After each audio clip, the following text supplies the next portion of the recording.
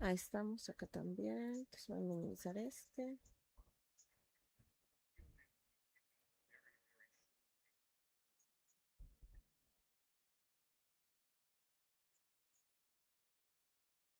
Mm,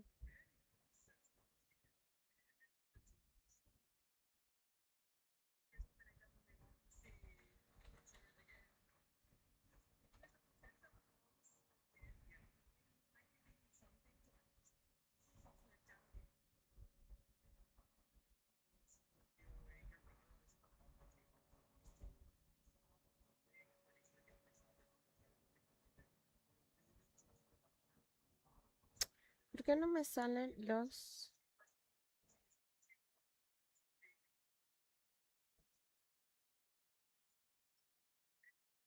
drops? Ahí estamos. Listo.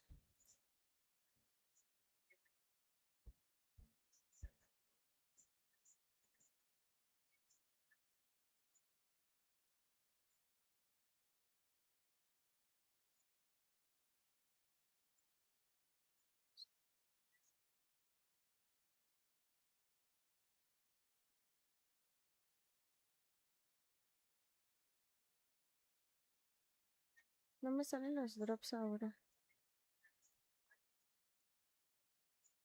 De tiempo.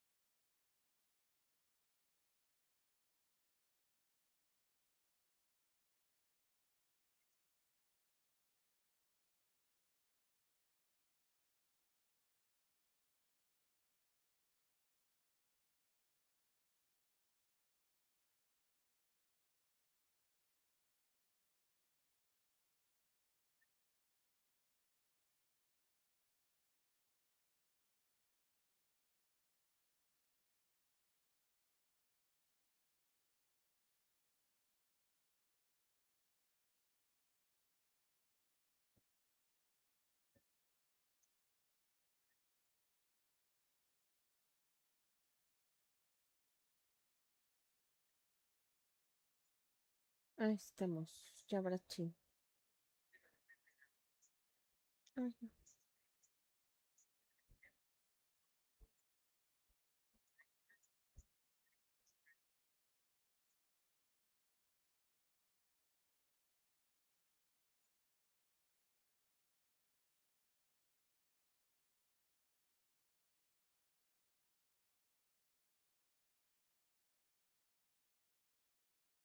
Ahí voy.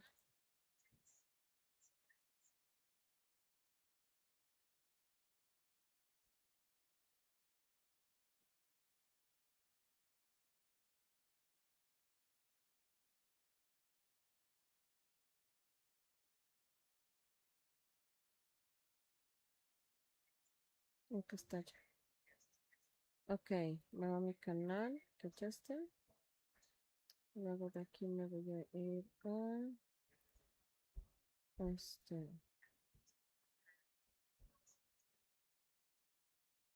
Listo.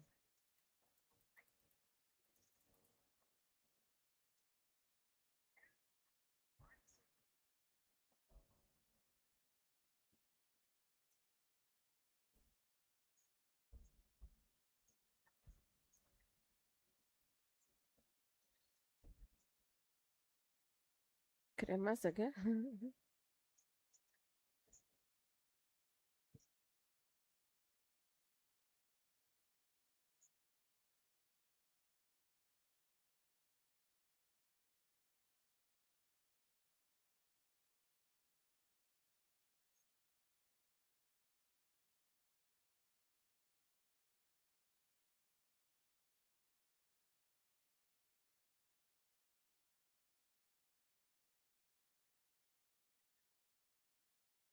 Drops.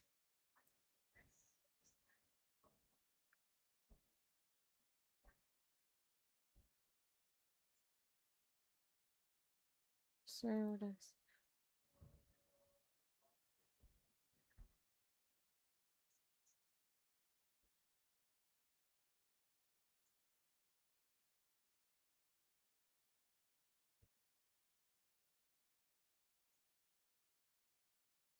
Voy a quitar ese de ahí porque no me gusta cómo se ve. Voy a poner- Es que se tapa. Mejor lo voy a quitar.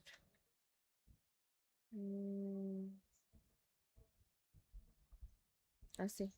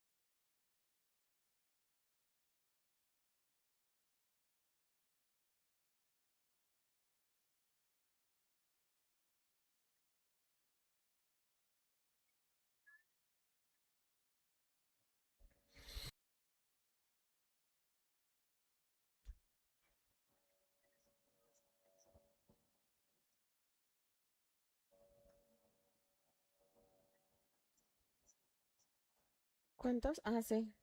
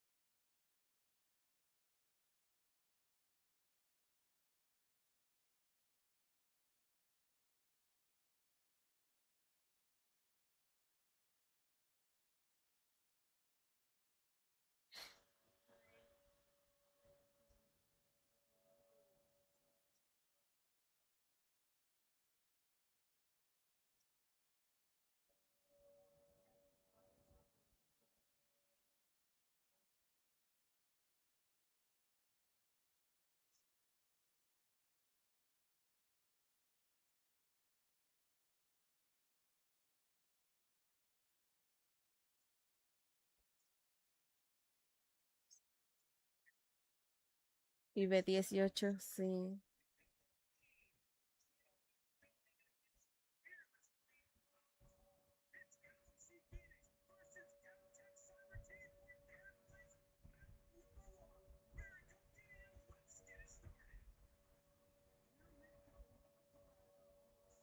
Qué bonito se ve. Me encanta cómo se ve. Se ve súper bonito. Antes pensaba que eso era grabado hasta que en una escena vi que iban saliendo los jugadores. Creo que... No, creo que es esa. Ajá. Siempre pensé que todo eso era grabado. Hasta que ya empiezan a ver a los nuevos. Dije, órale. Me di cuenta que no, no era así entonces.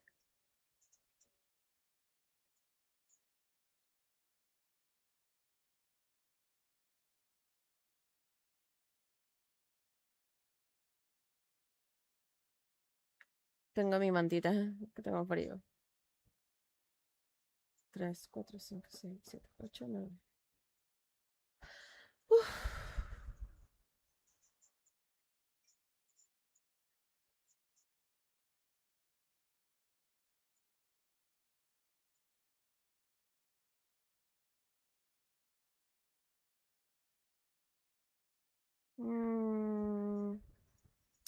¿Dónde salen los drops? Bits, susurros, notificaciones. Son... Pero es que no sale.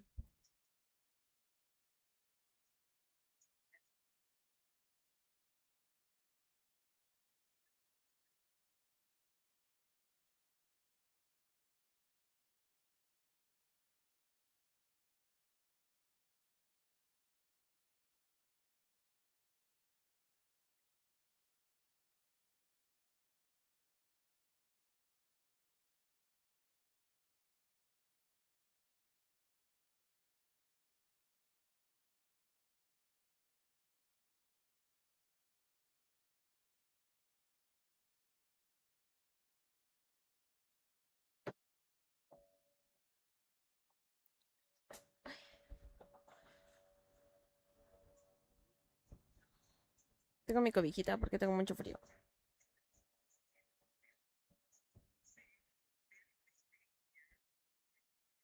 Yo no veo a nadie haciendo el de esta final.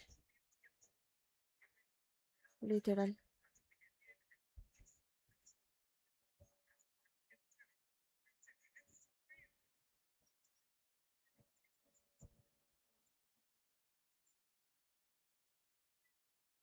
Sí se escucha, ¿no? Ahí está, sí, sí, sí se escucha. Chicos, hoy juro que se los hago, de verdad. Bueno, o sea, que hago el de se los juro. Es más, voy a cargar una sección ahorita. Los voy a mandar por el grupo de WhatsApp. En la primera pausa que tengamos, lo voy a hacer. No lo puedo hacer aquí porque nos silencian. Es que se los juro, miren, terminamos bien tarde. Luego ayer tembló horrible. Y luego de eso me quedé dormida. Y luego el trabajo se me pone bien difícil el día. Pero ahorita como ya es fin de semana, me va a ser más fácil. Te voy a poner 3 veces, Ángel, porque has estado los 3 días seguidos.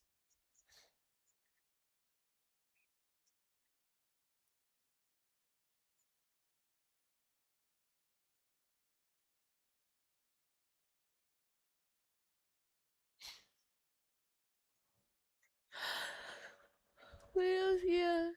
¿De qué? Entré tarde, no escuché. Del sorteo. Justamente estaba hablando del sorteo que todavía no lo he podido hacer y estaba explicando el por qué. Ujú.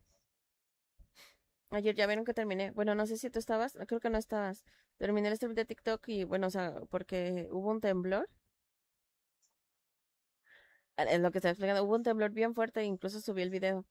Y finalicé y luego de ahí nos quedé viendo como qué onda, que no sé qué. Y luego de eso me fui a dormir 2 horas y luego me levanté y empecé la parte del trabajo y eso. Y luego me dormí un poquito y luego me vine otra vez para acá. Pero que como ya es fin de semana voy a poder sin problema. Que te decía que te iba a agregar 3 veces porque has llegado los 3 días al stream. Uy, qué buena pata de show.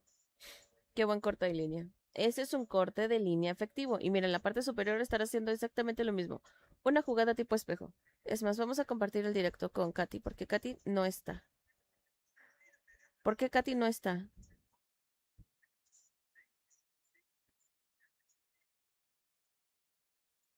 Vamos a compartirlo con Katy. Pium, pium, pium, pium, pium, pium, pium, pium, pium, pium.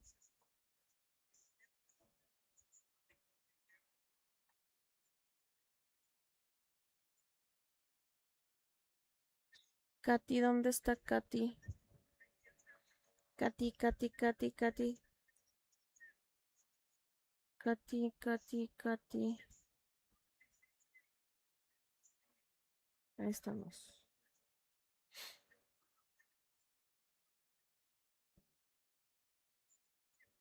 Listo.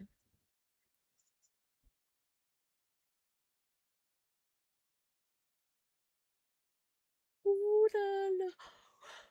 Uy, y hasta traje mi mantita porque hace un chingo de frío. Y ahorita estoy vestida porque no quiero que otra vez otro temblor me agarre en pijama. 3-3, ¿eh? Y es la primera partida, es BO5.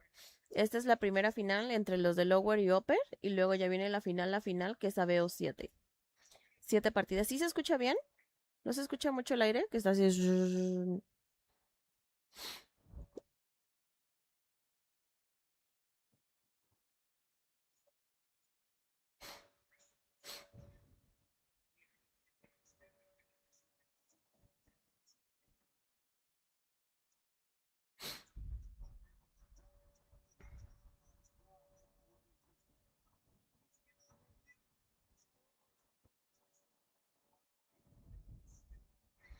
¿Me cuentas si se escucha bien?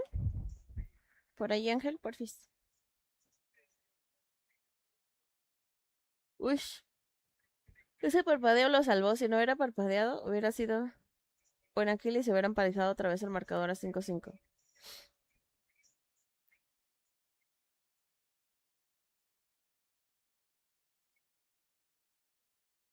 ¿Quién diría que en Rusia jugaría Mobile Legends? Live from Paris. Ouch.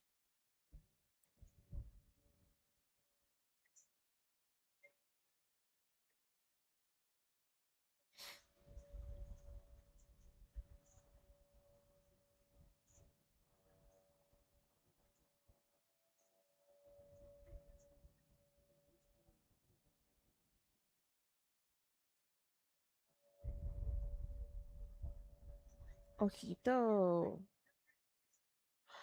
Parálisis voladora. Me estoy durmiendo. Ya somos tres. Yo cuento como por dos días de sueño.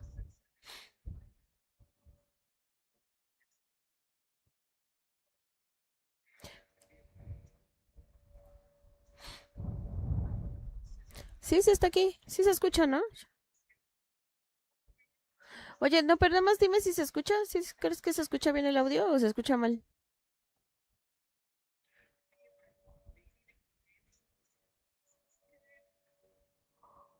Hola, Eva. Ah, gracias. Uf, qué buena, aniquilado. Gracias, gracias. Quería ver si se escuchaba el aire o si era yo.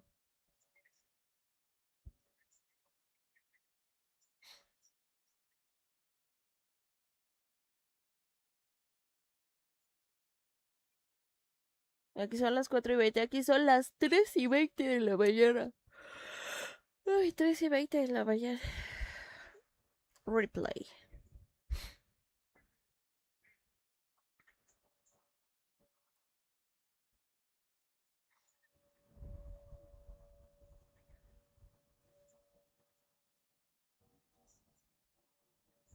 Ush.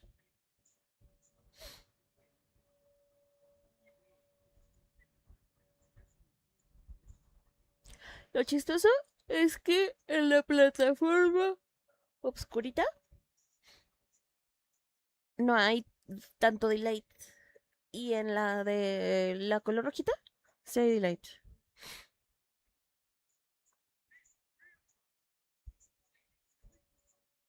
Así que vámonos a ver qué va a pachar.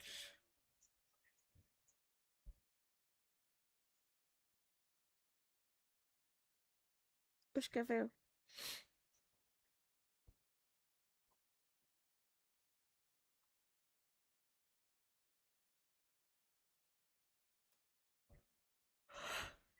Qué buena ulti.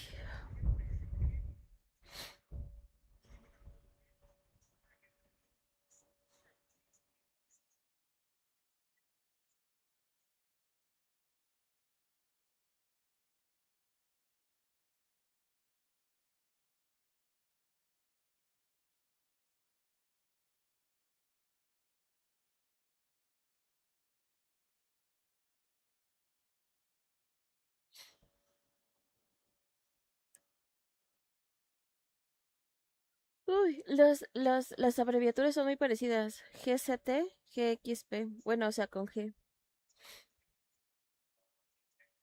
Así son las. Le voy a poner la cámara en el centro porque.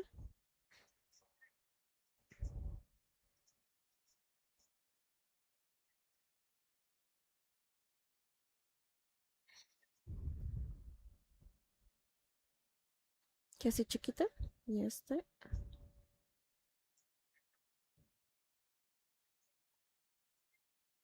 casi chiquito. Más chiquito. No tan chiquito.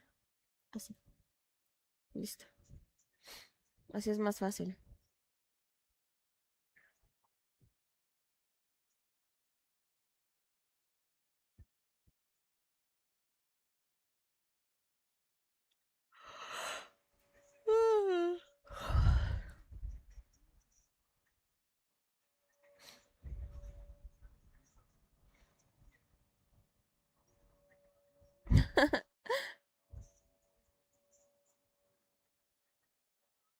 Oh, pero acá no lo moví, espérense.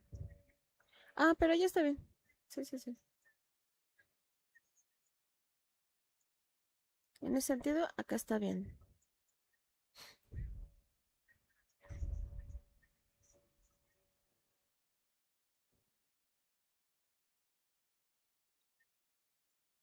Ah, me voy a echar sequito. Partida muy rápida.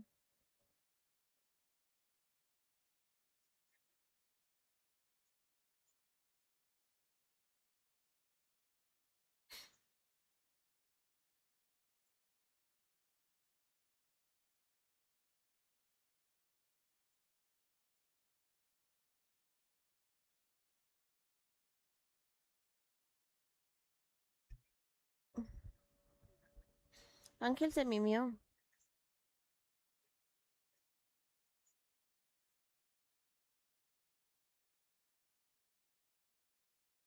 No tengo dudas, pruebas, pero tampoco tengo dudas.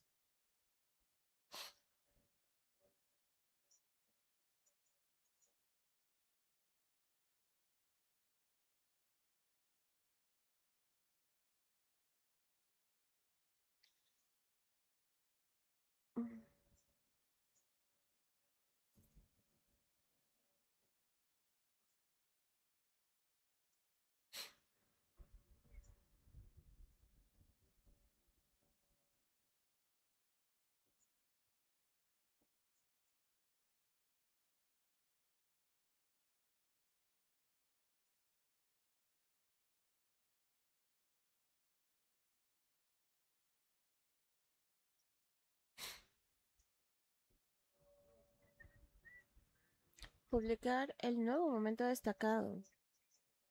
No sé a qué se refiere. Ush, cuidado.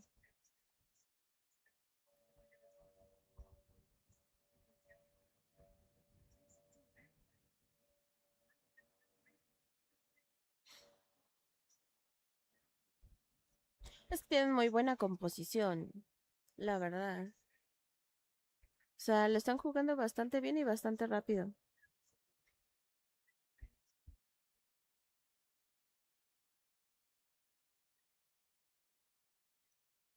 Entonces, Hola, Iner. En ese sentido, creo que lo están haciendo bastante bien.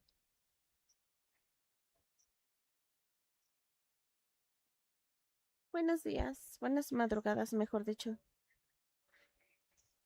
¿Qué tal? ¿Cómo estamos? Disfrutando de la final.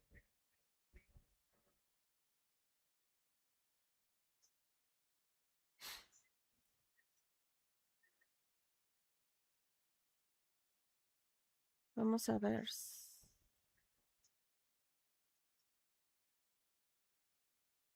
Galaxy Heltec.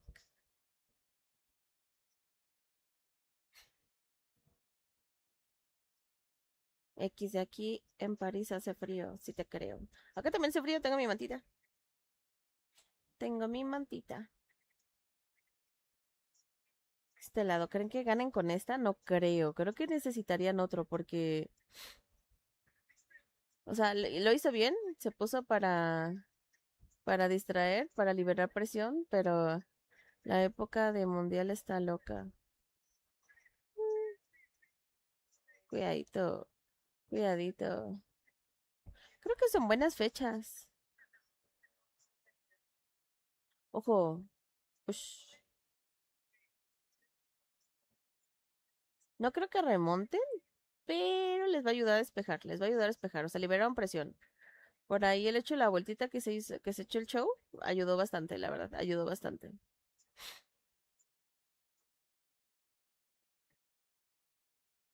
En ese sentido. Así que bien, bien jugado por ellos.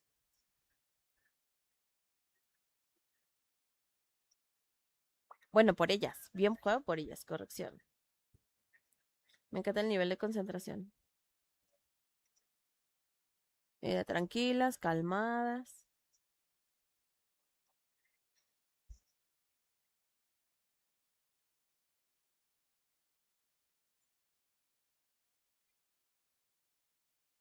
Ush.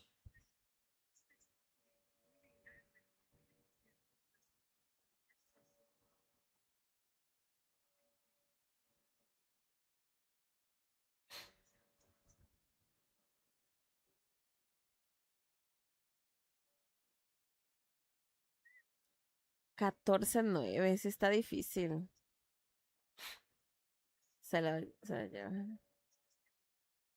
Uy, el revivir lo salvó, el revivir la salvó. O sea, si no hubiera sido por ese revivir, se hubiera terminado dejando el chat. Mm.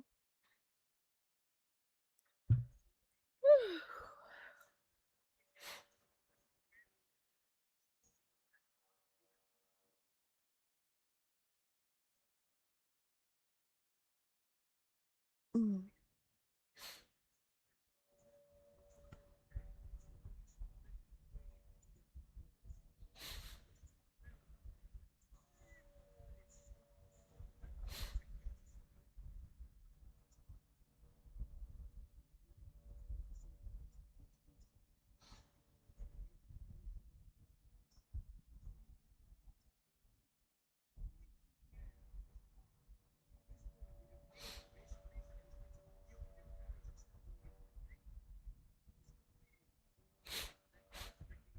Ya con este sí ganan. Yo digo que con este sí ya se llevan la victoria. O sea, están esperando bien, están en tratado de entrar no recto, están rodeando también, que eso es bueno. Un Tidiacay, pero pues nada, para nada. Muy buena, muy buen movimiento. Porque no solamente se fueron de líneas y de frente con el oro, o sea, usaron todo el entorno.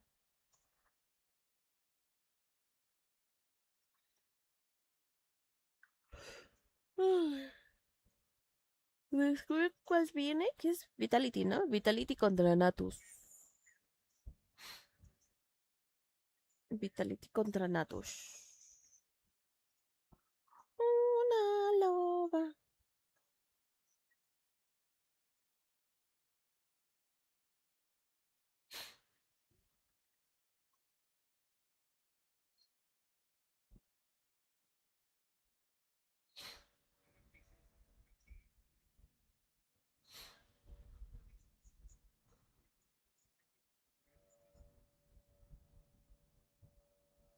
Ojalá ganen las tres para irnos a pausa y luego poder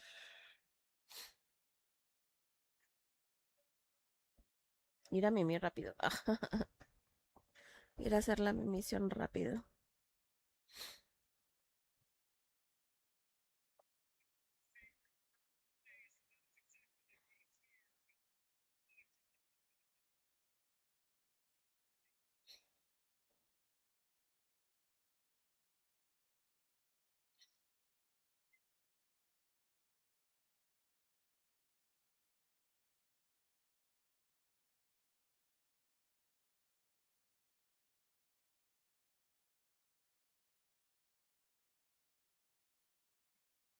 Ay, no, no, no, no.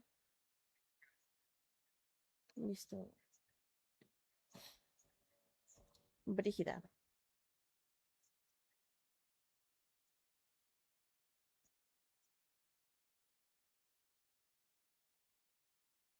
Ay, Dios.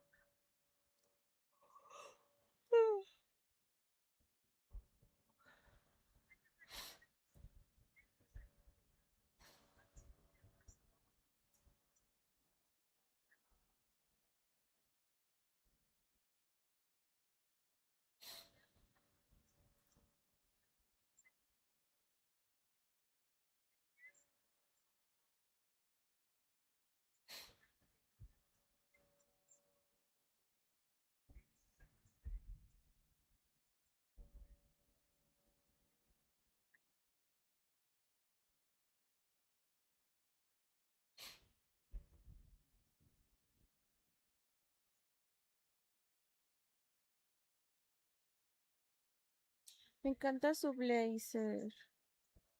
Se ve tan bonito.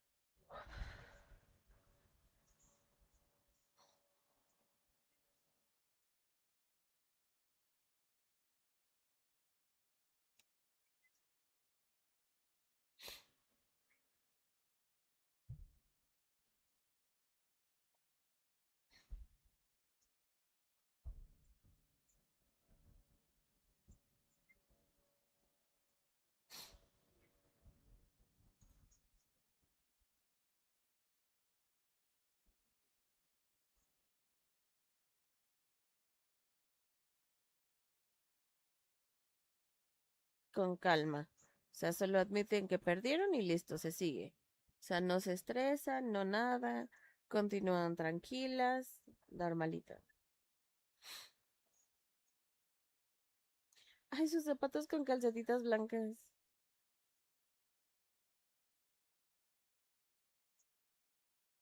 No lo ven, pero tienen calcetitas blancas, se ven lindas. No me había dado cuenta, yo pensé que era como una especie de zapato botín, algo así. Huevo.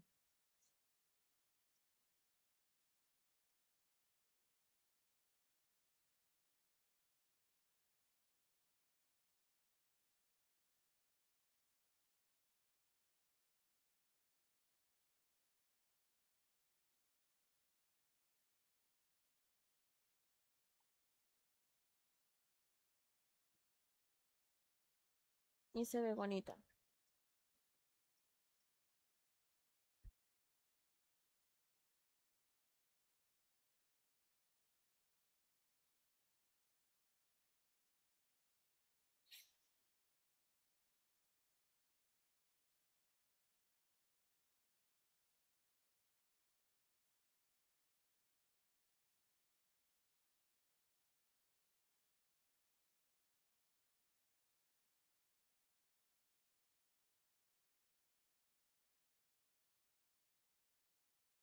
Ese movimiento de show, de darle la vuelta, fue bueno.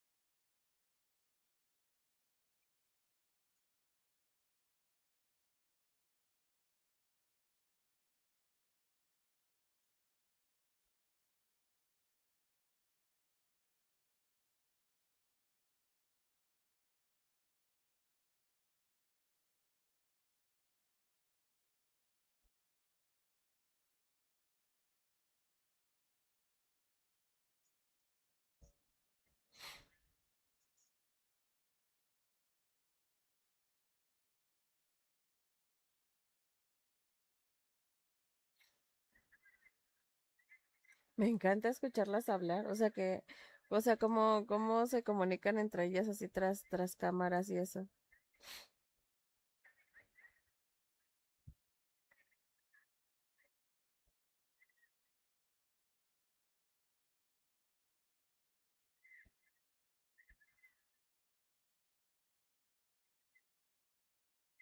Yo quiero verme aquí.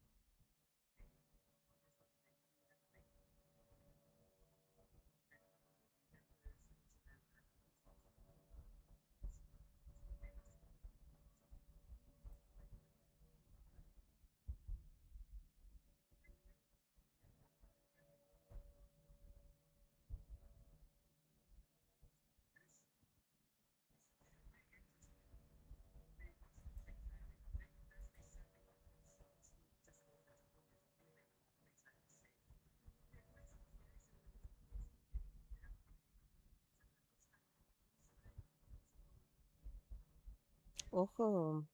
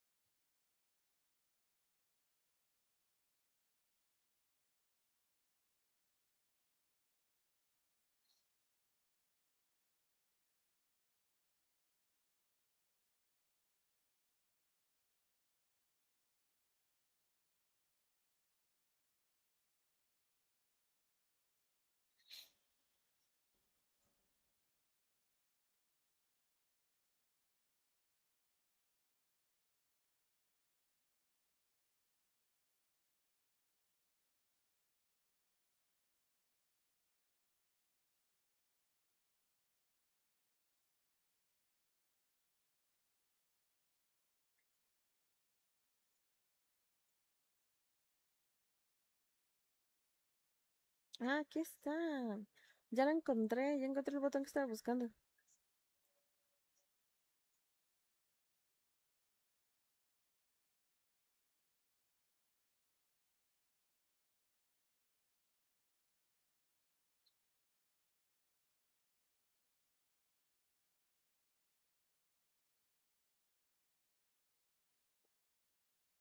Mm.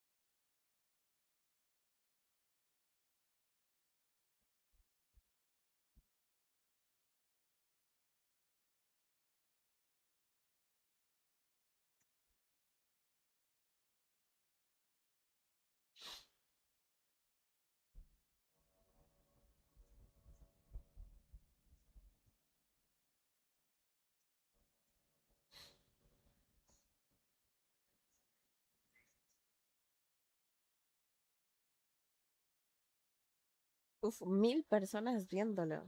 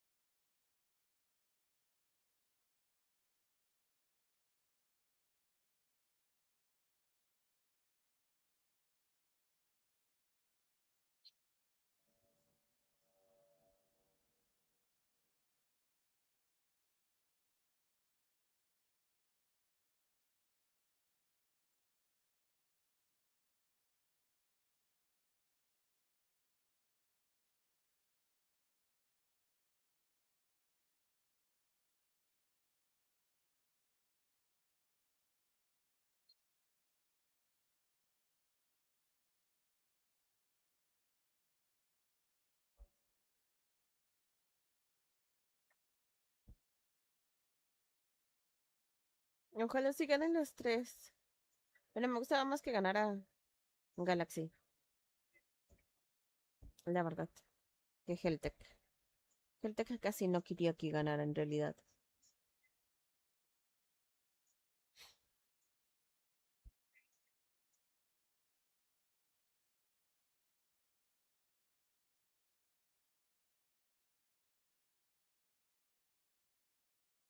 Ah, cómo detesto el pick de Gord.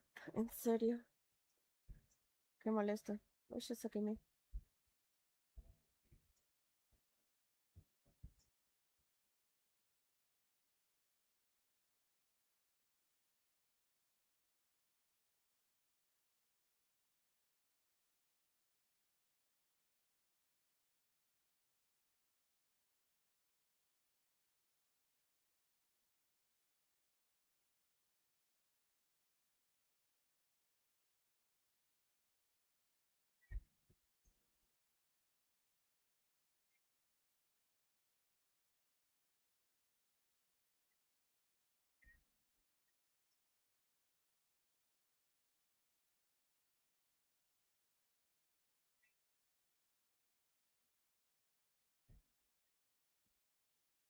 Ush. Es que la combinación con ese Gord es re molesto. Ajá, les va a dar visión todo el tiempo. Y tiene muy buen rango.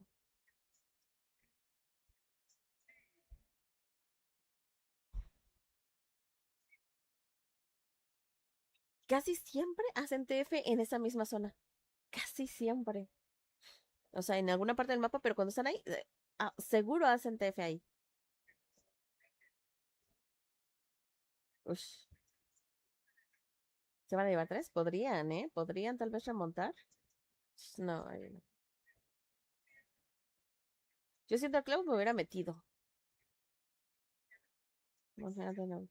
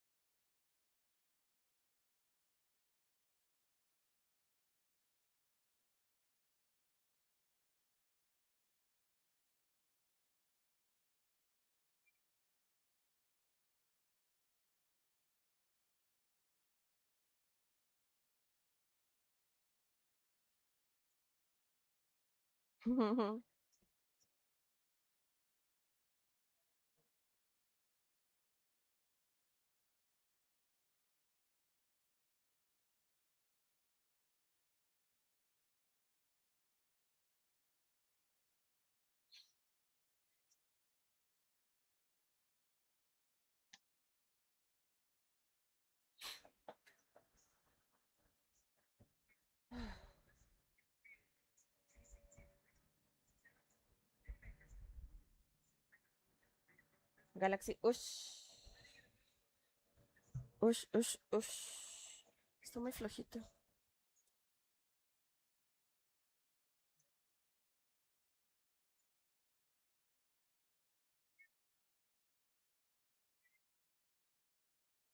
A la nube, cómo se ve genial.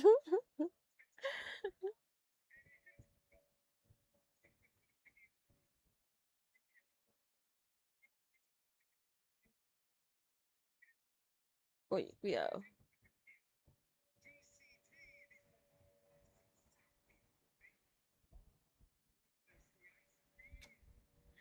Heltec.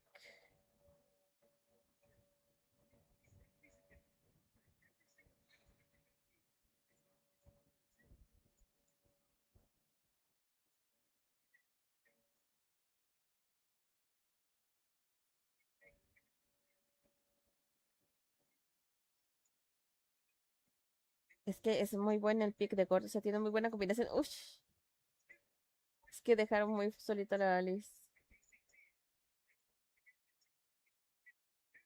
¿Se van a ver a intentar? Podría soportarle. No. Eso pudo haber salido bien. Pudo, pero no en esta ocasión. Jo, jo, jo, jo.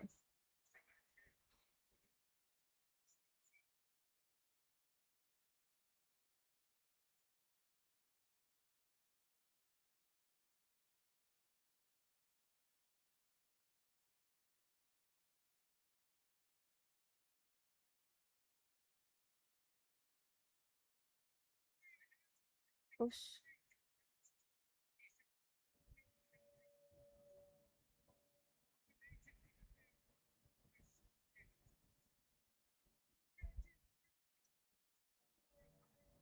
Yo espero que sí la puedan remontar. O sea, creo que lo único que les ha fallado es que se quedan como muy solitas, muy vendidas. Pero de ahí en fuera creo que sí la pueden hacer bien.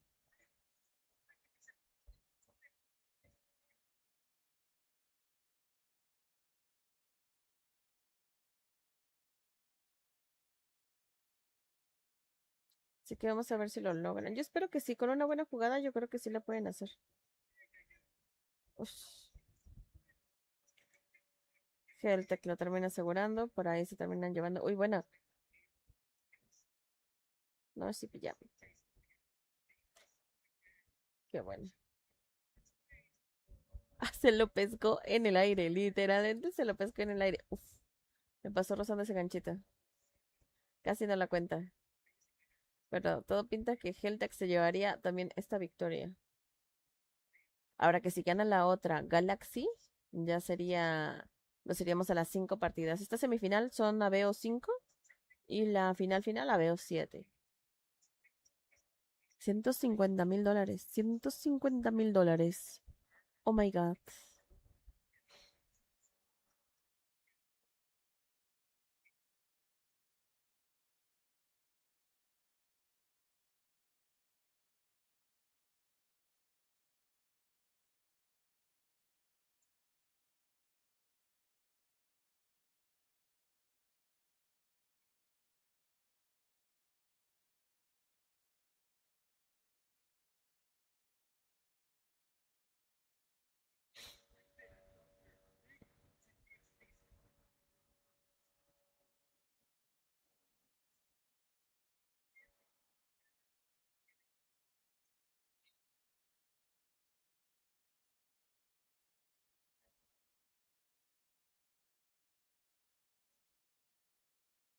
Ush.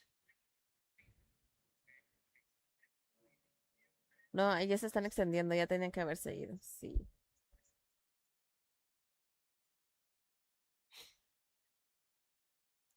Me dio frío en la manita. Ah, su madre, tengo de frío. Tengo un chorro de frío.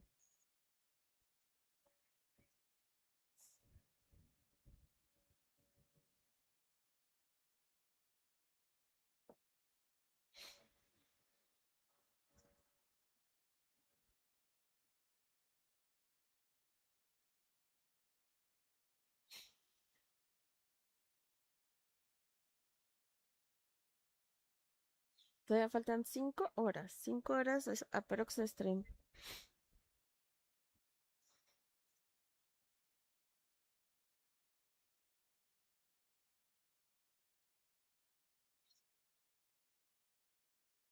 1500 personas, qué genial.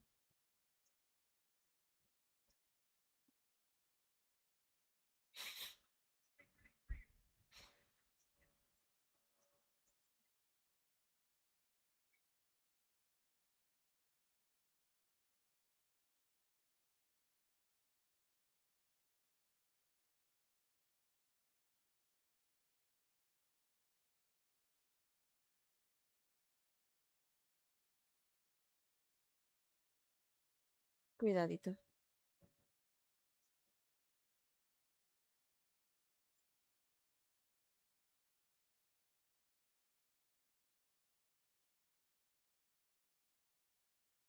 Cuidadito.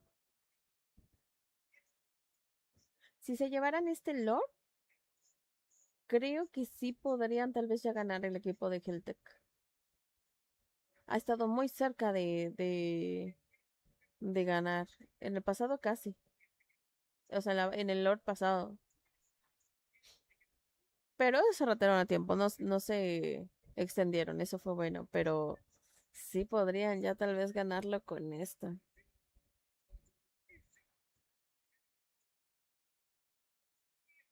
Sería su segunda victoria, si gana la siguiente ya sería el finalista. Y estarían jugando...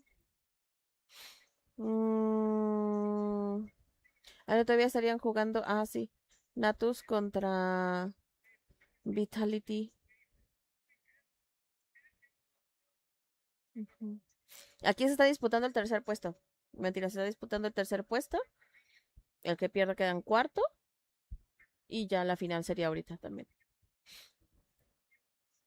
Así se están disputando el enfrentamiento.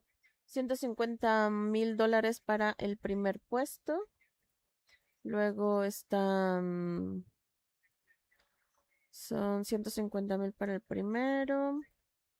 El segundo 90,000. El tercero 50,000. El cuarto 30,000.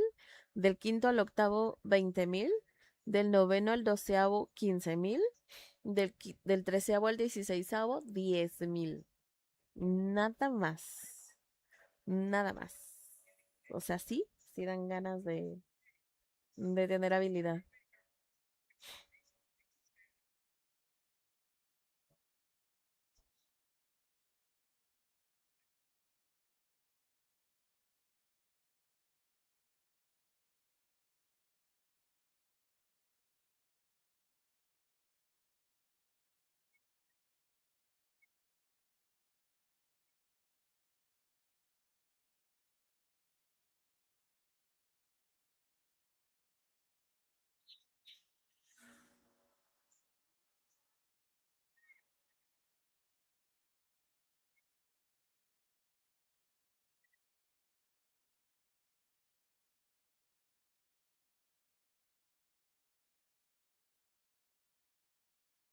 Creo que esta remontada no les va a durar.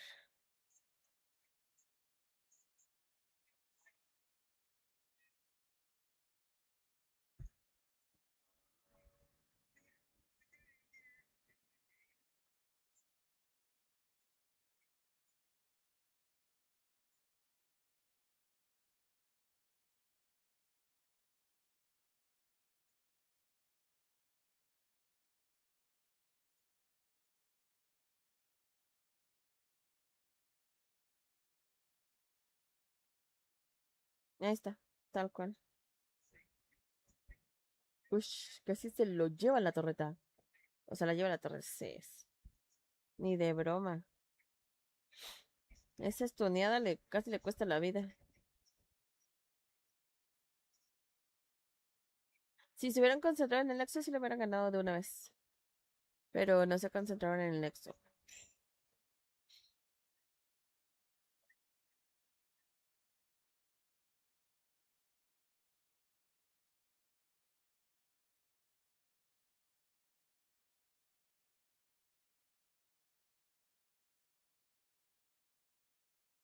Segunda partida. Bueno, vamos a la tercera.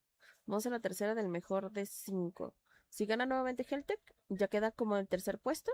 Y Galaxy en el cuarto puesto. Pero, y ya pasamos a la final. Que la final sería Natus contra Vitality.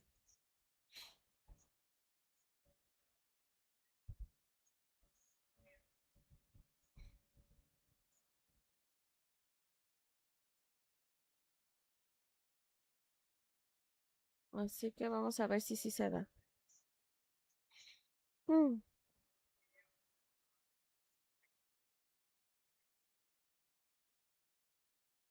no. Ahí estamos.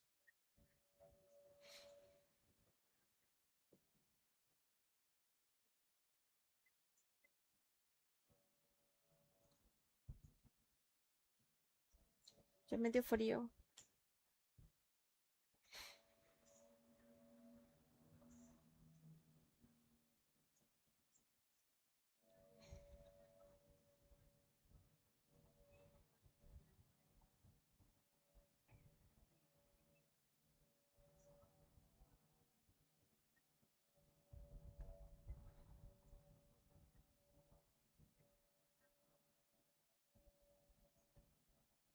Qué frío.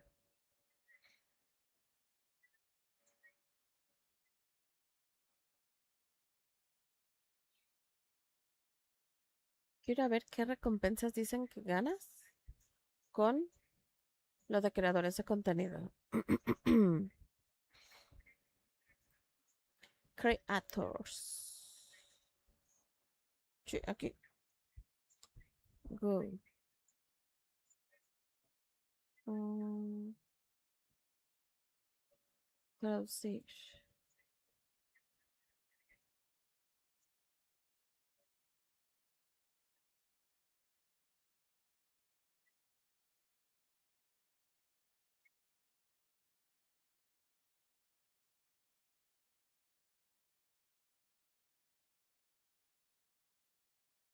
25 horas.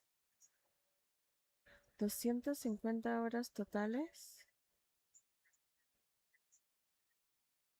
Periodo. Gana un punto. Ganando 10 veces. No entiendo. 24%. Recompensas recurrentes cada vez que alcanzas un objetivo. Cada 50 horas totales.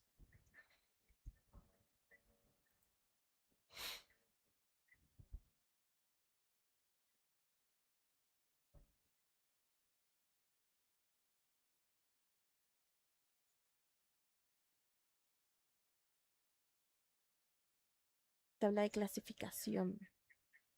Rank, Pleasure, Points. ¿Super es por jugar? Penguin.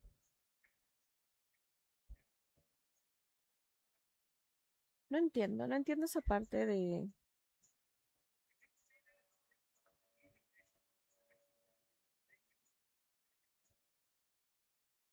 ¿O es por hacer stream?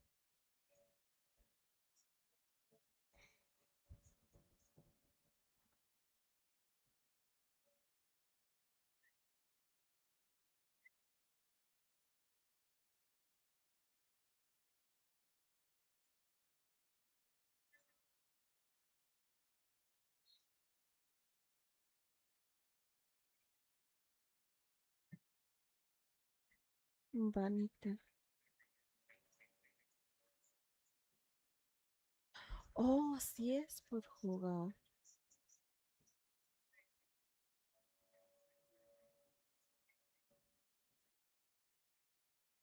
Ok.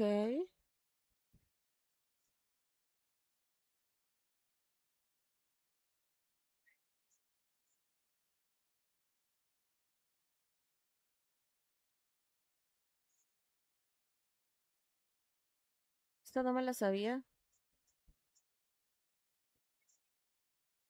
Una loba tiene ganas de... tururururururururu.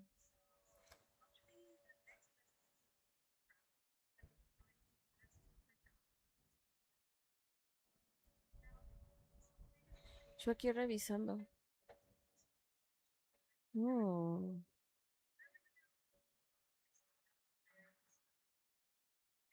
Ujú, ya está. Pero...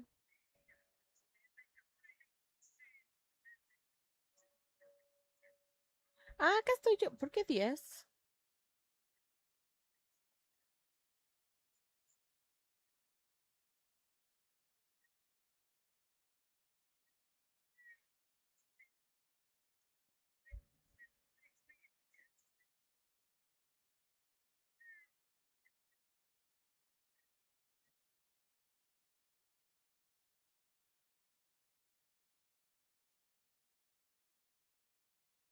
Lo acabo de ver, tenía 100.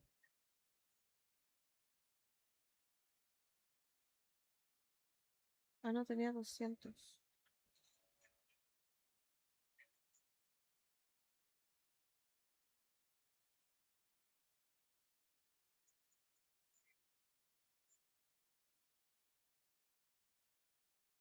Pegasus. Ay, no, me va a salir con que... Ahí estamos.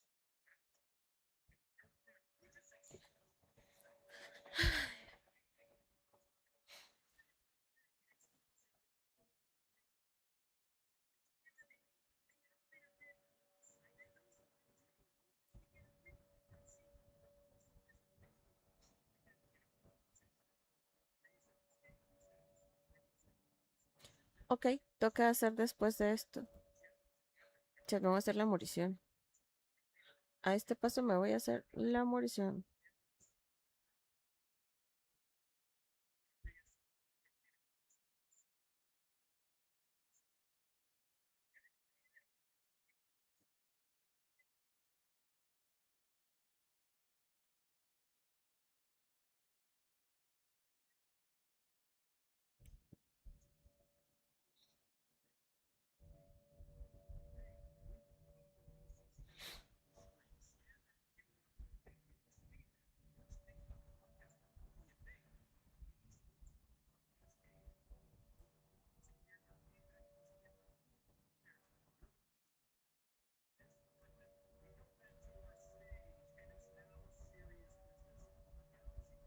No, aquí está.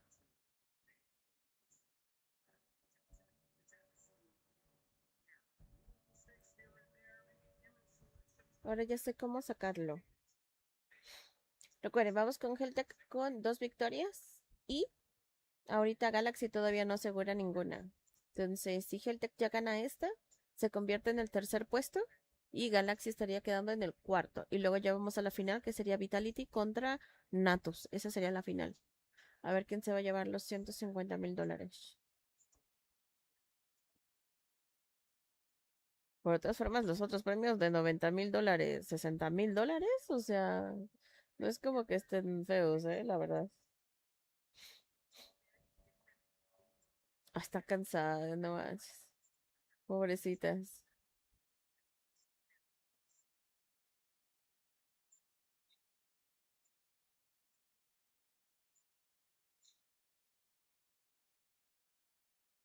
Está jugando con la harina. Digo que sí con el talco, que tienen talco para las manos.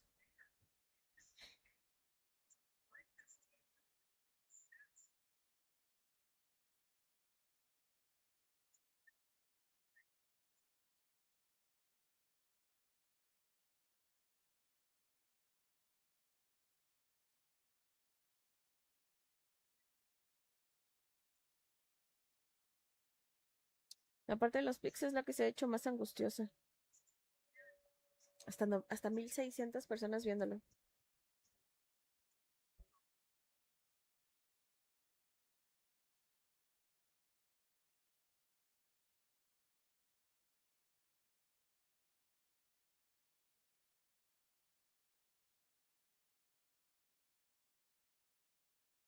Mi favorito es el de la nube, porque te da chance de vaquear y volver a regresar a tu línea rápido, sin tardarte tanto, o sea, te ahorra tiempo.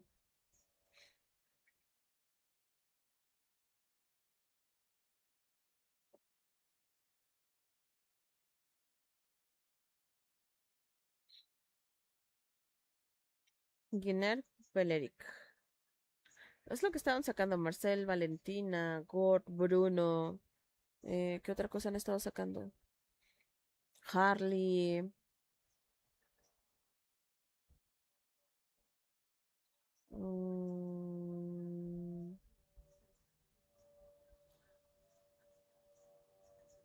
Harley y Harit, los dos. ¿Cuál es el otro que han estado sacando? Sora también lo han sacado mucho. Atlas. Matilda. Hola madre, tengo un chingo de frío. No saben cuánto tengo frío. Matilda.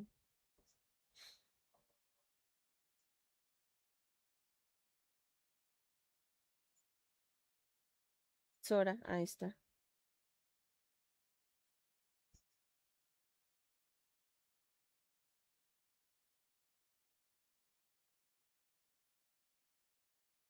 ¿Qué terminará haciendo?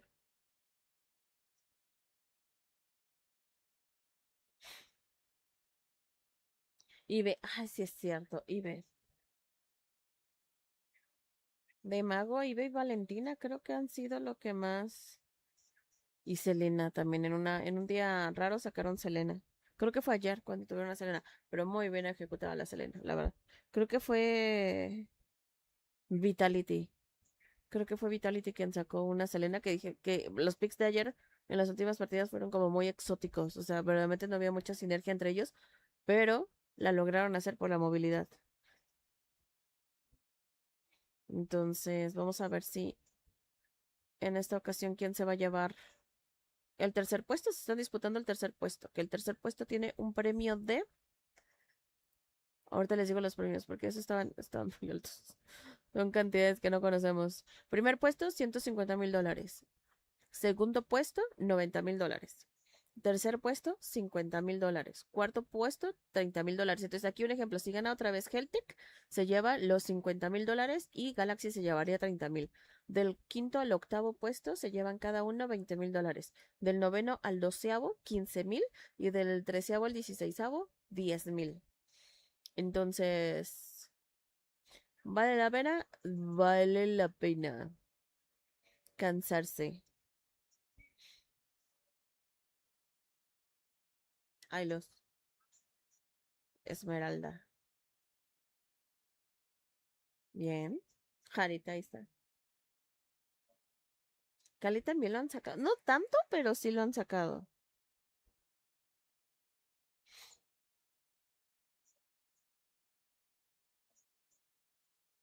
¿Qué dejarían fuera? ¿Su yo, tal vez?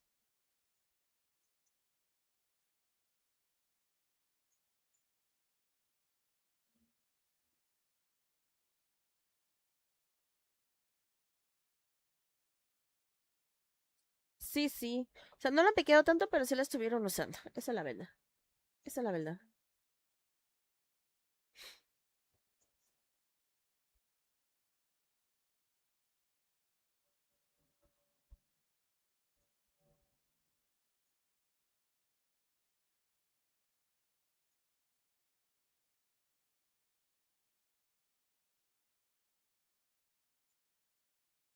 Ay, Dios.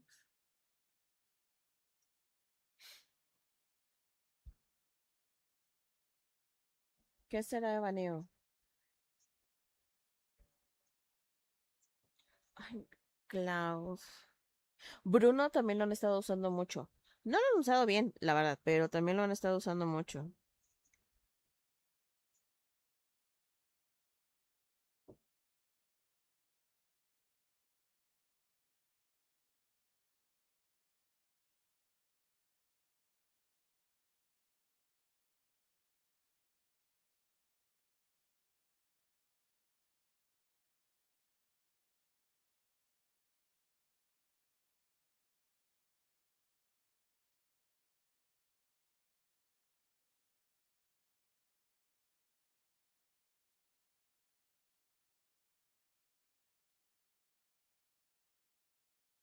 ¿Qué otra cosa? Uy, Iván Global. O sea, Iván Global. No me había dado cuenta que tenían Van Global.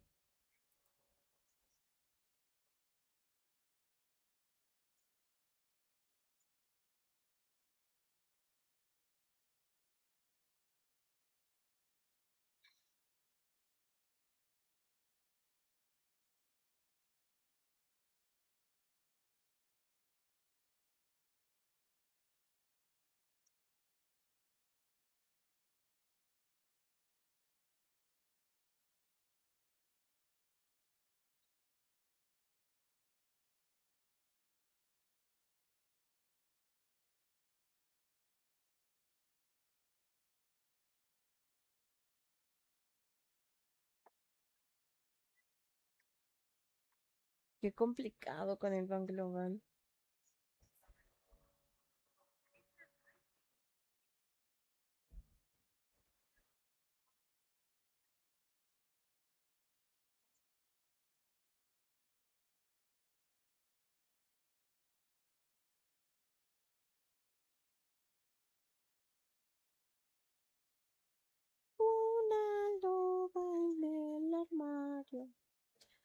Lilia, ok. Kajalin Granger.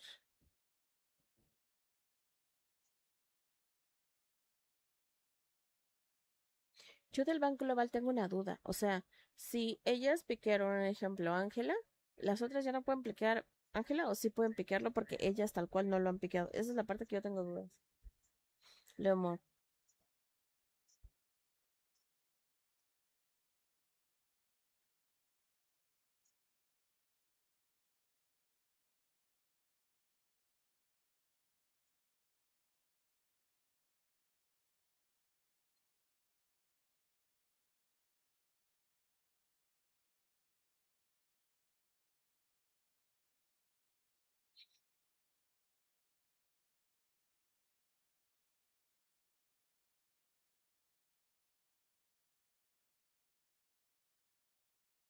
van a poder hacer eso.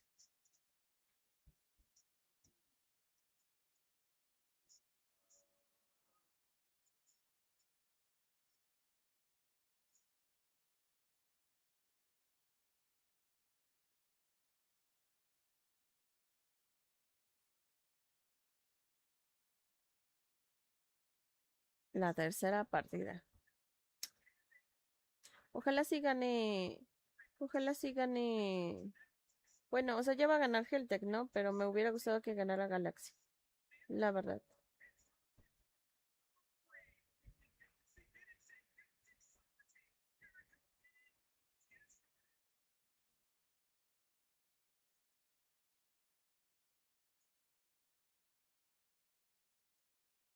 Ujú.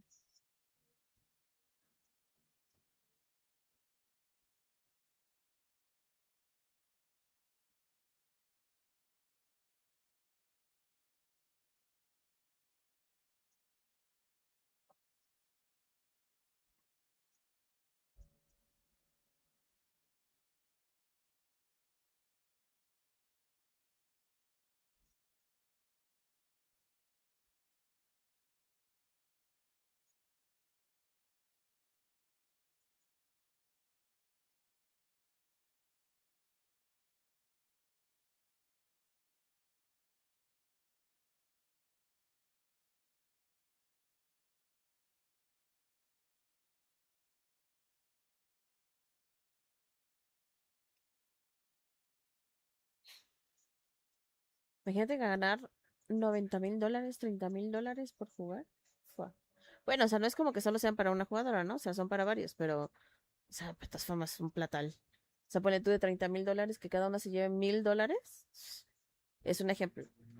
Porque luego, o sea, lo que sí sé es que como que las esports se quedan con una parte a veces por negociación, como por pagos adelantados de entrenadores, managers y todo eso, y luego ya como que del premio ellos recuperan esa inversión, por decirlo de alguna forma.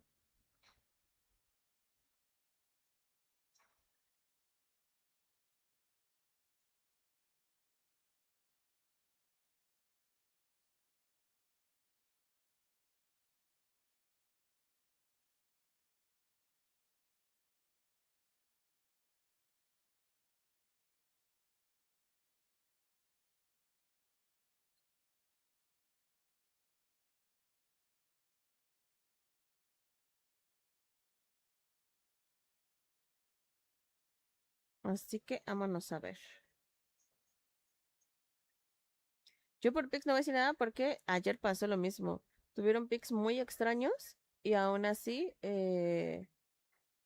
Galaxy, o sea, ganó. Entonces, o Vitality, no recuerdo cuál fue, quién de los dos, creo que fue Vitality, que tenía picks como medio excéntricos y terminó ganando. Uf, así podría ser. Así mero podría ser. O sea, una remontada general.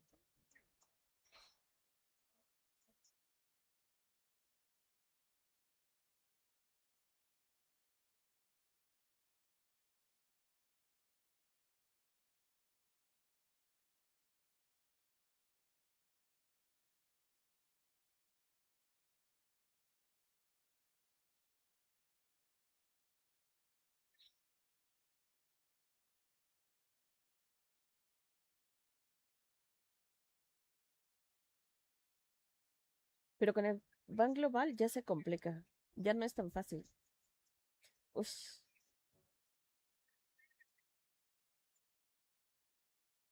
Yo por amor al arte le quiero ir a Galaxy, pero Heltec tiene ya dos victorias muy arrasadoras. Muy, muy, muy, muy arrasadoras.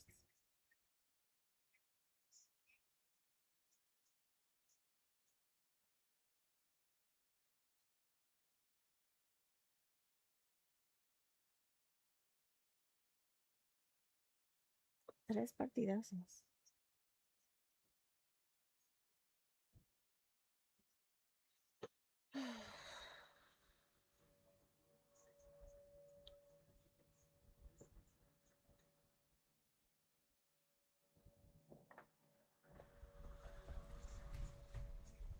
Tengo un chorro de frío, se los juro.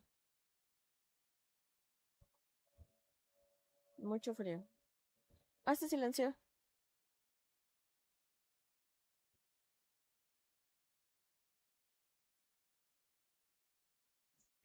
Ahí está. Así, a ver si ya se escucha.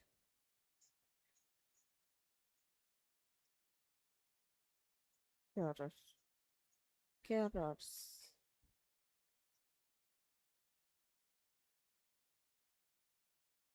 Así que al final vamos a ver qué va a hacer.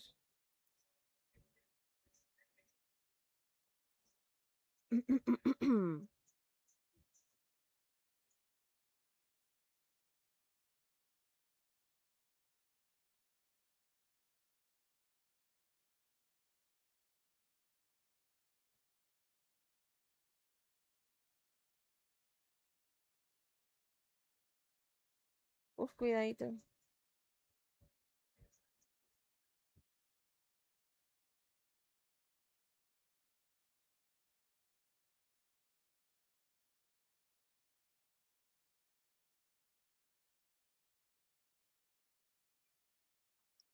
La va a ganar Heltec.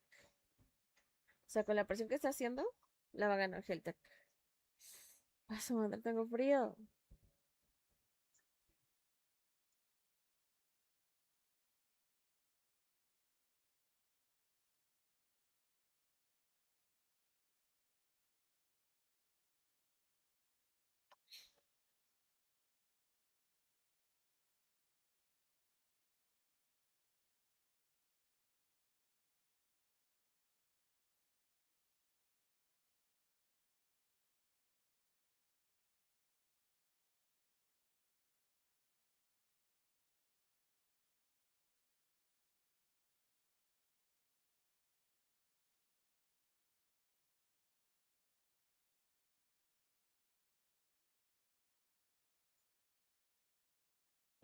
Ouch.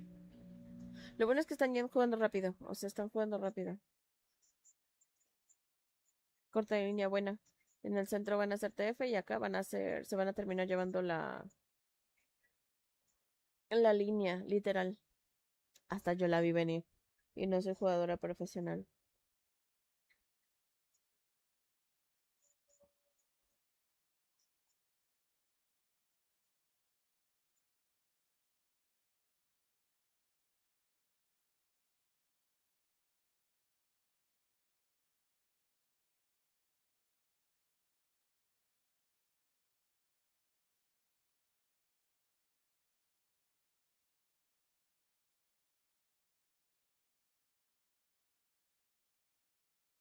Yo la quiero ver.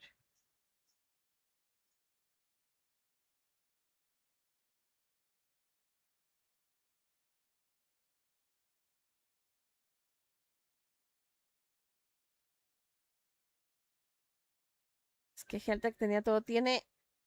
O sea, tal vez no tendrán así como Pixel que digas wow. Pero sí tienen mucha agresividad, me explico. Entonces, con eso puede ser más que suficiente.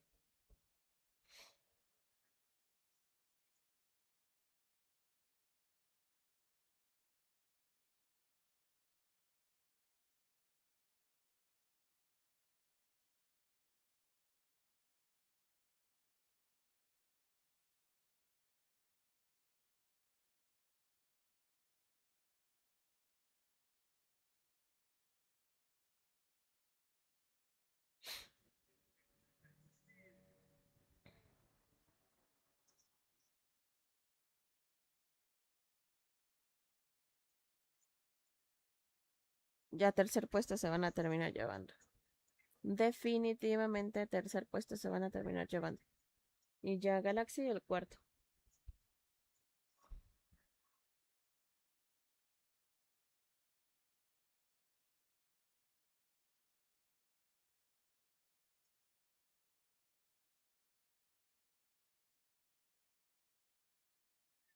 Es que les digo, con la agresividad que tienen, uy, mira, se quedó, uff, se la lleva. Qué buen movimiento, qué buen movimiento.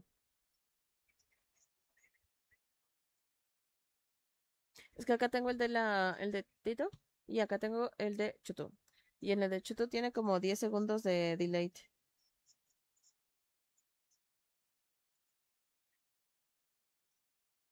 Sin duda. ¿Cuánto tiempo tardarán para el otro versus? Déjenme ir a ver los tiempos. Se supone que... Uy, sí se van a tardar bastante. Bueno, no, empieza a las 11, que eran las 3, 11, 12, 13, 14, 11, 12, 13, 14, 3, 4, 5, 6. Se están contemplando 4 horas para eso. Y de esas 4 horas ya llevamos una y media, para ustedes dos. Se van a hacer como 2 horas de descanso. No creo. No creo que tengan 2 horas de descanso. O tal vez por alguna otra final.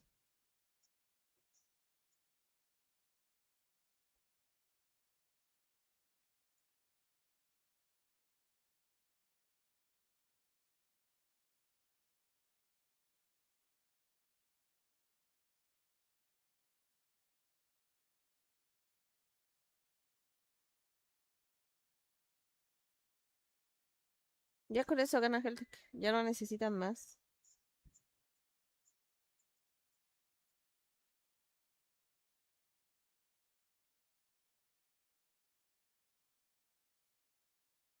¿Aniquilados? No creo que se... Uy, se la lleva. Y yo no creo que se la llegue, que, o sea, que se arriesgarían a perderla, pero...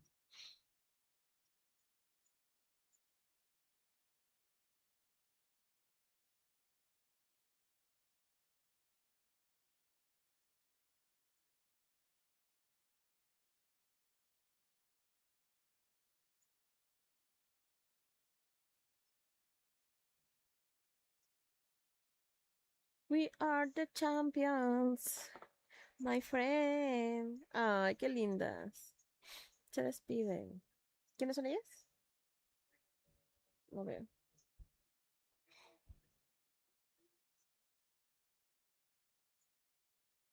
Ah, Heltec, sí. Ganaron. Tercer puesto. Y ahora sí viene la partida buena. Vitality contra Natus.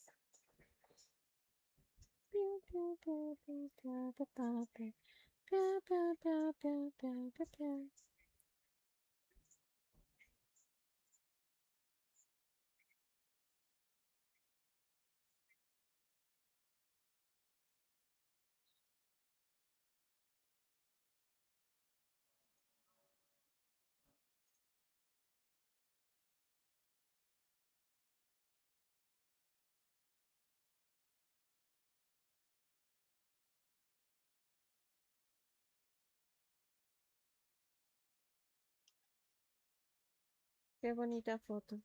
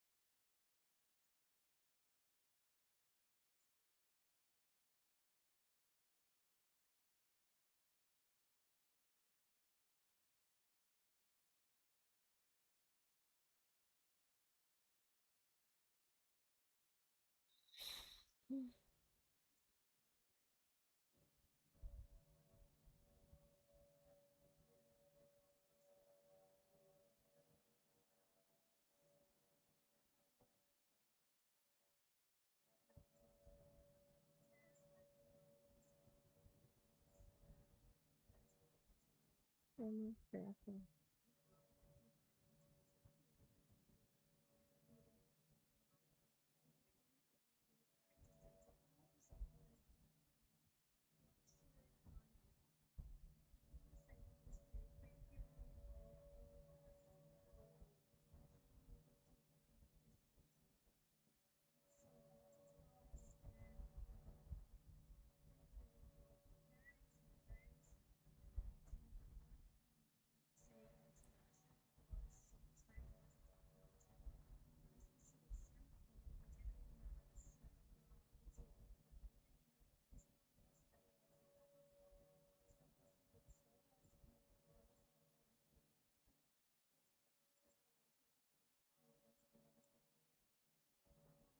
Es que estoy viendo.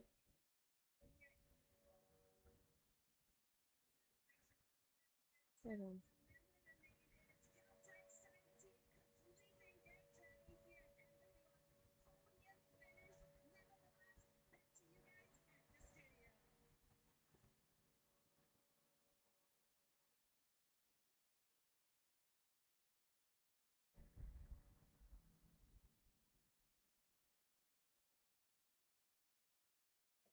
yo no he visto, sí. Bueno, no importa. Ay, perdónme, yo estaba viendo otra, o sea, el disco y se tapa. Lo siento.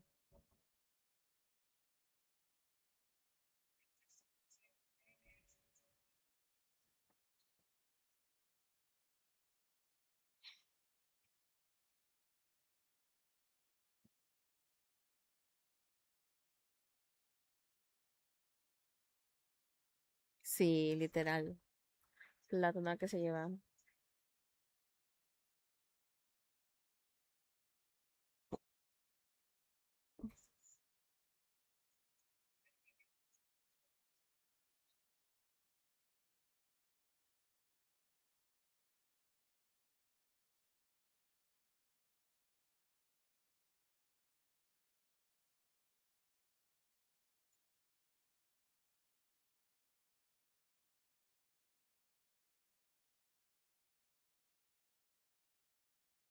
¿Por qué acá está? Ah, ok.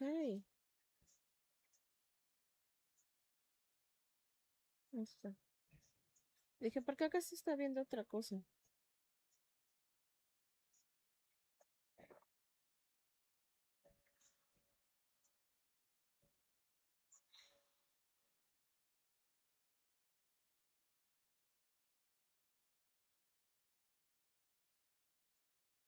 Una loba en el centro.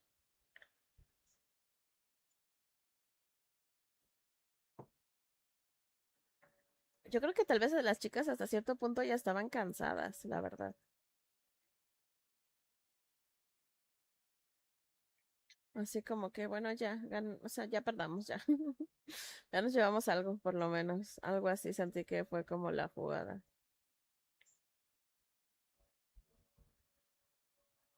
Una loba tiene ganas de-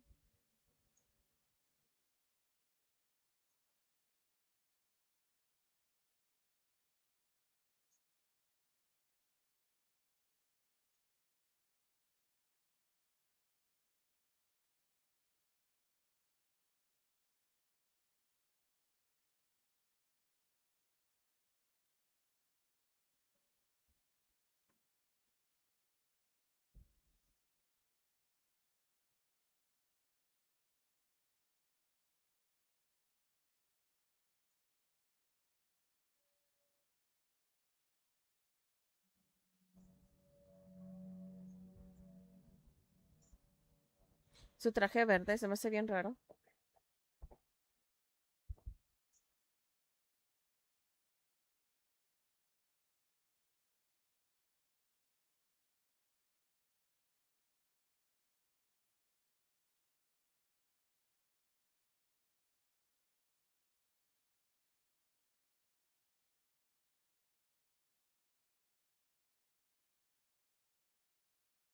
¿A qué horas es la final de Free?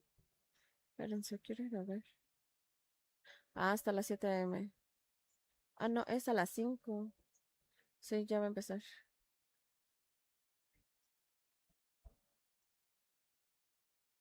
De 5 a 10:30.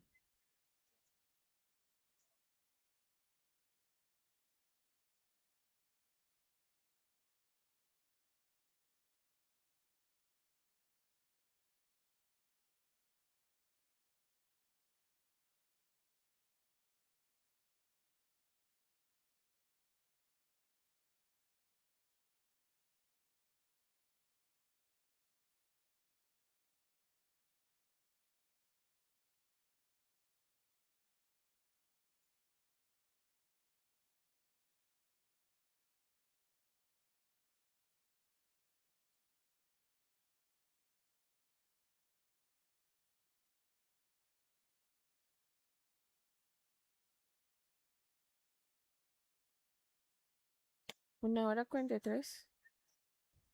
No está tardando. Es que estoy viendo los horarios. Entonces, esta es a las de 4 a 8:30. Uy, sí, todavía les faltan bastante. Creo que sí se van a tomar el tiempo de espera.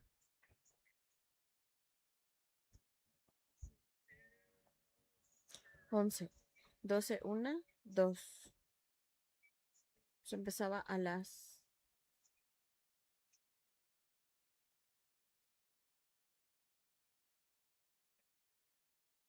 4, 5, 6, 7. Hasta las 7 se supone.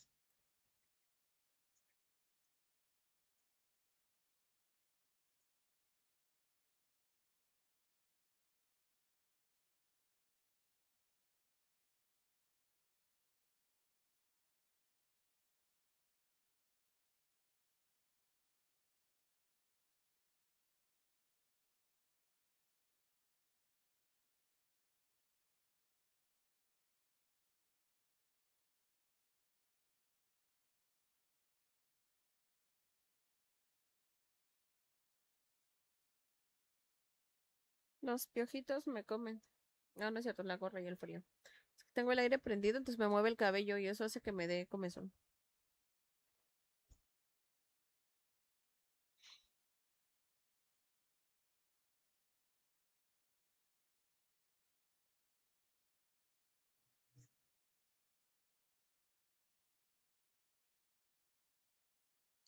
Una loba en el armario. Y en el santuario, no sé por qué ya deliro del santuario. Tal vez porque estaba viendo Doctor Strange. Tiene ganas de salir.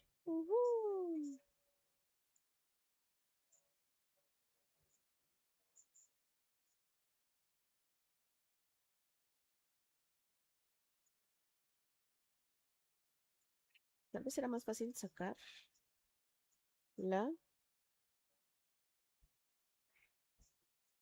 pescadito.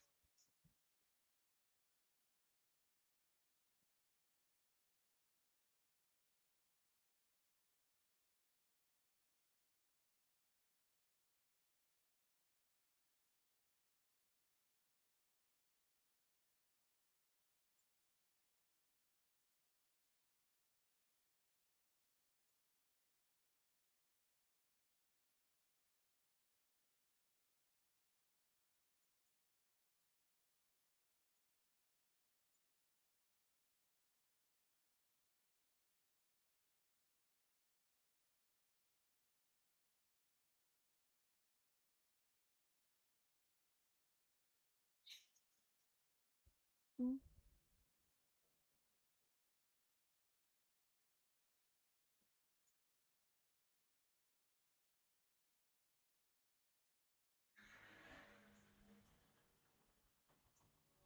Cada vez que veo el torneo quiero... Hola, Mosis. Quiero jugar. Me dan ganas de jugar. Ya, mi amor, ganó Heltec, el tercer puesto. Y Galaxy quedó en cuarto. Ahora viene ya Vitality contra Natus. ¿Tú crees? Ahora ya viene así la jugada. Resumen, story time. Ah, no es cierto. Story time. No me había dado cuenta que acá no se escucha.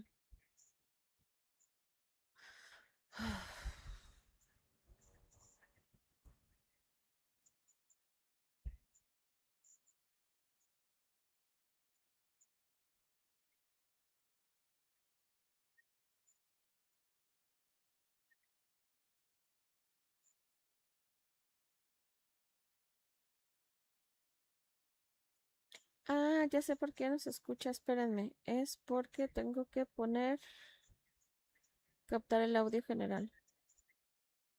Just defend underneath the base. They had to try and do something. Tenaciousness, but I feel like a better way to describe them, to add to that, is they are unrelenting. They are relentless in their pursuit of trying to find victories. Yeah, it's just unfortunate because they were really relentless, but at the same time, I felt a bit of a panic towards the end too, because you saw the glooms already laid out there. Could have been one of the best ways to deal with the Lord, or at least reduce some of its HP, but it all popped a bit too early, so they weren't even able to utilize it, and it got all the way to the base, which made the defense 10 times more difficult for GXP at that point. Well, GXP, again, a phenomenal job as a whole. Top four. We celebrate Galactic Cyber Team, though, with their third place finish. And what a tremendous finish it was. Going back to what you said at the very beginning, Renmar, $50,000, especially for some of these organizations and players, is quite literally life-changing. And the beautiful story for some competitors is that they're playing for more than just themselves, right? They're playing to potentially support their family, support themselves, maybe start fresh in life, right? And that's the beauty of MWI and these prize pools that are so significant. You know, it really is a tremendous amount of money. We take a look at the emotions from the players, and you can start to grasp at how important it is for these ladies on that very stage, right? To win, to come in and compete, and again earn what could be life-changing money. They came in here poised. At first we thought it was nerves, but it really looked like they were just cold-blooded, as similar to their own personal Ice Queen, and it showed in game. They were business as usual, honestly. Every time they ended a game, you don't really see the more exaggerated reactions. I'd say it's just them, I guess, trying to remind themselves that it's not over yet. There's still a game. It's something that we still have to remind ourselves of, because you really can't lose you can't lose that momentum. You can't let go of your focus, especially in such a high stakes match. Yeah, you can feel that they were clearly thinking. Es la final. Ah, no, este es, o sea, es el tercer lugar hace ratito, every y game este that they ya won, es la and you can final. finally see O sea, them la final. relax a little bit and finally Se let estaban loose disputando la once they partida finally pasada, el won. tercer y Yeah, there were cuarto just puesto. small celebrations here and there. Pero They're las just tres going for partidas, the ya high se fives, the head pats. It's cute seeing the head pats, yes. But towards that interview, I think that's where you got to see the most of it. Liu Won and her just being very emotional. I know she probably didn't shed some tears, but she was probably close. Like, I felt how her voice was starting to shake, especially when she was asked about her messages to the supporters and what does this mean for her and her region overall. So it's great because now you see how all these emerging regions are actually trying and already proving a point. Yeah, I mean, especially when you see those post-match interviews, even more so when they won, you know how hard it is hitting. Especially. Let's take a look at our team stats head-to-head. Galaxy Phoenix versus Galactic Cyber Team. They will trade off a couple of times. Obviously, the win rate for Galtech is going to be higher naturally as the winners. But it's actually quite interesting to see the red side win percentage for the side of Galaxy Phoenix. Yeah, especially blue, right? Yeah. That whole series, they never played on blue. Yeah, they always just played on the red side, and I think that was just them constantly choosing it, and then at the times Galtech even choosing and realizing that they are better off on the blue side here. And Galaxy Phoenix just unfortunately, despite being on their comfort side, could not find the right sequence, the right priority of hero picks to make it comfortable for them in game. It felt like a lot of their choices was just them choosing the more difficult road of being able to land wins. And in their game 2, which for me personally was their best draft this entire series, you saw it, they just couldn't fully execute it. Still, we saw the glimpses of what could have been. I guess Coach Ririn had to deal with a bit too much going against Coach Osprey. The swerves in the drafts, the sudden flexes, I guess, took us by surprise a lot of times throughout this series. So who would have expected, right, that Geltec still had those cards up their sleeve? Yeah, it's interesting, isn't it? Because Coach Osprey has been such a big talking point for Geltec. And again, coming into it, and I bring it back into conversation, you know, throughout our tournament, we have seen so many different heroes selected. It's been incredibly unique, and Coach Osprey is a large reason why Geltec was number 2 when it came to overall hero selection. We've got a lot of great people in the venue, including Rain. Come back in, brother. By the way, it was nice to meet you yesterday for the first time. I know we've seen each other virtually, but you kind of came over, and it was great to shake hands with you. Rain, what's going on, man? Hey, third and fourth, it's done. Yeah, I'm good. It's 3-0, right? And also, you're looking good, man. When I see you in front of me, I feel like this guy is so handsome. Hey!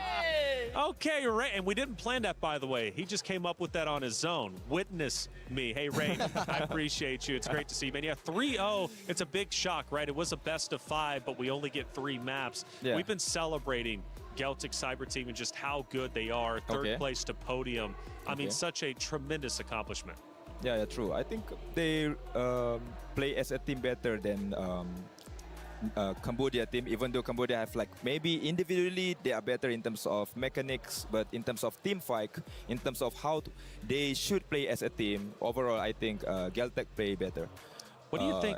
But what do you think about the $50,000 Geltec just won? I mean, that is significant. I think that one will become their main motivation after this to improve, and I think after this they will try to aim for top 2, maybe try to aim for champion, because their performance is phenomenal, man. And are you sure that one is Liu Bon, guys? Yeah, it's not Kid Bomba. No, that is really good, man. Performance really good, man. Yeah, that is Liu Bon. Of course, Kid Bomba is a popular player who plays the same role as Liu Bon, and then a lot of people really look up to him as like the best in his role in that region. So for Rain to say that, hey, are you sure there's not Kid Bomba up there? Nope, that's Liu Bon. That is one of the tallest compliments you can give a player. I agree. But I have a question for Rain here, since we have a bit more time with him. Was this something you actually expected? Did you expect it to go for GCT, and did you expect it to be a 3-0? No, I didn't expect at all. I expect that actually GCT GXP will give a hard time for team from EECA, right? Yeah. But we can see that overall, in terms of macro, in terms of decision making, surprisingly, GCT is one step ahead. Yeah. It really felt like that, and it wasn't just in-game, also even with like a lot of the drafting decisions. If you got to see the drafts of Galaxy Phoenix, do you think there were times where they were overthinking, they picked things too early? What did you think about their priorities in the draft? Yeah, I think it's true. Sometimes we just need to keep it simple, man. For example, like, oh, this hero is our winning hero, right? Or momentum hero. We just need to prior that hero. Let's say we can see they prior Atlas, they prior carry. We know already that the identity, the gameplay for GCT is quite clear. They know how to win. They know which hero they should pick. You know, one of the things we've been bringing up is just how many unique heroes have been used throughout the entirety of MWI as a whole. I mean, it's felt fresh. You know, the new meta came in. We were kind of curious how it ended up playing out. Have you liked the versatility you've seen from the ladies competing throughout the 5 days? Yeah, I think overall, in terms of pool heroes, there's a huge upgrade from last EWC. You know, we can see if how they adapt with the patch. For example, right now we can see Aulus in the meta, because overall in terms of how they play, they start to play like main scene, you know. So overall it's good for them. Yeah, Rain, among all these sudden surprise picks that we saw that completely shake the meta, what for you is your favorite? Like, which did you like the best among all the surprises that we saw in the drafts for MWI? Overall? Yeah. I think Fanny. Fanny in lady sin, and it's being used by a good user. We can see there are a lot of mechanical heroes being played, such as Fanny and also Link.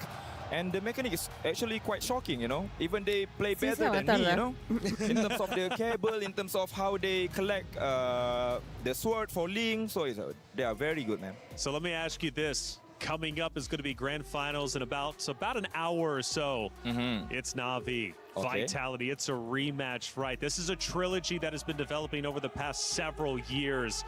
Do you want to throw your hat in the ring, give us a prediction, or I guess just let us know how you think the series is going to end up unfolding? Okay, here's my prediction. if Vival don't play Assassin, Na'Vi PH will win 4-2. Whoa. But if Vival play Assassin, the result might be 4-0 Vitality. Ooh, 4-0 or 4-2. That's fair. I mean, we got to see. Well, Vival got 2 Savages in one series yesterday. Yes. That's true. That is rare. It was a Hirara, and I think the other one was on the Nolan. Yeah. So I could see why Rain would think that way. Definitely fair. And the Saudiacom showed us that they were laughing. Yeah. Just laughing while everything was happening, while they were picking up the Savage. Yeah, the shot call of Shell was not specific place. It was to TP on them. Just TP. Just recall on them. Yeah. Well, Rain, obviously it's been great having you in the venue. I guess last question, you're in Paris. I don't know if you've been to Paris before or not. Either way, have you been having a good time, man, getting out there, seeing all the sights? Yeah, I have really good time. I went to Eiffel Tower last night. Okay, great. So after this, maybe I want to try the pizza. Right? Yeah. Okay. Okay. Fair enough, man. Hey, Rain, thank you so much for everything you've been doing, brother. I hope to see you again. And thanks for calling me handsome. That just makes today a little bit easier. Thank you so much, man. Thank you so much, guys. That's Rain. Okay, he's in the building. He's doing his own, of course, commentary over everything that's been taking place. And he says he's been enjoying the ride. Hey, Floix, I love hearing these comments and seeing all these comments pop up, man, especially from our chatters out there. And if you want to get involved, make sure you keep chatting so we can show what you're saying. No wonder Geltech's able to steal one game from Vitality. You know what? That's absolute facts. Yeah. It was a game which actually felt one-sided against Vitality yesterday. Yeah. So it was a bit surprising to see that it was too quick for Vitality to bounce back. But in this scenario, it's great. It did not affect them in any way, it seems. It seems like it was more on GXP that you feel the effect carried over to the series from their previous losses in this tournament. The only thing I don't want to see pop up down there is 6-7. Yeah. No 6-7s from me. Okay, we got Granger early snowball. Yeah, well, that's exactly what we got to see. Tokyo was safe in the back line. She didn't have anything to worry about. She was getting her Skypiercer stacks. I believe there were Skypiercer stacks on the Granger, right? Yeah.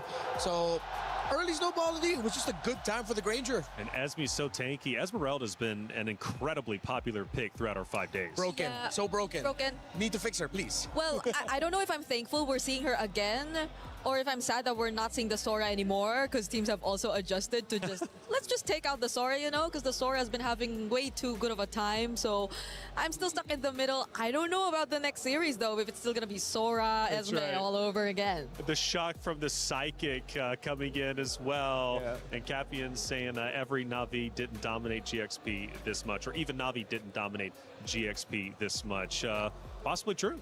Yeah, we saw that at multiple points during the Na'Vi GXP matchup where Na'Vi looked like they were going to lose, or they looked like they were struggling against GXP, but for Geltech, save for a few select moments in game number 2, they just look so comfortable. Yeah, that makes me wonder. That makes me wonder If what? if we ever saw a Na'Vi GCT match. Oh, what could have been like the result? I feel like though, all right, maybe I'm just playing advocate for my Na'Vi girls. Okay. But they did face off against GXP first, and they were the ones that sort of exposed the shortcomings of GXP in terms of the draft. Okay. Because it was the Guinevere Belleric that kept getting banned. Who did that first? It was Na'Vi. So Na'Vi girls. So I think I know who you're going for in the grand finals. Before you leave this desk, I will be getting your opinion. Hey, everybody, guess what? It's Rhino Day! Brand new interactive effect for Rhino Day is available now. Check it out and join the celebration. Bree, It's Rhino Day. Get involved, okay? Should I say it too? Go for it. It's Rhino Day. It's Rhino Day. Okay, are we doing predictions? Wait, that's a horse. Wait, That's no, a that's not. horse. Wait, what does What does a rhino sound like? rhino sound like? That's Chat. Huh. Chat, what does a rhino sound like? Let's take some looks at the highlights for the games while chat figures out what a rhino sounds like. Hey, there was a lot of great moments for sure. We're rubbing the hands because Geltech knew, hey, some money's coming our way. Yeah. Reflections was actually asking, what are those things on the hands of the players? Yeah, I've never seen those before. And I do several mobile games, but I've never seen the heating pads on the back of the hands. That's super smart. Yeah, they play so much that the heating actually provides a lot of comfort for them. It's true. But there are some players who don't even need it. They just say, oh, we like feeling warm. It feels like a hug for the hand. Yeah, because sometimes the venue gets too cold and you don't want to miss like the buttons, or you just suddenly freeze as you're trying to go for a play. Do they also have chalk up there too? Yes. Chalk, Now yeah, see, they do. that's super. Powder. I have never seen that. Actually, I've never seen that in any of the other titles that I've done. So that is super cool. You know, they're not going up there to power lift. They're going up there to play mobile games, and they're still using powder and chalk on their hands. That's cool. I mean, you get sweaty. Yeah, it does. It does. You know, there's a fun fact like with mobile gamers here in MLBB. There are some who like to keep their nails long because for them it's like haptic feedback. Oh. Like they feel the tapping of it. Yeah. Like, there are players who think like, oh, I need to cut my nails so it doesn't get in the way of me pressing. But no, some of them really like the feeling. The actually. sensation of just Yeah, the like the sensation, nails tapping the screen. Okay, Yeah. I guess that answers one of my biggest questions, because I was really wondering, like, some of the players we got to see here in MWI specifically had also really long nails. Yeah. It's colorful, it's cute, but I wondered how they were actually able to play. But also, when you do that, I think your grasp changes slightly a bit. Yeah, it's like a different grip for the hand. Yeah, I think you use your sides to hit the buttons more than like the actual fingers. Well, Rose is on site. She had a chance to catch up with Galaxy Phoenix and talk about their fourth place performance. Hey guys, Galaxy Phoenix here as they end their journey in MWI, officially as the fourth placer. And you know what? I'd like to have a little chat with these girls before we part ways for this year's tournament. Now, girls, we know that this might not be the result that you guys have wanted, but you have made history for Cambodia. The first time ever for the female team placing in the fourth place. So, which part of your journey are you most proud of?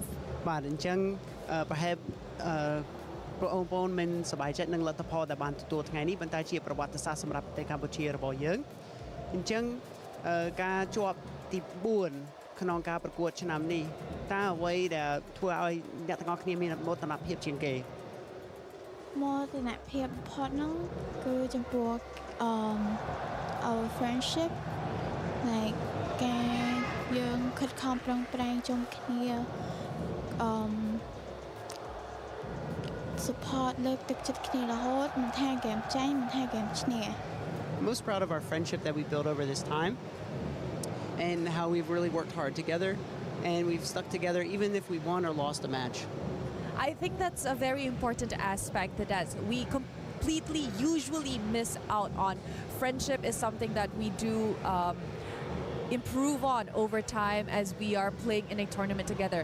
Now, I gotta ask, entering this tournament, a lot of the people were saying that, you know what, Galaxy Phoenix are definitely a newcomer. They weren't expecting much. But as you guys ended the tournament, people were starting to say you guys were the dark horses. So what else can we expect from Galaxy Phoenix moving forward? បានអញ្ចឹងមកក្នុងការប្រកួតលើកនេះគឺអ្នកទាំងអស់គ្នាថ្មីប៉ុន្តែគេនិយាយថាគួរឲ្យចាប់អារម្មណ៍ហើយគួរឲ្យកត់សម្គាល់អញ្ចឹងតើទៅមុខទៀតតើយើងត្រូវកត់សម្គាល់លើអ្វីខ្លះសម្រាប់ក្រុមរបស់អ្នកទាំងអស់គ្នាទៀត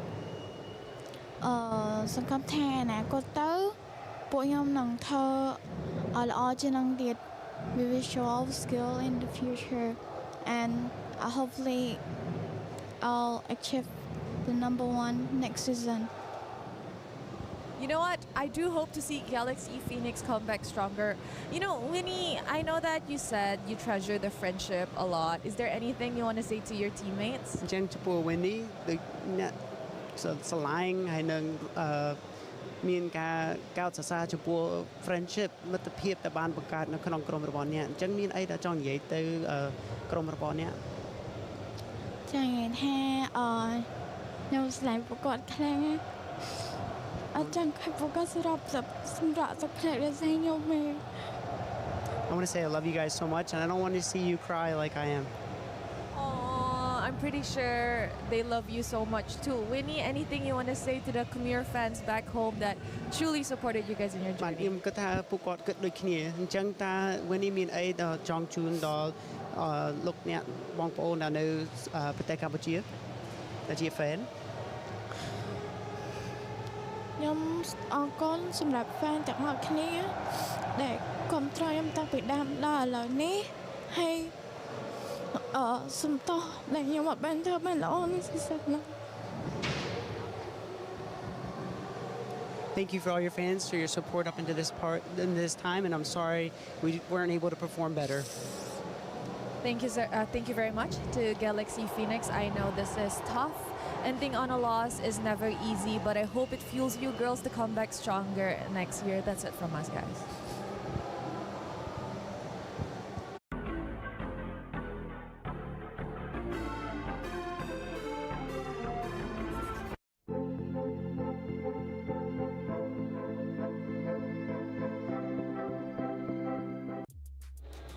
Galaxy Phoenix, I just want to say you are world-class esports athletes.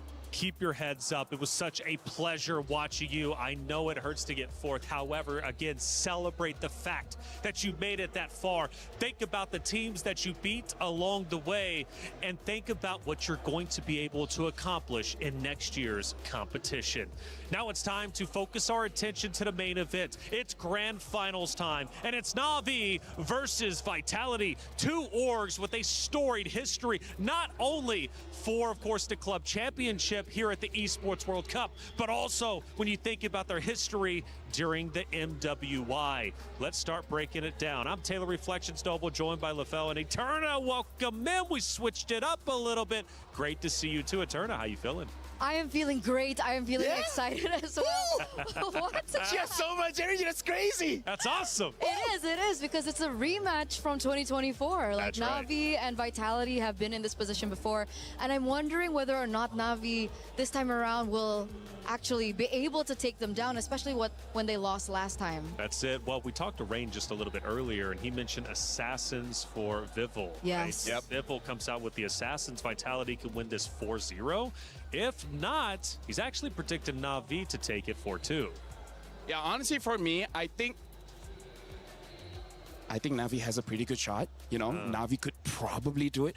I'm saying it. I see some Vitality guys, so I'm just gonna right? Ooh, I feel like Na'Vi can because here's the thing, Taylor. That's right. You know rock, paper, scissors? I sort of. Na'Vi style kind of counters Vitality style. But other than that, Vitality is amazing. I feel like at least 50-50 chance. 50-50? At least, That's minimum. what I want. Look, I'm thinking 4-1. I won't give my prediction just yet, but I'm thinking 4-1. You're thinking 50-50, so maybe 3-2, or excuse me, 4, because it's the best. Actually, yeah, that sounds about right. It could be 4-2, actually. Yeah. 4-2? It could be. 4? I'm thinking 4-2. That's what I'm thinking. We'll see. What do you think? I want to know what you think. No, but 4-2 for who first? Well, let's start talking about it. You think Na'Vi has a real chance? Let's start taking a look at their keys to victory. Because Na'Vi does have a lot to work with, right? They've got a lot of tools in their tools chest. First one is to constantly disrupt Team Vitality tempo and never allow Vivian and Cine to get comfortable. Vivian and Cine, for sure, when they get comfortable, they are menaces on the battlefield. I would like to agree with this, but when it comes down to tempo, I feel like more so it's also going to be reliant on Fumi Echo. What's wrong? Getting controversial already. No, I'm just saying I feel like no, Ayanami alone could do that. That is true. That is true, which is why I'm very worried, you know, for that pick in particular, especially for the EXP lane, because we just underline how important Fumi Echo is, and obviously That's the right. counter to Fumi Echo later on will be not Ayanami, especially in these particular team fights. If we're talking about comfort, especially for Vivian and Cindy. For me, it's not about tempo or gameplay, but more so about their hero picks. Oh, true. Yeah, true.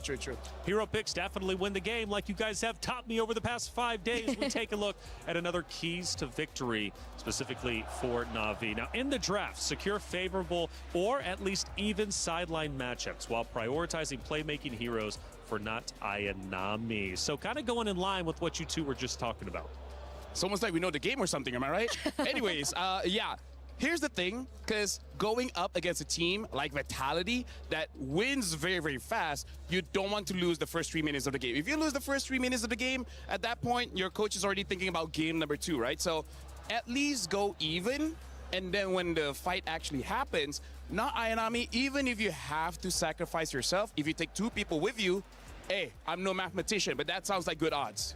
Good odds indeed, and you need good odds in order to beat the house. We're talking $150,000 for first place. We take a look at our third and final key to victory for Na'Vi to take down the Titans of Team Vitality and play through the strong side, or bait Team Vitality into invading and punish them with proactive plays. So I kind of like this, and the reason why is because Vitality, as we know, can be an emotional team. Now, when they get angry, I feel like some teams kind of start to fall apart. Now, when Vitality gets angry, though, they honestly start to play better. But the point is, get them angry, they do start to push you and try and take you down early on, which could be a bait.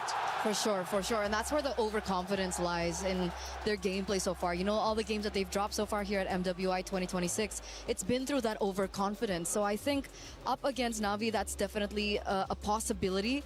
And this is the last keys to victory, right? I believe it is. Okay, just to add one more, I think it would be very important as well to prioritize the hero for Keishi.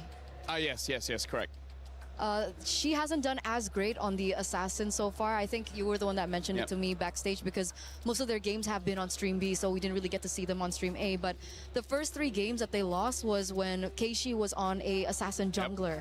So perhaps, you know, transitioning into the tank jungler meta for Keishi would be the way to go. We take a look at not only the emotions, but also the fans. We are on home turf when it comes to Vitality, and the Vitality fans, when they show up, they are loud. And one of the things, LaFell, that I mentioned for the plethora of teams facing off against Vitality is they've got to drown out those drums, drown out the chants, because it's not easy. Once you start listening to that, it can really throw you off your game. 100%. Like, here's the thing. You got to come in here headstrong. That's why I like one of the keys to victory as well is try to bait Vitality, because here's the thing. You have tells when you look at the Vitality players to know that when they are annoyed. And I feel like if Na'Vi really want to do, they could annoy them just a little bit so that by game 2 and game 3, they will go for those weird picks and then they start overextending, and then they can take advantage of that. That's right, Na'Vi, a great team. We take a look at some of their winning moments. They're happy, they're joyful because they know that they made it back to grand finals. 3 out of the 5 players winning in the 2024 MWI and actually taking down this Vitality roster. So they've done it before and they look to do it again. You know what's interesting? This is so deja vu just because not only is it the same matchup in the grand finals, but actually the meta that we have right now is quite similar to the meta in 2024. So it's very odd how in 2024, during that time we see the Lings.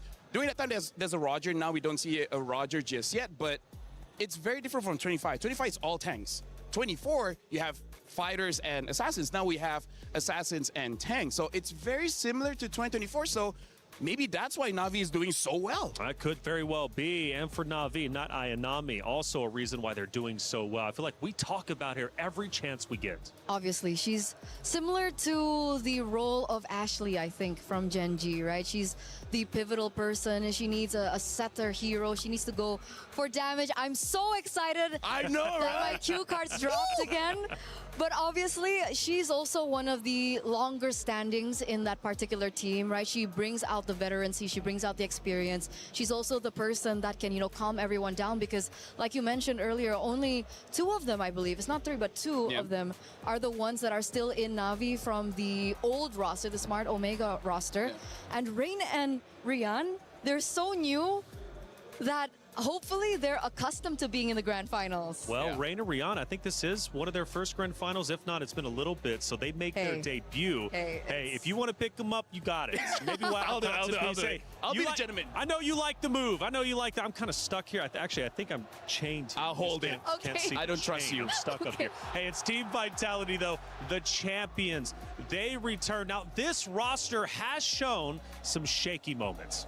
But the reality is that they've made it here. And through her notes, can you get anything about why Vitality is so strong?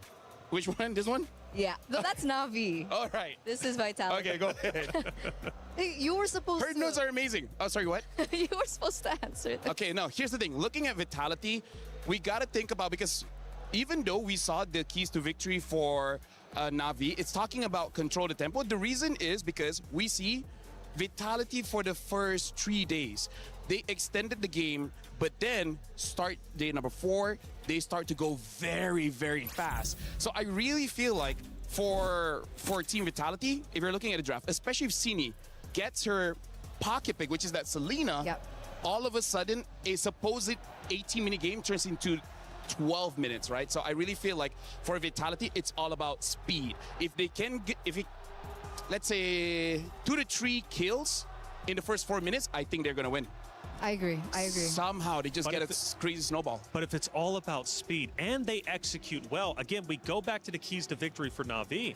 Will it make it easier for them to get baited in? Can they get overzealous, overextend, and get punished? We've said it over and over. I think it's definitely possible. Fumi Echo, especially in particular, I think the past few games, she is the winning or losing condition, I think, of Team Vitality so far. Yeah.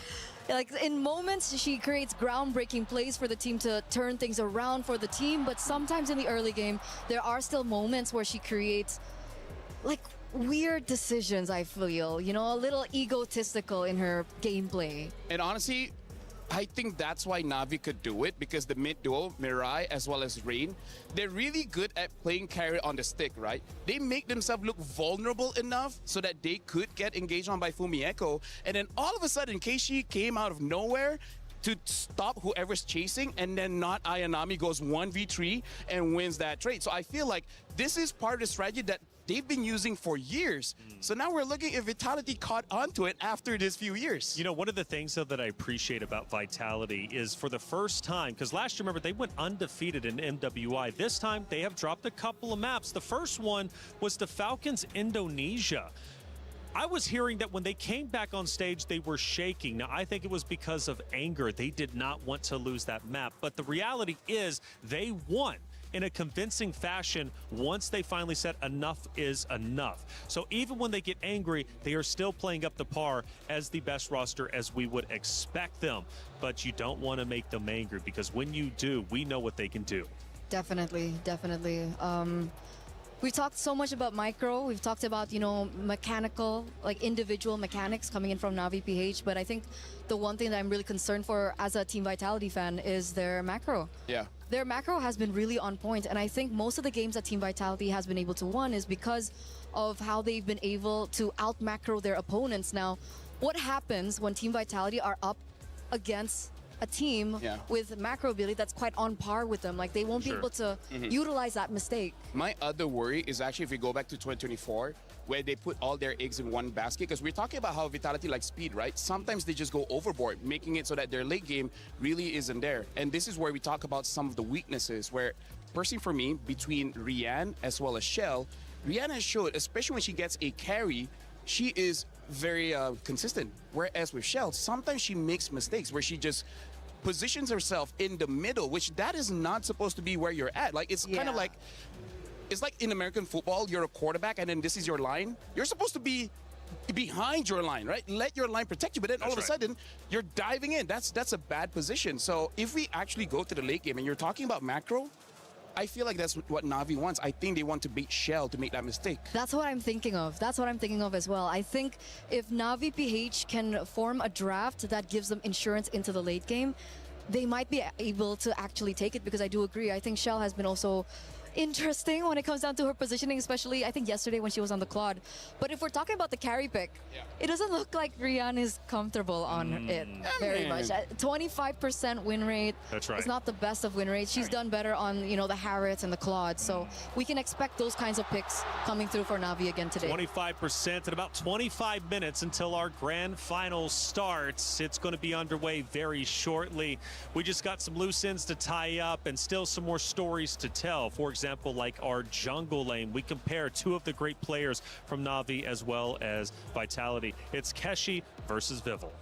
And over here, if we're looking at the stats here, we can see a big difference in gold per minute and even the Lord Slay. Because look at Vival, 668 gold per minute compared to Keishi, 597. That shows that Vival is an amazing farmer compared to Keishi. And also, Lord Slane, part of it is, yes, Keishi usually wins that retribution battle, but also it shows Vitality doesn't really need the Lord to end the game. It's kind of like how Navi, they're super efficient. They use all the tools in the map to get a victory, where for Vitality, they don't need to use everything. Yeah, I kind of learned that actually from the last game because we were looking at Galaxy Phoenix, of course, going against Geltec, and Fa was dominating her opponent on the opposite side when it came to Lord Slane and Turtle Slane statistics, but it didn't play out during that series. So it's not a guarantee, even though, of course, your percentages are higher. You know, it doesn't matter. It really doesn't matter. It depends on how the games end up going. It just really shows the difference of gameplay, I think, and identity of these two amazing junglers. On one side, you can even take a look at the kill participation, right? One is lower than the other. It looks like Keishi's dominating that one, and I think because mostly she's been doing greater or better on the tank junglers, so she's there to facilitate the rest of her team, for the cores of her team to get those kills down. Meanwhile, for Vival, she goes in, gets a kill, goes back out. Especially because there's a stark difference between their jobs, right? They have the same occupation, but they don't have the same things of result. Yes. We'll talk about that later, That's right. It's the rematch of destiny from Riyadh to Paris. The rivalry comes full circle. Who will claim the throne? Will it once again be Navi back in the winner's circle? Or will Vitality continue their reign not only in the MWI, but also the female scene when it comes to MLBB? This is the Battle of Titans. And you know what's amazing about this is the fact that they have different styles, right? They have individuality in terms of how they play. Like, for example, Vitality all damage. And then when you look at Team Navi, it's all about that teamwork, because we're talking about the kill participation, right? Because Keishi's job is to help her team. Vival is supposed to be the superstar. She's supposed to be the one getting that spotlight, so her team has to help her out.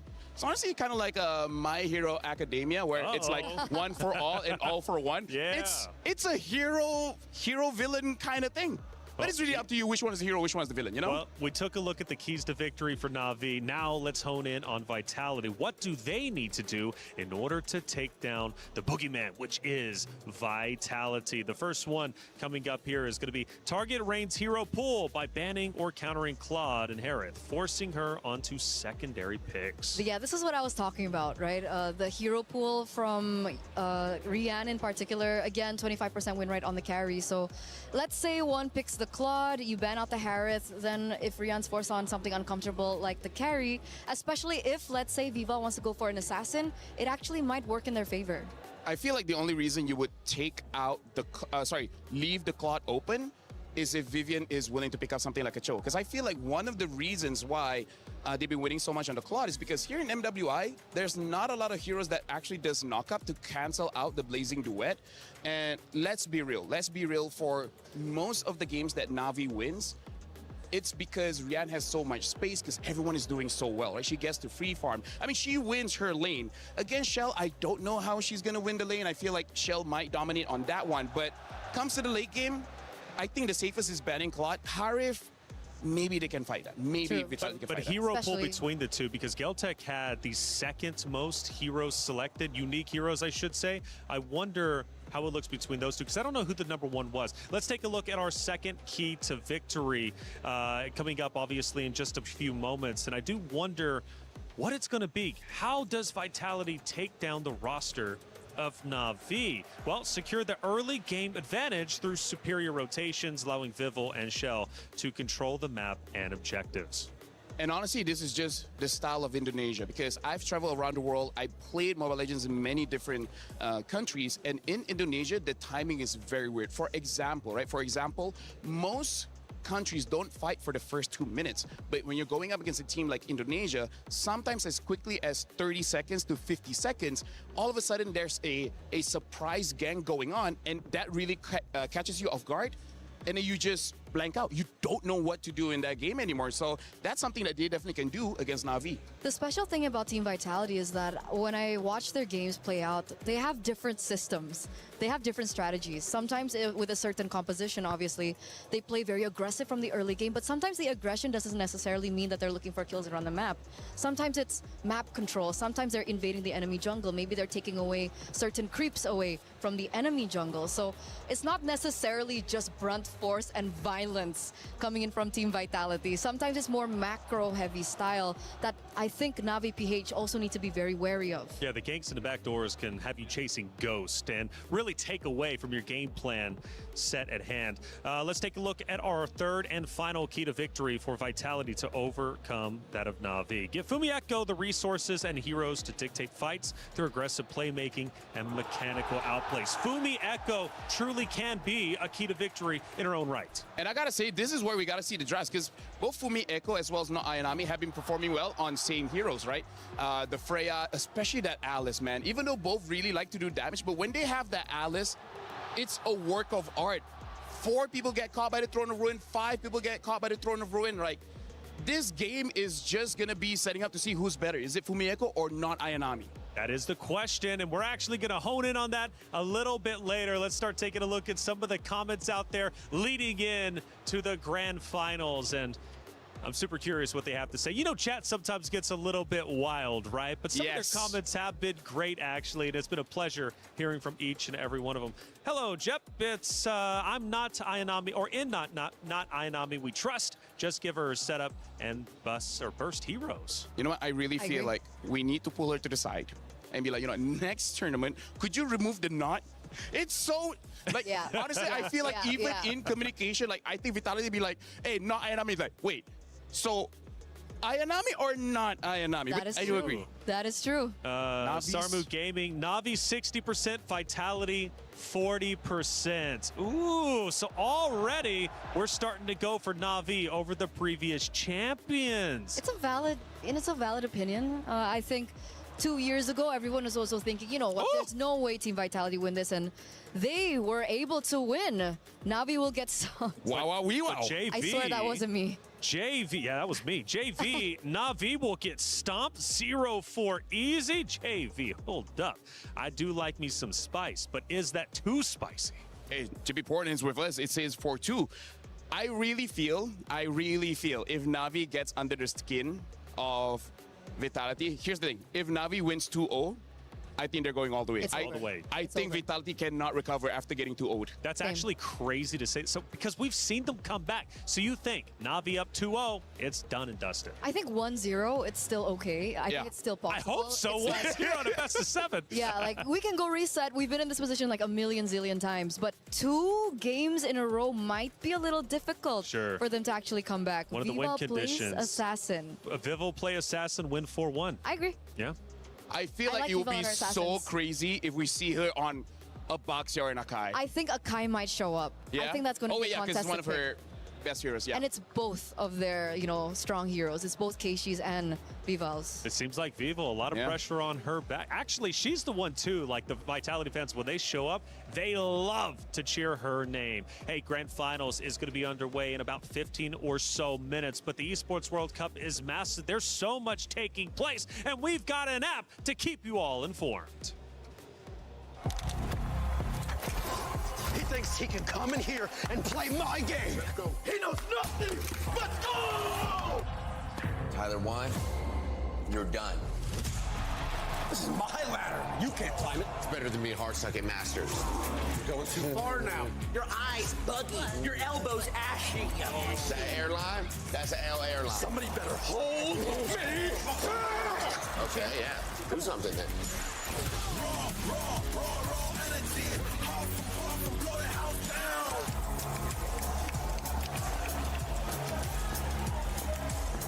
You look nervous. You look short. Everything's good? Fight.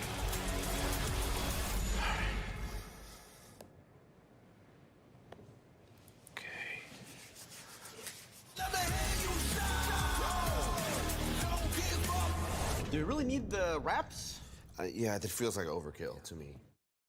Play is in our DNA. Whenever we let it out, it becomes our superpower. Now imagine an entire city being built to supercharge it. Kadir City, powered by Play. The Esports World Cup truly is special each and every year. Now we went global. We're in Paris, France, and it's been truly a phenomenal sight. It's been great to get out and see all the sites and MWI as well. Hey, think you can call it. Go ahead and scan that QR code. You've already been calling it in chat. Make it official. Scan the QR code and get involved. Who will win the match? Who will win grand finals? Two excellent teams, and honestly, you can't be wrong either way. Obviously, you can be wrong, but I think at least in the beginning, if you're making a pick right now, I think both teams are a great call, and it could go either which way. It's a rematch that's been dating back since 2024, the MWI, where Na'Vi was able to secure the win. Vitality, though, they remember that. They are the champions. But let's not forget, they kind of do want revenge on what they lost out on 2 years ago. Oh, yeah, definitely. Like, I feel like in their rooms, it's just on the ceiling, just to remind them, like, y'all lost. Like, that's right. Imagine winning that you can finally rip it off of your ceiling. Speaking of, by the way, we have the My Champions from Moonton. Some people is very close to get that 50,000 diamonds, by the way, because I feel like that's right. I feel like based on history, a lot of people actually went for Vitality, because I feel like Na'Vi after last year, not a lot of people have what you say, trust against Na'Vi. They thought he would flop again this year. Sure. Well, it could happen. Who knows? Rose, though, I know, has been out there in the venue. I don't know what she's running into, but apparently she found some attractions. Rose, what are you doing? Hey guys, Rose here. I'm about to bring you on a tour over here at Hall 1 at EWC. And as you guys can see on my left, this is where we played basketball the other day with Rob, Damascus, and Trav. On my right, they actually have some M8 merch. Now, I'm gonna bring you guys through the arena because there's so much to see and so much to do. Now, as we are approaching, on my right, this is the information counter. So let's say you guys come to the Paris Expo, you guys don't know where is stage 1, 2, 3, and 4. Perfect. You can ask the kind ladies and gentlemen working over here. Now I'm gonna bring you guys to somewhere actually really, really fun, which is potentially my favorite place. Now this might look boring and plain. Oh my God, the crowd is crazy. Now this might look boring and plain, but actually they will paint on the champions from every game every week. As we can see over there, week 1 has already been painted on, and week 2, our MWI champions are on the way to the Wall of Fame. And as we continue our journey to the front, there's so much more to see and do. Now I'm gonna bring you guys to somewhere really fun where you guys might be able to win some prizes. Okay, as I am approaching this area, this is actually called the Quest booth. If you guys scan a QR code, you will be able to play 2 things here. First, you guys can spin the wheel after you scan a QR code, and if your number matches the prize, you get a gift. And over here is what's exciting. This is called the vault. You have to figure out the combination 1 try, and if you unlock the vault, you guys get a special gift. Now, let's continue our journey, shall we? Whoop. Okay, so on the right side, we have the sponsor booths. You guys want to win something from our sponsors? They have a ton of activities for you guys to do. We have the Lenovo Legion and so much more. But my favorite part, it's this. This is where we get the merchandise related to EWC. On my back, we have the team merch, and on the left over there, all the way, those are all the EWC exclusive merchandise. Honestly, it's so much fun here in Paris, and I hope you guys can check it out live in the flesh. That's it from Rose. Throwing it back to you guys. Bye.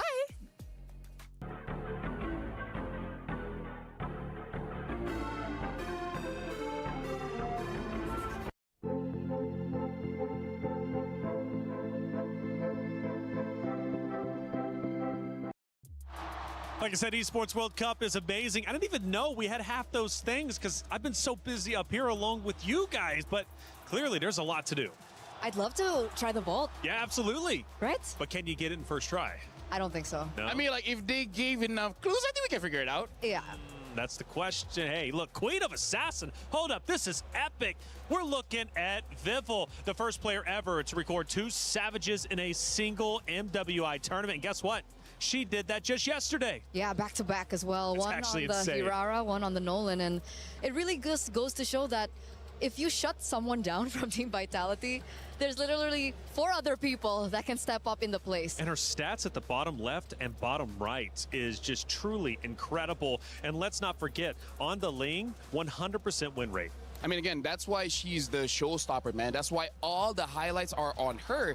So that makes it good and bad. Good is that she can win games. Bad, what if he gets shut down early? Because that's one of the reasons why the tanks started coming into the jungle to stop those assassins. So this is really a matchup kind of thing. Like, if Keishi stops Vival, Vival loses. If Vival is able to outplay Keishi, then Vitality wins. Mid prio is going to be so important, I think. You know, the picks for both the mid laners and the roamers are going to be so important because if, let's say, Vival does go, you know, guns blazing, yeah, let's pick an assassin, let's pick up the Hirara, let's pick up something like the Nolan, that mid prio needs to be perfect to be able to defend her.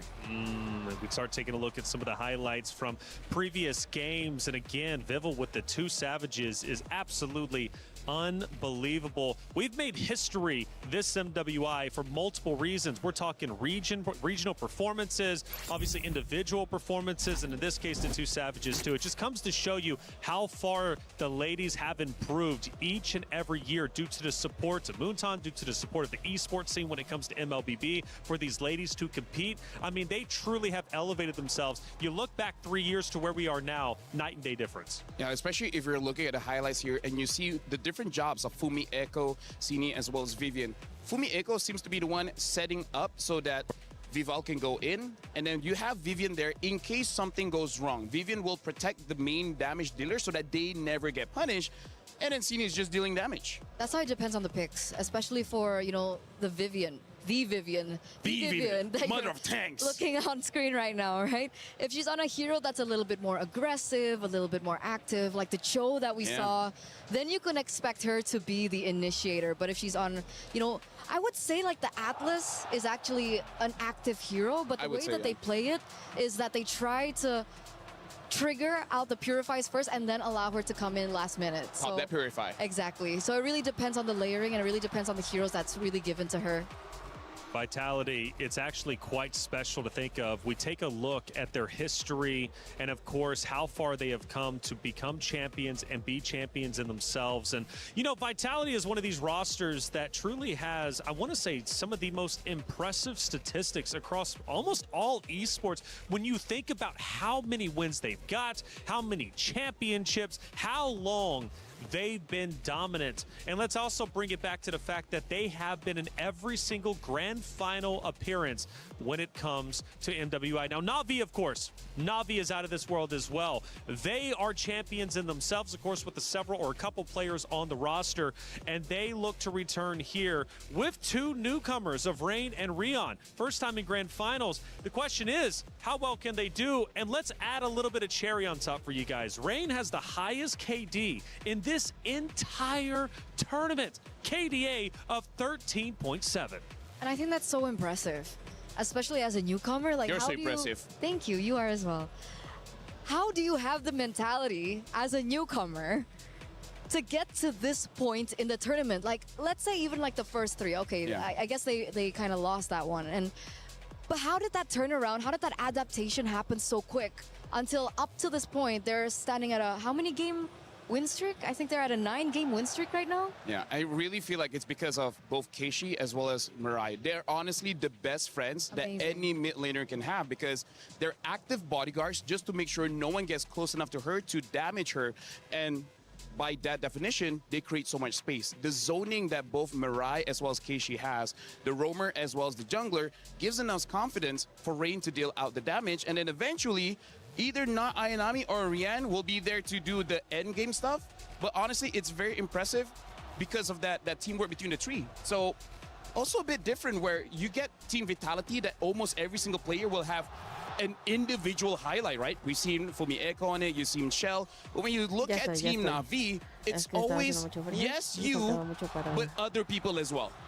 Creator program, it's new, it's fresh for EWC, and it's another way you can get involved with the Esports World Cup. And we've been asking for your predictions. Well, we've got our winner, and we have a chance to check them out. Who ended up taking it all? Who ended up winning the competition?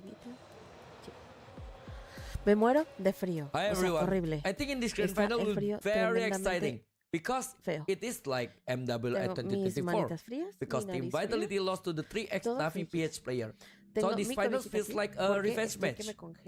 During this tournament, many teams surprised me a lot.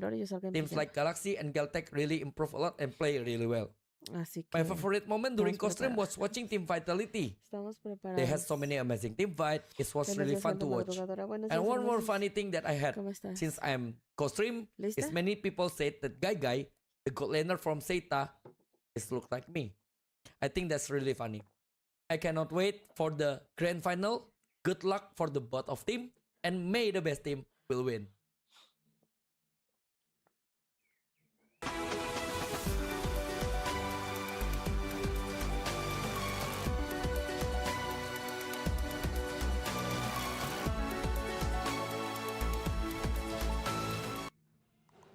Always great to hear from some familiar faces. And Eterna, you actually recognize the guy. Yeah, it's Coach Age. We like to call him Coach Age. He used to be the coach for BTR and then EVOS, and then now he's like a really huge streamer now. I can't believe I'm saying that. Sorry, we're close. It's weird. It's cool, isn't it, how we continue to move up when it comes to esports. Grand Finals is just moments away from going onto that very stage. Let's take a look at Vitality in their dugout because they're getting ready. They're chanting away, and they are ready to enter the stage for the Grand Finals. There they are. Teamwork makes the dream work. Of course, CIO also coming in there too, Denny Ingles, who has been a big supporter on that stage so many times, not only before, but also after Vitality takes the stage. Of course, the competitors of Na'Vi also ready to go. They're feeling good. They're feeling confident. But confidence only takes you so far. It's also about the execution. So let's get into it, guys. This is about to be Grand Finals time. $150,000 on the line. Second place walks away with $90,000 as well. But the reality is that's a $60,000 difference. And honestly, looking at the dugout just now, I kind of feel like Na'Vi has to be preferred because I look at Vival's body language, and this is what she shows when she's locked in. This is the typical tell when she avoids eye contact, look at the ground for a split second, and then look to the side. She does not want to get distracted by looking at other of her teammates, the coaches, or anything. So it looks like she has a plan in her head, and she's not allowing it to escape. Like when I see her, don't look at anyone, look at the ground, and then look to the left. That shows that she's locked in. Locked in. I didn't know he had a degree in body language. Of course, he's got a degree in everything. I'm autistic. Okay, well, you know what? I tell you what, this is going to be a great Grand Finals. And not only because $150,000 is up for grabs, but also Sony MVP. That's an additional $25,000 going their way. A tremendous amount of money that could be life-changing for so many of the competitors out there on that very stage. It's going to be a great Grand Finals, and I'm about ready to get it started.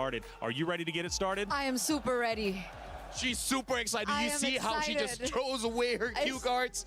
It doesn't matter. Honestly, like, we've been waiting for this since day number one. A lot of people expected it, but now it's actually going to happen. I've casted MWI since the first time, where it was just in a mall. Oh, yes. I remember that. It was nothing like this. So to be here again in this position to see just everything develop. In Paris. In Paris, it's mind-blowing. I can't believe it. Feels like I'm dreaming. And the fans are starting to come in. My goodness, it's getting packed in here. I'm going to love this. The energy is already increasing. The tension, you can cut it with a knife because you have two Titans about to throw down. It's a historical matchup that has been dating back years and years now. It's Na'Vi versus Vitality. And even for the club championship as well, we're talking a lot of money at stake. And both of these rosters for the club championship race are currently number 1 and number 2, which means Winning this could very well elevate you up to first place or secure first place even more over the Titans such as Falcons, for example, or many others like Gen G. This grand finals has many implications. A lot of money on the line. Lifting that trophy. Drama on drama. We have talked about storylines. We have asked for your predictions. Keep them coming in chat. It's a best of 7. It is the gauntlet. But the question is, who can get through the gauntlet? Let's find out. Van a jugar la final. Es el que gane el de cuadro de mejor de 7 gana. Destiny is not given. It is earned. Yo tampoco conozco mucho los equipos, solo sé que es el equipo de Vitality contra el equipo de Natus. We had a taste of the championship title before. In 2025, we let our guard off. Some are destined to make history. They carry the weight of last year's loss. They're completely undefeated. Team Vitality! Our MWI 2025 was a perfect run. And this year, we want to write our history down again as the team that defended the throne, especially on Vitality's home ground. The title defenders, welcome to the grand finals.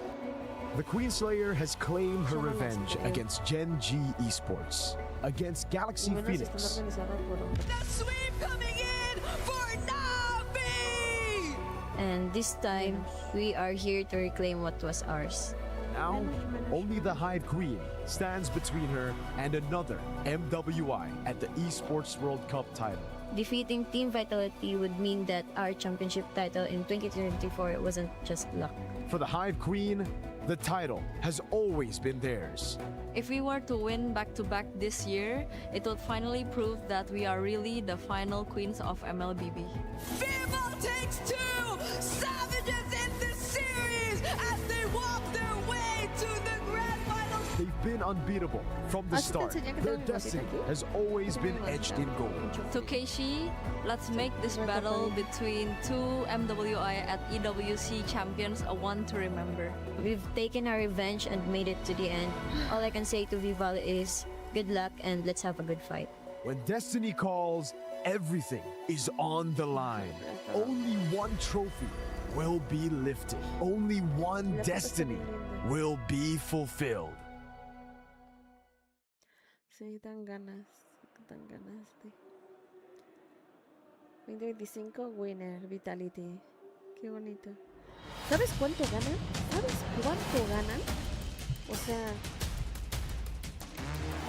me encantaría formar un equipo, o sea, no solo por ganar, sino por todo lo que implica. ¿Te das cuenta cuánto ganan? O sea, el primer puesto se va a llevar $150,000. El segundo puesto, $90,000. El tercero, $50,000. El cuarto, $30,000. Del quinto al octavo, $20,000 cada uno. Del noveno al 12avo, $15,000 cada uno. Del 13avo al 16avo, $10,000. Nada más. Nada más.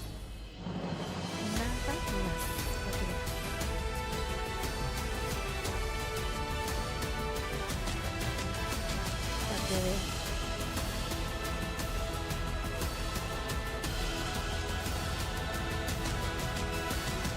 ¿Ya terminó acá? Ah, no.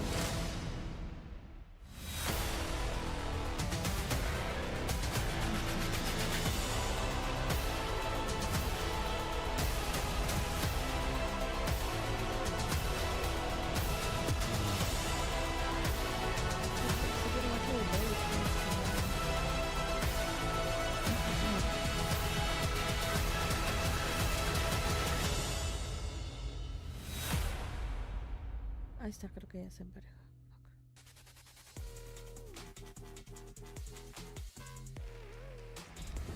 Ladies and gentlemen, it is show time! time here at the Esports World Cup. We started out with the 16 strongest teams in the world of MLBB, and now we are down to our final two. I am one of your hosts, Hollywood Rob TV, and I am joined here with the immaculately dressed Cheryl. Cheryl, how are we feeling going into Grand Finals? We're feeling great. A resurgence 5 days in the making. Na'Vi, Philippines, has been sent down just in their very first match here at MWI 2026, forcing them to claw out of the brackets to be standing before us here today. Whereas on the other hand, a dynasty who has reigned for years, and right now, that throne is being tested to see. And those are the exact same people who has taken that throne from them. This, ladies and gentlemen, is the Grand Finals. Let's take a look at who do we have here. Okay, now that the stage is set, it is about time to bring out our first team. Our next team is the 2024 MWI champ, the fighting pride of the Philippines, Pinas Long Malakas. Make some noise for Na'Vi! Hola, mira qué poderoso se ven. 2 years ago, Na'Vi shocked the world. They did not ask for respect. They did not ask for glory. They snatched it. And now destiny has brought them back for this very moment. For Na'Vi, for the Philippines, and for themselves. It is time to make history once again. Will they be able to topple Mount Olympus like they did in 2024? There is only one way to find out. 2024 champions, the tenacity, the grit, the dedication, the blood, sweat, and tears that it took to get to that point.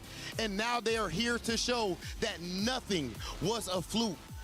Back in Grand Finals for the second time. And you can hear the Vitality crowd making a lot of noise, but at the end of the day, the game is played on the phones.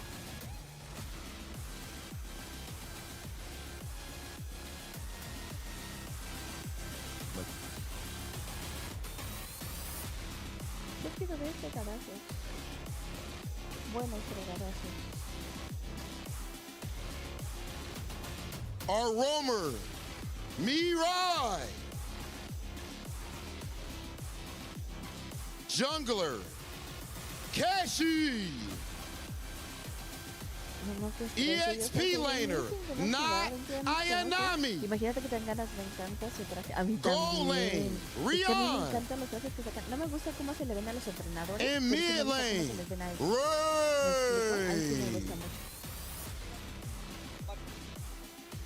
Now, of course, our next team, our returning champions, we do have something very special. Damascus, what's going on with the people? Guys, I am in the middle of the crowd. Of course, I had to be with the beautiful club. The Vitality supporters came out in full force because it is time to welcome the opponents for Team Na'Vi. Listen, guys, vous êtes prêts? Un peu plus fort, vous êtes prêts?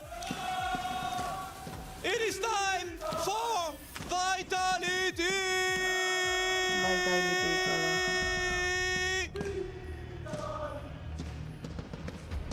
The absolute queens of MLBB, the running champs, the 2025 champs, and of course still undefeated today as they won 2-0 against MIBR, 2-0 against Genji, 2-1 against Falcon, and now 3-1 against Keltec. One more step left for them to do the repeat, the back-to-back, and take the title twice. This is the battle to be the double champion, and a battle to make sure they claim who will be the best, the absolute queens of MLBB, as we know that the supporters are always the loudest in the house. I have no idea if you guys can hear me, but you know what we have to do, parce que c'est l'heure de le faire en français aussi. Les Vitality, ce sont les reines de ce jeu. Mobile Legends, elles l'ont dominé pendant des années. C'est les 5 joueuses à descendre sur ce circuit. Et pour l'instant, elles sont restées invincibles. Et pour l'instant, elles ont été absolument intouchables.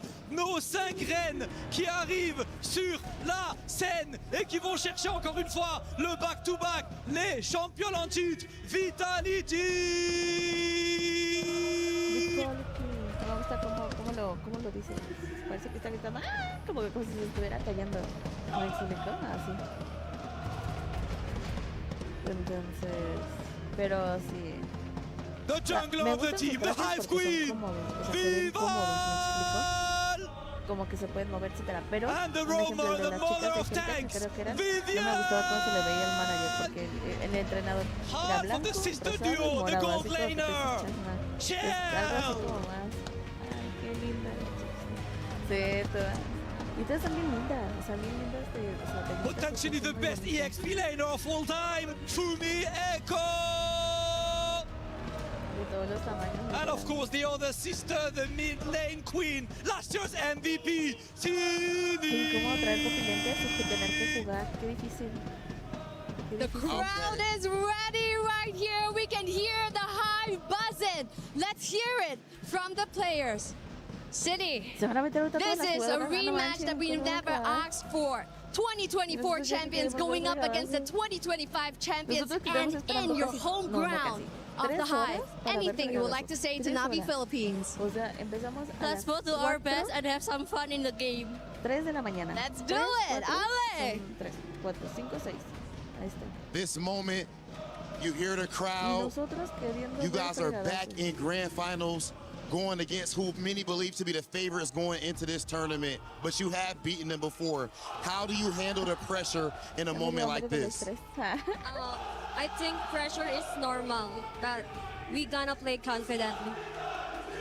Okay, ladies and gentlemen, we have officially heard from both teams. I believe it is time for our face-off. Ladies and gentlemen, let's get to it. Navi, right here. Vitality as well. $150,000 face to face. 90,000 just a little bit, just a little bit. Oh yeah, oh yeah. Ladies and gentlemen, this is what it is all about. This is the highest level of play. This type of energy, the blood, sweat, and tears that they put to get into this moment. You hear the crowd. Cheryl, this is what MLBB is at the highest level. Excuse me, the aura is just so high right now. That's absolutely right. A resurgence is already complete, and a revolution is just one win away. This, ladies and gentlemen, is the grand finals. Let's head on over to the land of Dawn. After 5 days of competition, so many heartbreaks, elation as well, we have finally reached the pinnacle. It's grand finals time. Navi versus Vitality, a rematch that has been set in stone for the past 3 years. For one, to get revenge. For the other, to submit themselves as the best female team MLBB has to offer. But there can only be one winner in this best of 7 series, and it's up to them to determine their own destiny. Do they want to be champions, or do they want to be runner-ups? Let's start breaking it down. It is Vitality versus Navi.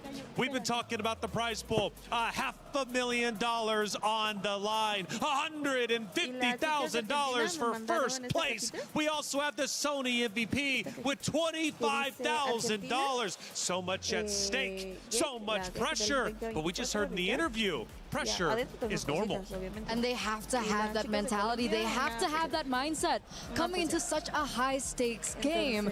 And it feels like looking at them both up on stage, it's like they were both destined to be here at that stage right now. It's all about being comfortable when you are uncomfortable, because in this kind of situation, there's a lot of things going on in your head. The challenge is how to pick and choose which one you really got to think, and that's why I'm looking forward to the coaches, because KCS as well as King Salman, so far in 2024, that was the big talking point.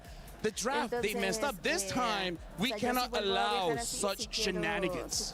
Faced off in the middle. They stare their opponents in the eyes, but they are undeterred. They have full confidence in their ability to win. The Vitality fans on screen now, they've been going crazy. They've been going insane, and the drum has been beating to the victory of what can be Vitality. For Navi fans, I say, get loud and support your roster, because you're going to need to be louder than the Vitality squad on the opposite side. Here we are, the opponents, the competitors getting set up on the stage, getting ready to go through the gauntlet. And it is the absolute gauntlet. LaFell, a best of 7 if it goes to the 7th map. These ladies will have been playing for many hours. You want to talk stamina? Stamina is a real thing. Oh yeah, 100%, especially the mental stamina. That's why a lot of veterans in a best of 7, they really know how to pace themselves. That's why I would say in the first 3 matches, they use a very simple to execute draft, as well as they don't mind going to the game, like say 20 over minutes, just because they're testing out their opponent's stamina. Especially if somehow you've been winning a lot of that game, you just slowly chip away their mentality. Especially Vitality has been doing this for years, but for Na'Vi, not everyone has been doing this for years. I actually have a fun fact. Team Vitality are used to a best of 9.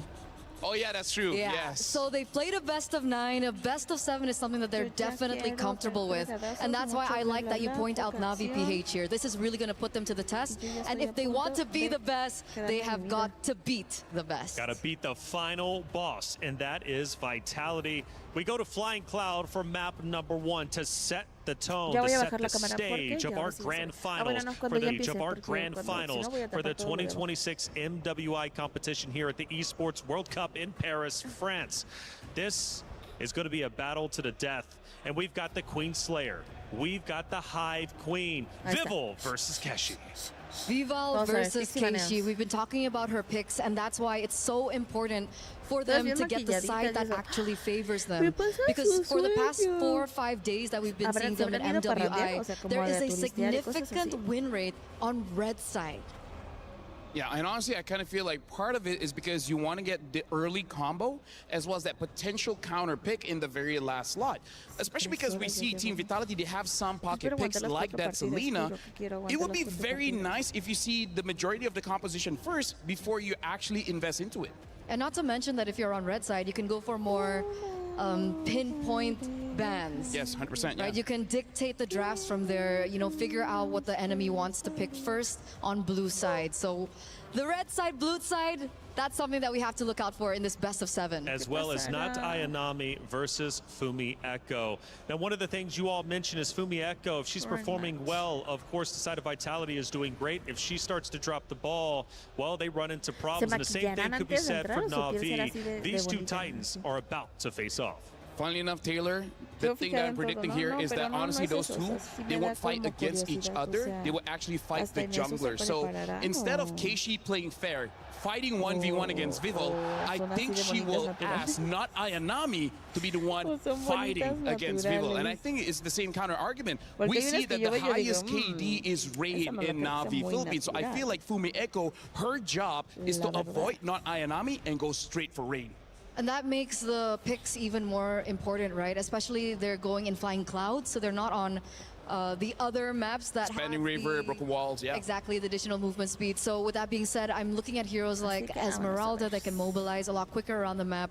Terizla's very difficult, like the impact is there, but movement speed is definitely not there. So Sora might also come into play. These are just some predictions before we get into the first draft. For the grand finals debut of Rain and Rion, they have made it to this point. They have played phenomenally well. But we have to admit, there is a different level of pressure playing in the quarters of knockout, then to semis, ultimately the grand finals.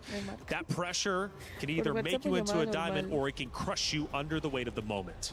Personally, I think Rain will be okay. Rian is the one that I'm a bit worried about because Rain is surrounded by Murray as well as Keishi. If something bad happens, they can pick her back up. But Rian, she's a solo laner. She's going to be playing weak side, meaning that not a lot of rotations going on her. So if she lose a 1v1 against Shell, I don't know how she can recover. If she can, hey, props to you. You deserve to become a champion. And because of how aggressive Vitality has definitely played, especially with the mid rotations. If, let's say, Na'Vi are in a position to say, hey, it looks like Rian is in a winning matchup, but she's actually losing it. Do we have the resources or not to send them over to the gold lane? And I feel like that wastes so much time and energy. And it's a mistake that I think they cannot afford. So I do agree with LaFell on that. it's not just Na'Vi versus Vitality. It's also Indonesia versus the Philippines, a rivalry that runs deep. Yeah, I think all the MLBB enjoyers and the supporters and the community know this one. For some reason, like even at MSC, M Series, MWI, it's always been ID, PH for the longest of times. Okay, I mean, Malaysia won MSC, right? So we did well in 2024, yeah. We remember that. 25 we went to the grand final. But either way, right now, honestly, looking at all the players' expression and faces, it does look like they're really locked in. But I see some players from the side of Vitality, like Shell, she's trying to not let the nerves get to her. So it's nice to see where we're looking at the expression of players, how they approach this grand finals very, very differently. Some are really trying to rethink about the strategy. Some is trying to make sure that they're relaxed enough to not overthink. I know it's Indonesia versus Philippines again, which is a huge regional rivalry. However, Paris brings home turf for Vitality, and again, they will have the bulk of the fans out in the audience, screaming, going loud, and making the noise to potentially disrupt that of Na'Vi. But make no mistake about it, Na'Vi is locked in. Again, from that interview, pressure is normal, and they're okay with accepting it.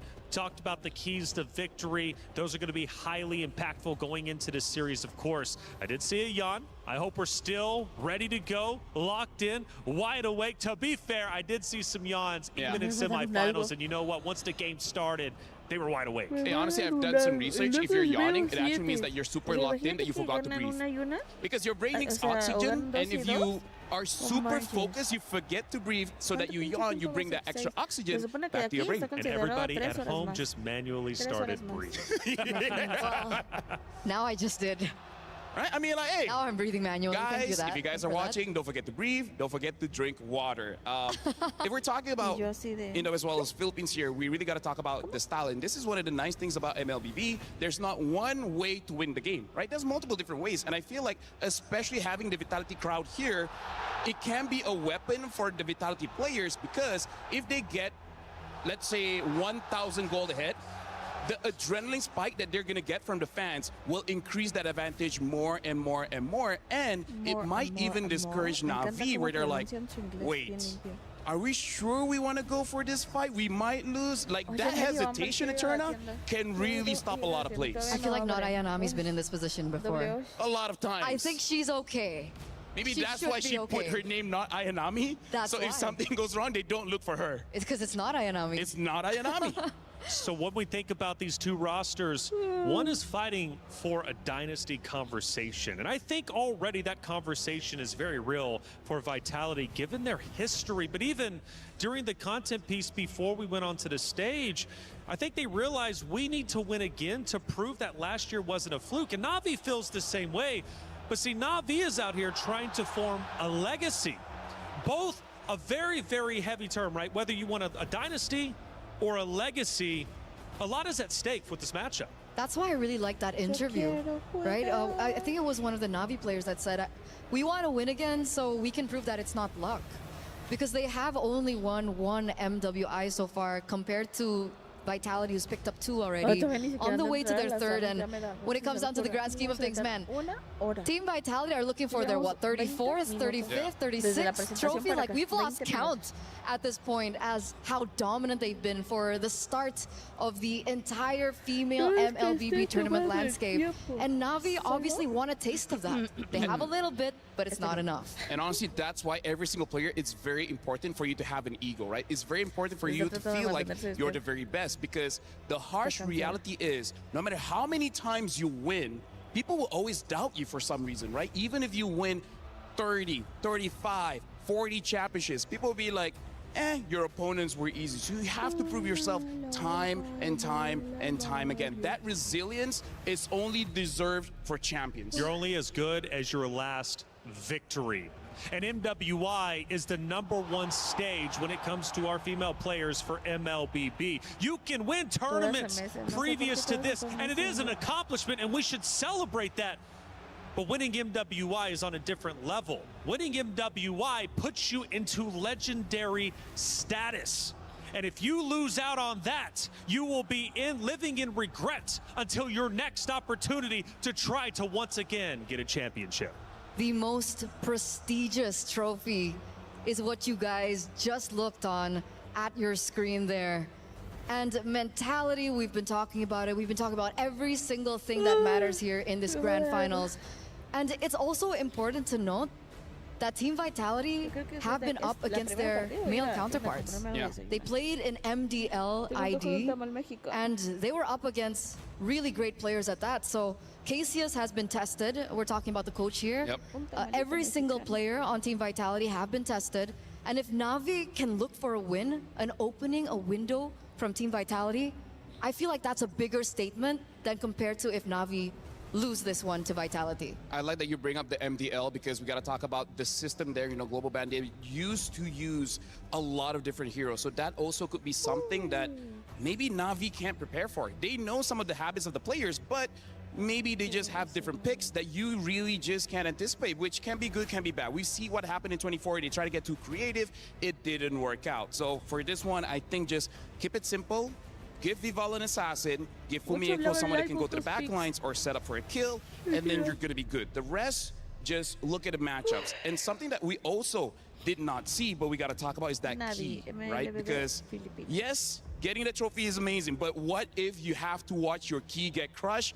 Not only did you lose, not only are you the first loser. That's right. Your key is going to get crushed. That's going to be heartbreaking. Which it is. It is truly heartbreaking. I always say it, sometimes it's better to lose very early on versus losing at the very last opportunity and having that key crushed. When you knew just moments ago you were protecting it, it was in your hands. That is absolutely brutal. And let's not forget, you can use up to 3 crushed keys for your own trophy. And you better believe if Na'Vi wins, they're using Vitality. If Vitality wins, they will be using Na'Vi. That's another element that you have to also account for. EWC, it's brutal, but being a champion is tough. It's never easy. Speaking of, I think actually if Vitality wins, they will get Na'Vi, Falcons ID, and Genji. Yeah. I feel like those are the 3 keys that they want to get. And honestly, looking at the players here, I feel like for Na'Vi, they're looking very relaxed. I hope that's a good thing because, you know, sometimes when you're also too relaxed, just some things just escape your head. So coach to coach, who do we think has more legacy? Well, I mean, I guess you would have to assume on the Vitality side. But who do you think is going to have the biggest impact here? Because we talk about the players so much, and rightly so, but the coaches also have a tremendous impact.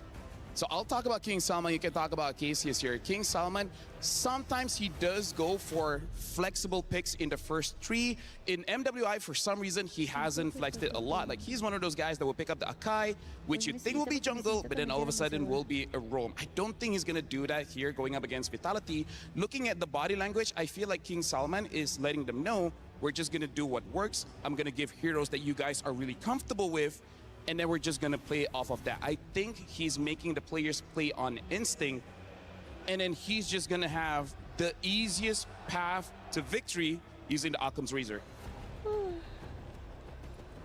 Sorry, are we getting a new map? Is that what? Okay. It's still like us. So that would change the draft. Yeah. We talked one coach, what about the other? Cassius. Cassius has a lot of experience under his belt. He's been playing for MPL. He switched back as well to the Women's League. And he's been around with Vitality for the past 2 years, including this one. So he definitely understands the players. He's been with them for quite a while. And the thing about Cassius is that sometimes in the first few bans, I believe, in their particular games, we do see some of the heroes being let go. Like, they don't necessarily go straight for the throat. They don't necessarily go for the respect bans, because I think for me, they want to still test drive a little bit, figure out whether or not it's imperative or not.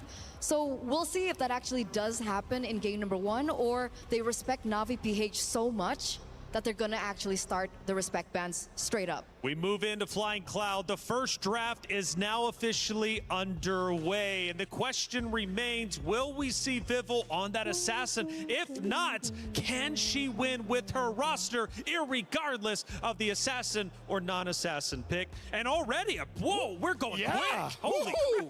Very quick, very decisive as well. And it was one of the keys to victory, I believe, earlier on. BTR by Vitality. There goes the Akai pick.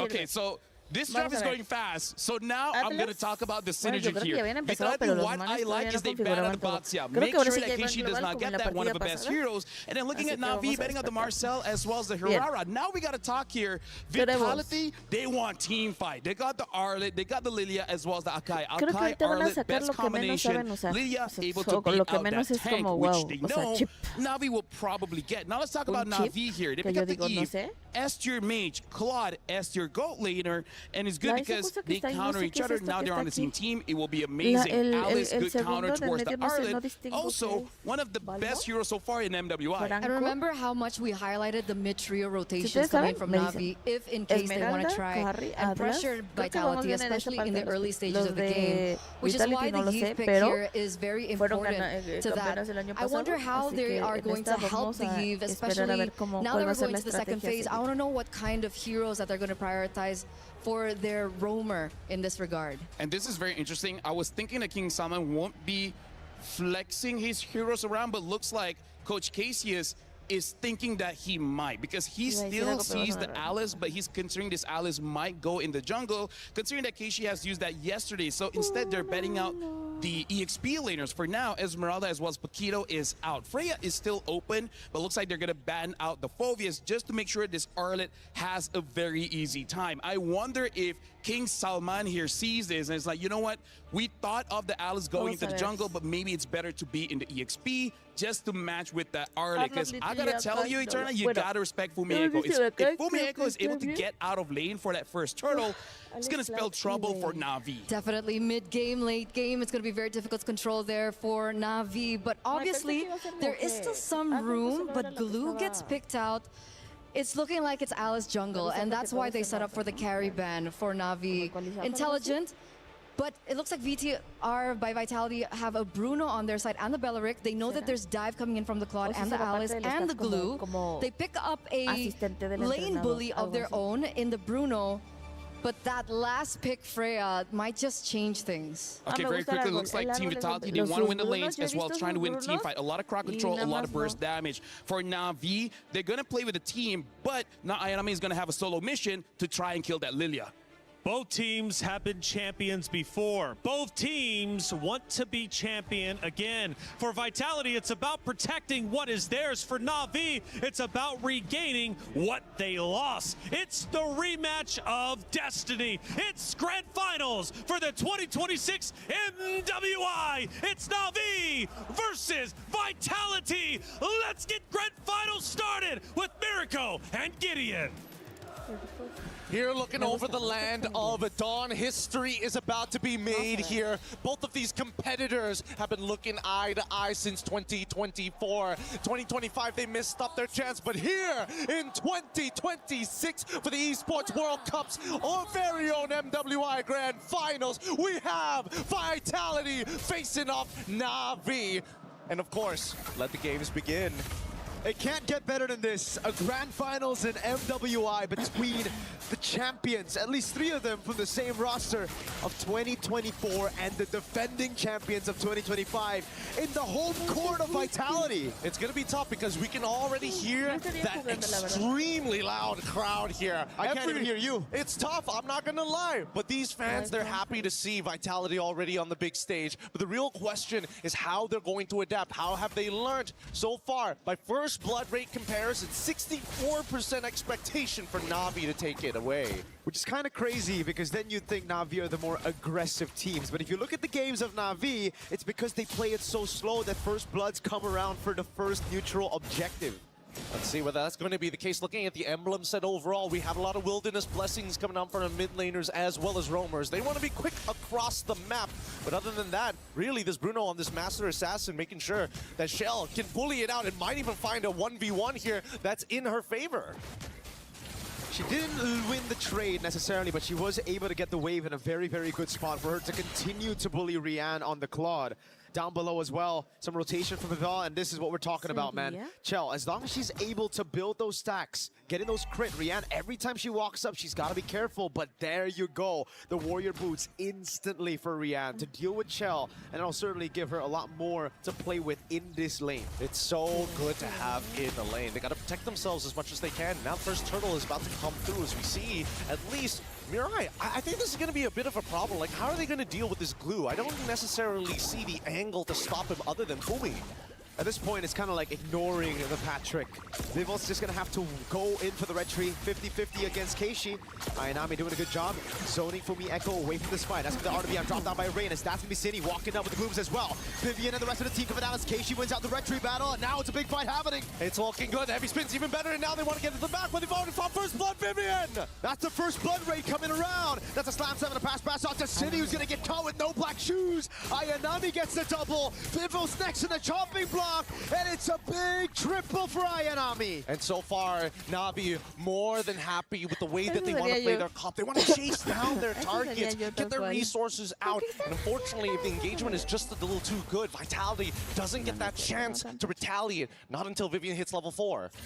We mentioned it. The reason the First Blood rate is so high for Navi is because they're so objective. Usually when you hear objective and First Blood, it doesn't go hand in hand, but for Vitality, they fell right into the trap of Na'Vi, again, setting up for that 5v5 and then taking it with this Freya. I cannot mention how important, I can't mention it enough, how important this Freya is in a draft team. It really is, and that's why I'm so surprised during MWI. We didn't get to see as much priority on this Freya on top of the fact that I guess everybody was trying to figure out the meta. Everybody was trying to figure out what was good. But let's keep in mind, the standards are there for a reason. And now we see that Vivian trying to open up this map.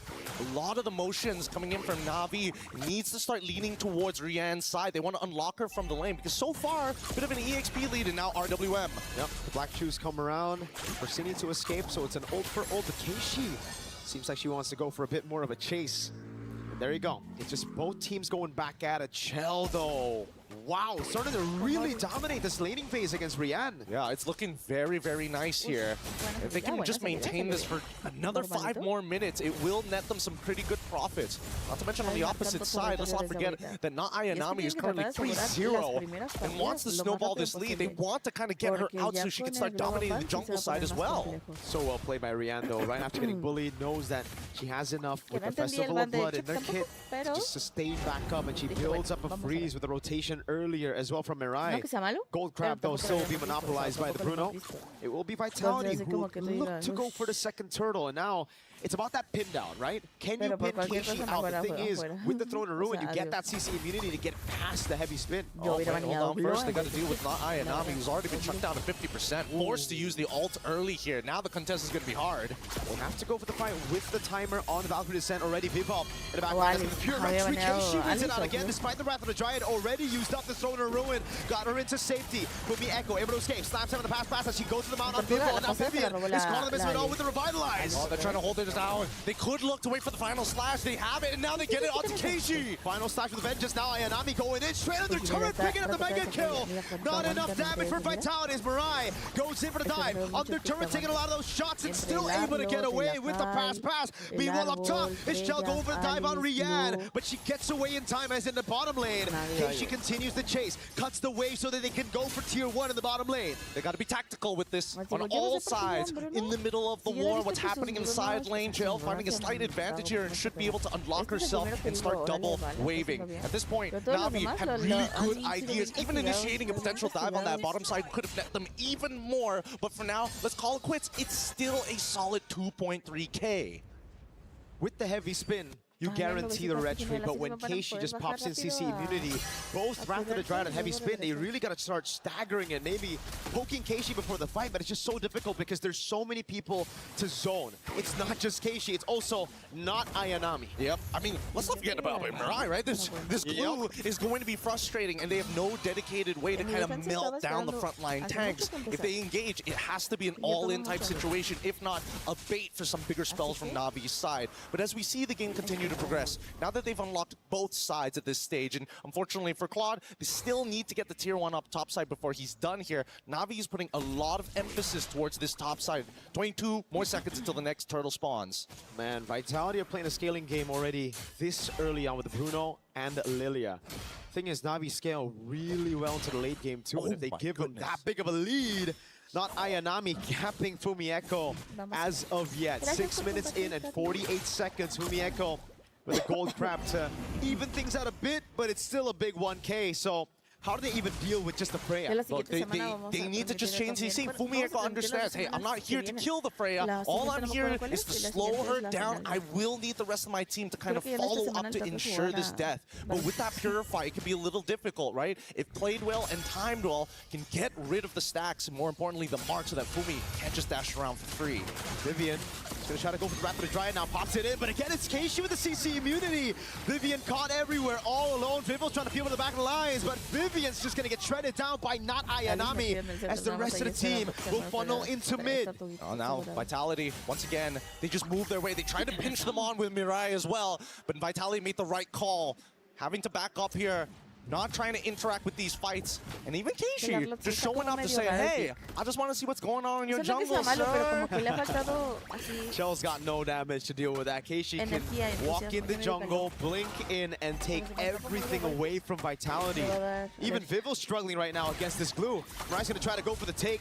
Luckily for Vival, she's still able to secure it for herself. But look at the top lane falling as well. Now the structural advantage on top of the turtles. Oh no. Shell's just tickling Keishi, especially when she gets into these minion wave. Throwing a Ruin used, trying to bait them into a long fight for the cut for the rest of the team from Na'Vi.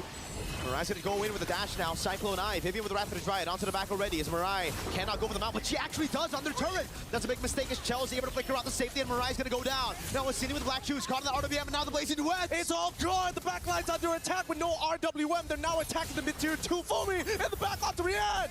That's Fumi with the flank. Asini able to survive, now very low. Gonna get caught by the Void Blast as Fumieko looks to go for the Vengeance. Is able to go for the resets right now as Keishi tanks up a storm on the turret. It's Fumieko targeted down by Ayanami, and Fumi will fall. Ayanami's godlike in this game. Shell, don't get too close here, and especially with so many people in front. Beleric is also trying to get into this fight as well to try and clear up these waves. And finally, Na'Vi get to walk away from this fight. 20 more seconds until the first Lord spawn, but that is one hefty lead.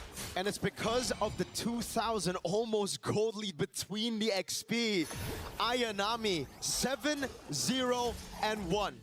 It truly isn't Ayanami. It's more like a Rihanna. It's more of a gold lane. It's more, heck, of a Rain mid lane performance from Ayanami. It's pretty crazy, I'm not gonna lie. The fact that she's called not Ayanami makes this way funnier. It's like, no, I'm not the carry. Go look at Rihanna. Wink, wink. Wink, wink. But now with the Lord in play, I think Vitality can't afford to make any more mistakes at this point onwards, right? Everything is gonna be permanent from this point onwards. The thing is, they can try not to make mistakes, but Na'Vi are going to constantly force those mistakes upon Vitality by going into the sideline, by pushing it in, and also just taking this Lord as bait for Vitality to walk out of their base. Because if you look at Vitality's composition right now, they have good clear, but that's about it.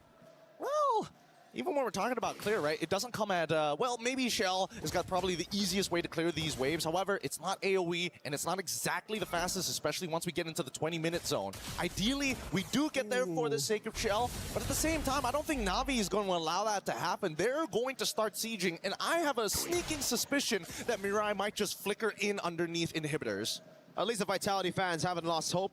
It's game 1 out of a best of 7, and they need to also conserve some of that energy, unless the French are just built different, man, because, God, their energy is oozing back to stage as well. Dude, the Vitality fans have been all around here at EWC, whether our stage or other stages, they are audible no matter where you go. And for now, Na'Vi really taking the time to deny resources, but I love the chump check that Na'Vi is doing. It's like, if you really want to engage, try us while we still have this 5K lead. We will stat check you every single time. As long as you don't kill not Ayanami, we can make it work.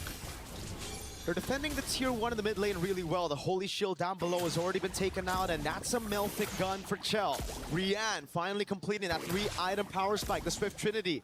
11 minutes in. It's all about the dive. Valkyrie descent coming down right now as Vivian's able to pop in Wrath of the Dryad, and the CC immunity is already used up with a throw and a ruin. Now Vival tries to cut them back. Mirai's going to be caught in return. Cine walks up as well, but Vival's going to get cut down by Nada Ayanami, and now it's Rain in the midst of it all, taking the damage from Cine with the black shoes as Keiichi sticks onto her. It's too good, it's too good, and now, whoa, Keiichi underneath, but manages to still get out. Fumi just needed to wait half a second there, but honestly, this is exactly what we wanted. We saw Mirai go for that flicker, we saw Keiichi make the attempt, but they still have yet to break the mid-tier 1. They're too tanky. Mirai is just tanking these turrets like it's nothing. Vitality were able to keep their base turrets from getting taken out, but that was only just the first Lord, and they dealt that much damage. They didn't lose out on anything, no shutdowns given.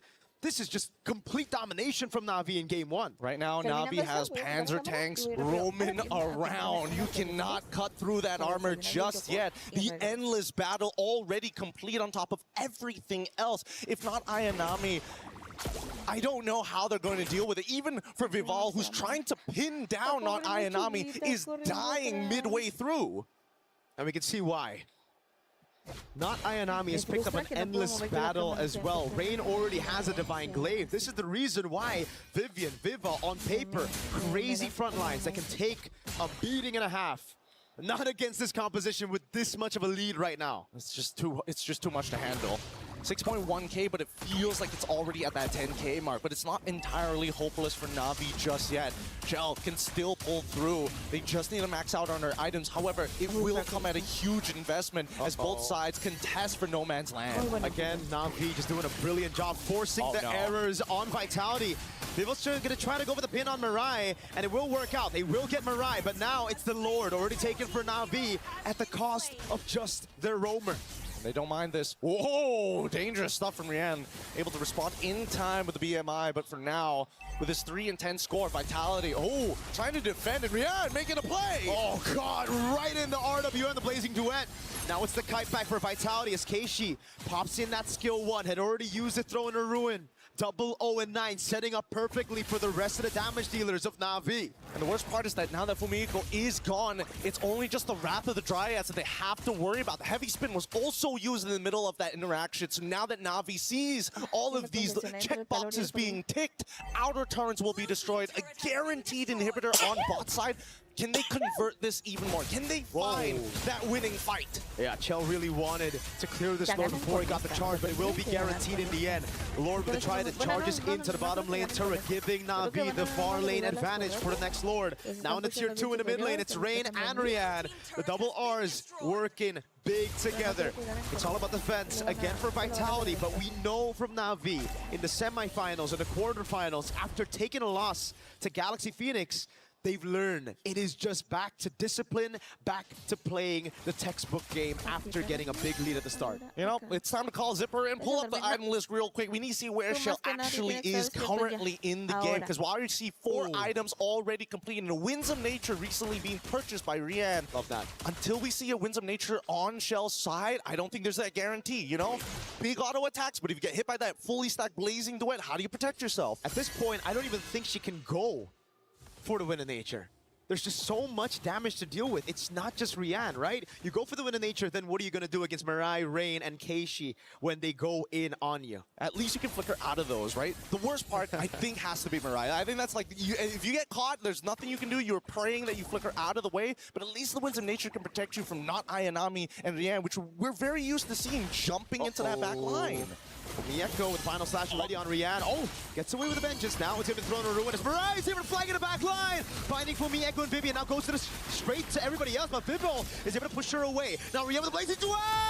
And they touch him! They got him! Keishi just needs to get back out of there. 37 more seconds until the Lord, and this was the perfect angle. They found the pinch, they found the pull, but worse yet, they needed Vitality right into the corner. You can flicker out of one. You choose which one. Ay, no se ve And que no Na'Vi escucho. throw Te all estaba the other diciendo, four abilities at you. Max, Now ¿cómo with estás? Cine, Que can they estábamos en clear? la oscurita por si Na'Vi are querías not ir going a to go ver straight allá. for the Lord, playing it here just to try to get a little bit more pressure before the Lord spawns. But in the end, Vitality still have good wave clear when there's no RWM and any of those zoning tools. They're going to have to breathe for a moment because this next contestant is going to be extremely difficult for Vitality. Na'Vi has got him in a little bit of a chokehold as that bottom wave needs to be dealt with at all times, and Na'Vi instantly rushing this down. The beauty of having a Freya on your side. Quick work of the Lord. Quick with a Freya, a Claude, a Yves as well. It's just boom, insta gone, insta delete. The only one that can do it faster, maybe a Lunox and carry combo, right? Those are good. 8,000 gold lead. Na'Vi knocking on the base turrets of Vitality earlier. Now they're charging at it. They're bringing in their catapults. They have their siege equipment. And we get to see the replay again. What's wrong here? A lot of it just comes down to the formation just breaking in half, right? They had to decide whether to be on the left side or on the right side of the purple buff pit. And as soon as they got broken in half, that's where we started to see problems. I think that at least for Vitality, they need to recognize, yes, there are ideal fights, but there are some key problems that they can't deal with. Number one is Mirai. If they commit any ultimates to Mirai, it's not going to work out mathematically to deal with not Ayanami. And yet, here we are, Lord pressing in. That's a big resource spent already, man. Na'Vi were able to bait out the final slash. Now it's Mirai under turret, down below. It's the Lord already. Vitality trying to keep these base turrets alive for as long as they can.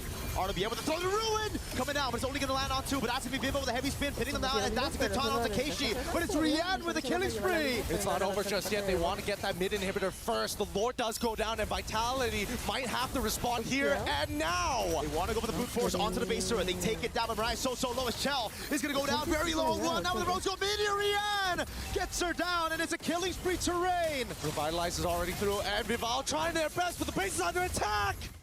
Na'Vi stay objective. They stick onto the crystal. They lock it down, and they don't give Vitality a chance to come back. It's game one secured in this best of 7. Okay, lesson learned, lesson learned. Na'Vi, they've got something up their sleeves with their 2 side layers, and not to mention the access to the Freya. That's something that Vitality have got to remember for this upcoming matchup, because dear Lord, Fumiko, difficult after that first death, so difficult to recover. Super difficult, and I just think it's an Arlet thing, right? It's always about snowballing early. If you don't get it, you're kind of chopped. Well, we're just going to have to leave the panel to discuss about it. We're throwing it back to the studio right after these messages to break it down for all of y'all. ¿Diferencia horaria entre Guatemala y Bolivia?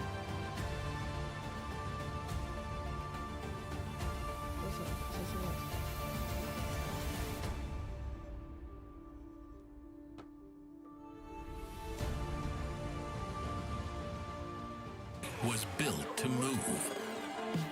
Not trapped at a desk in one singular posture for 12 hours a day.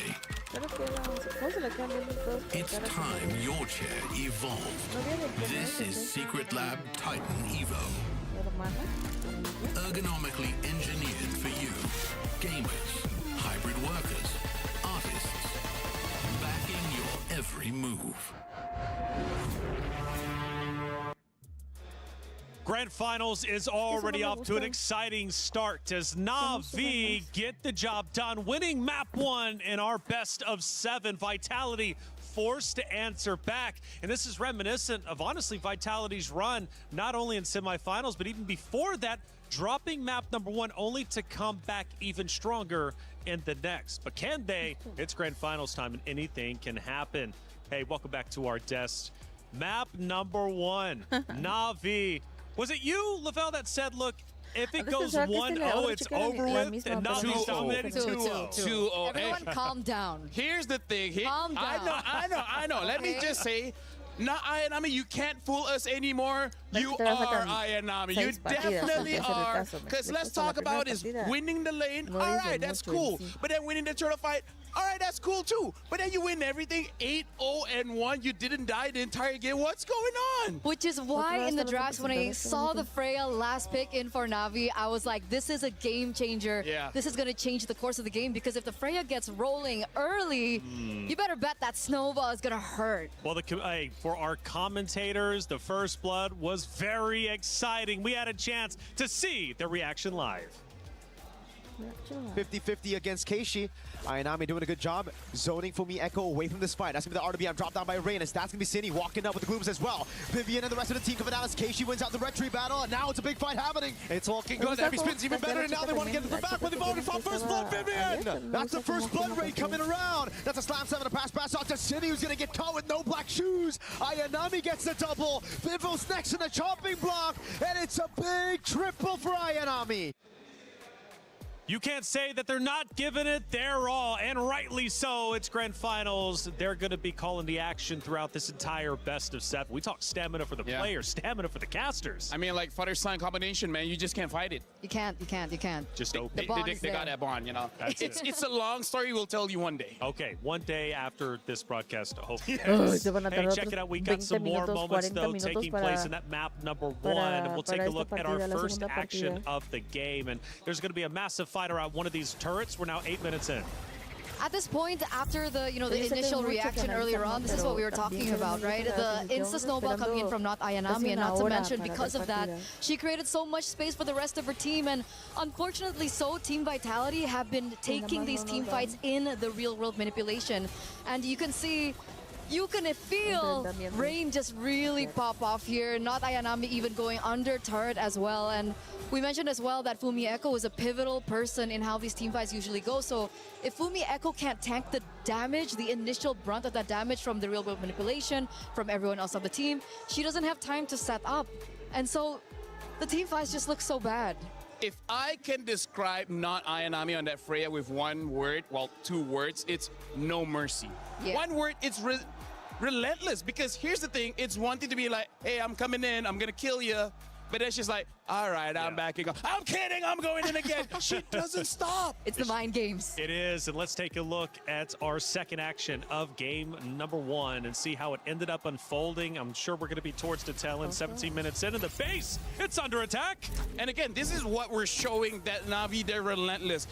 This is one of the safest places for Vitality. And then they just go in because they're like, you got 2 turrets, you still got your base, we don't care, we're going in. At this point, the damage coming in from Na'Vi is just a bit too much. See, they go back, and you know what, never mind, going back in again. They don't stop. The moment you feel like you're gonna get some breathing room, they just say, nah, fam, we're kidding. We're going back in. And you can tell Rian is so comfortable as well on the Claude, because after all that opening coming in from not Ayanami, you would think that, okay, the initial burn of the damage is done. She's the core, but then you completely forget about Rian on the Claude, and she just goes in ham. Wind of Nature, blazing duet into the back line, and Shell has nothing to offer in that situation. Tough break for sure. What is chat saying? Let's take a look at some of the comments after that map number 1. We got some spicy picks. That glue. Yeah, glue. No, I'm just kidding. No, honestly, there's nothing that you can do against that glue, bro. You don't have the right kind of damage to take that glue down. So how do you take a glue down? You kill him before he jumps on you. But that's so difficult without something like a carry, without a Vexana. With the Lilia, you can kind of do it, but you kind of want to kill the jungler Keishi, but then I don't know, man. That was a rough game 1, I gotta say. Well, what do we think about this? That Eve combo with Alice jungle is just too good. Wow. It's the boxes. It's the boxes. They're playing within the boxes. We saw it in multiple highlights that we saw earlier as well, right? Real world manipulation comes in, or the Thorn of Ruin comes in first, but then just the layering of both of those skills are enough for the front lines of Team Vitality to really suffer, because like we saw earlier on, they went Vival Akai. What is she supposed to do in that box?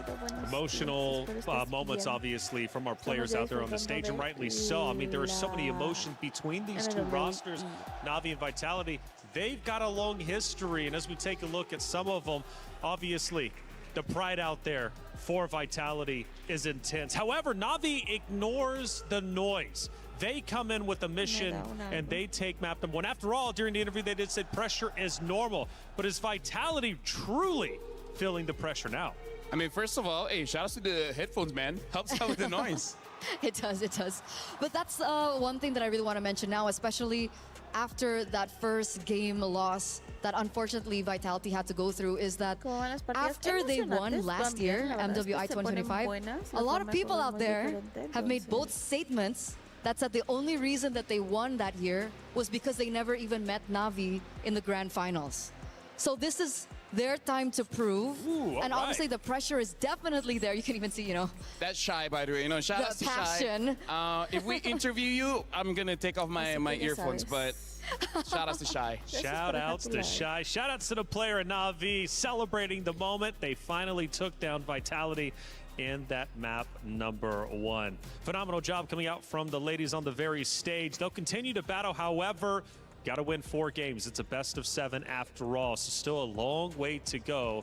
We're talking 3. We go to the dugout. This was just before they took the stage, celebrating once again, getting together, and hugs are needed, especially in tough moments like these. Explain No, it's nothing. I don't want to be professor in body language again. You know, like I can teach you after. Okay. We take a look at Rain and her stats, and remember, she's got one of the highest KDAs in the entire tournament. 92%. And again, honestly, if you look at the items, after she got that Ice Queen 1, it's basically over. Because for Team Vitality, they have a lot of front lines. And then if you're stuck in the real world manipulation, that's basically GG's. Yeah. And then Divine Glaive, and then Wishing Lantern. Imagine being a frontliner. It's a nightmare. It's I'll over. tell you what is not a nightmare, but a blessing is our Level Up series. And it covers everything Esports World Cup. This series is truly special. You need to check it out. A lot of people are haunted by their past. I'm inspired by it. They're not just playing for themselves, they're really playing for their entire family. They have defeated their demons! They have crushed the curse! There. For every click, every clutch, every respawn. We were there for the years of grind, and we're here. Now, the proud founding partner of EWC. Powering the biggest event in gaming, shoulder to shoulder with the world's best, making history. Greatness deserves a stage. Lenovo Legion, reach your impossible. Si hosteas, ya hosteale menos, o sea, menos del host y más partidas. O sea, todos los demás comerciales que quieran, obviamente, porque yo entiendo la parte del pago de premio y todo eso, pero no se me. Level Up series, you guys got to check it out. Fun fact, that was in episode 1 of the original Level Up series. Now season 2 coming out. The cool thing about it, it's on Prime, and they go through the entirety of the Esports World Cup, and they tell the story like no other, bringing in players, you know, focusing on interviews, of course, with org owners. They focus on everything EWC related, and it truly is remarkable how much coverage that they get. Esports World Cup, I think we can all agree, revolutionized what esports truly is. And now with this being year 3, they continue to do the same. So Level Up series, check that out. Back on the stage, though, here we are. And you notice top right, current match, Na'Vi is leading 1-0 over Vitality, forced to come back. So talking about shortcomings, where did Vitality drop the ball on map 1? First of all, Taylor, you're cool too. I love you, man. You've been amazing all throughout MWI. I feel like I'm about to get roasted. Shouts out to you. No, honestly, let's talk about what Na'Vi did that Vitality is not comfortable with. Na'Vi brought fire against fire, because Vitality is supposed to be the aggressors, right? But then Na'Vi with the Alice, with the Freya, with the Eve, it's like they're the ones always having forward momentum. And I kind of feel like Vitality is also not being comfortable. It's like, wait, why are you the one rushing against us? The script is supposed to be upside down. So I hope this time Vitality gets a draft where they have forward momentum instead of trying to kite back. Because kiting back doesn't feel super Vitality, you know? I agree for sure. I think the pressure now in game number 2 is more on Coach Casius than anything else, because when it comes down to execution. I feel like 60% of that is signified from the drafts. So Na'Vi now are on blue side, and obviously Na'Vi earlier won on red side. So let's see if Vitality has something to say on red side this time around, their more favorable side of this draft. You can see Akai being banned out very quickly, Atlas and the Hirara. On the other side, the Baxia and the Chip. Last time we saw the early Akai pick for Vival. Can we expect an assassin this time around to help facilitate what you mentioned, which was the early aggressive tempo that we usually see from Team Vitality? Honestly, hopefully, because Akai as well as the Baxia is out right now. The tank junglers that are left is not really great. They are A tier at best. Something that I will keep track of is Vitality banning out this Chip. The Chip creates a lot of pressure onto the side lane and in the jungle, but I don't know if it's super necessary here going up against Na'Vi.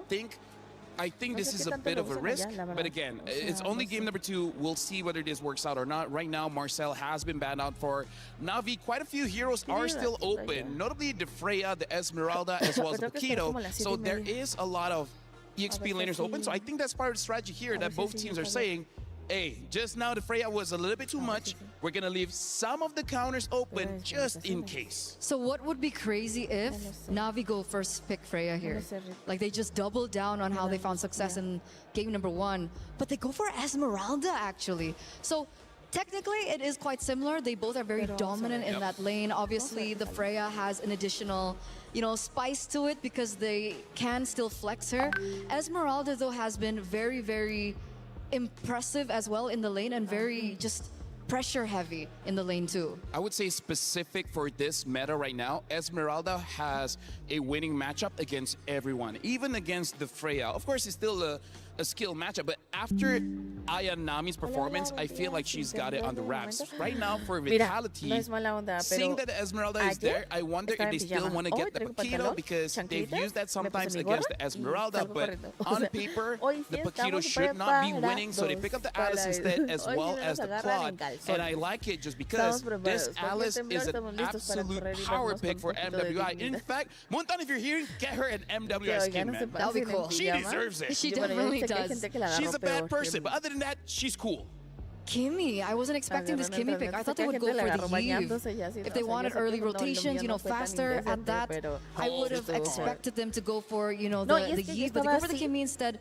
The Harith does show up, and they do have the ability to do so because they are the ones that have picked up the Esmeralda first. Harith, Claude matchup finally. I mean, like, is JK rolling in the building? Why are we building a Harry Potter composition here? It's all magic damage coming in from Na'Vi, so the front line of Team Vitality should not have any problems building up an early read in armor and then start winning the fights. I gotta say, Na'Vi, this is pretty high risk, high reward. If they win the first 3 minutes, hey, that's it, GG, right? You can get all the turns basically for free, but if you don't, it's gonna feel pretty bad very, very soon.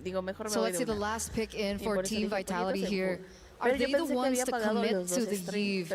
They go for the Beleric. They do see that there is dive coming through from the Esmeralda and the Harith. It is going to deter the Harith by just a bit, but they do still have to have an answer towards the Kimmy. And that's why maybe we do see the Alice first in by Vitality.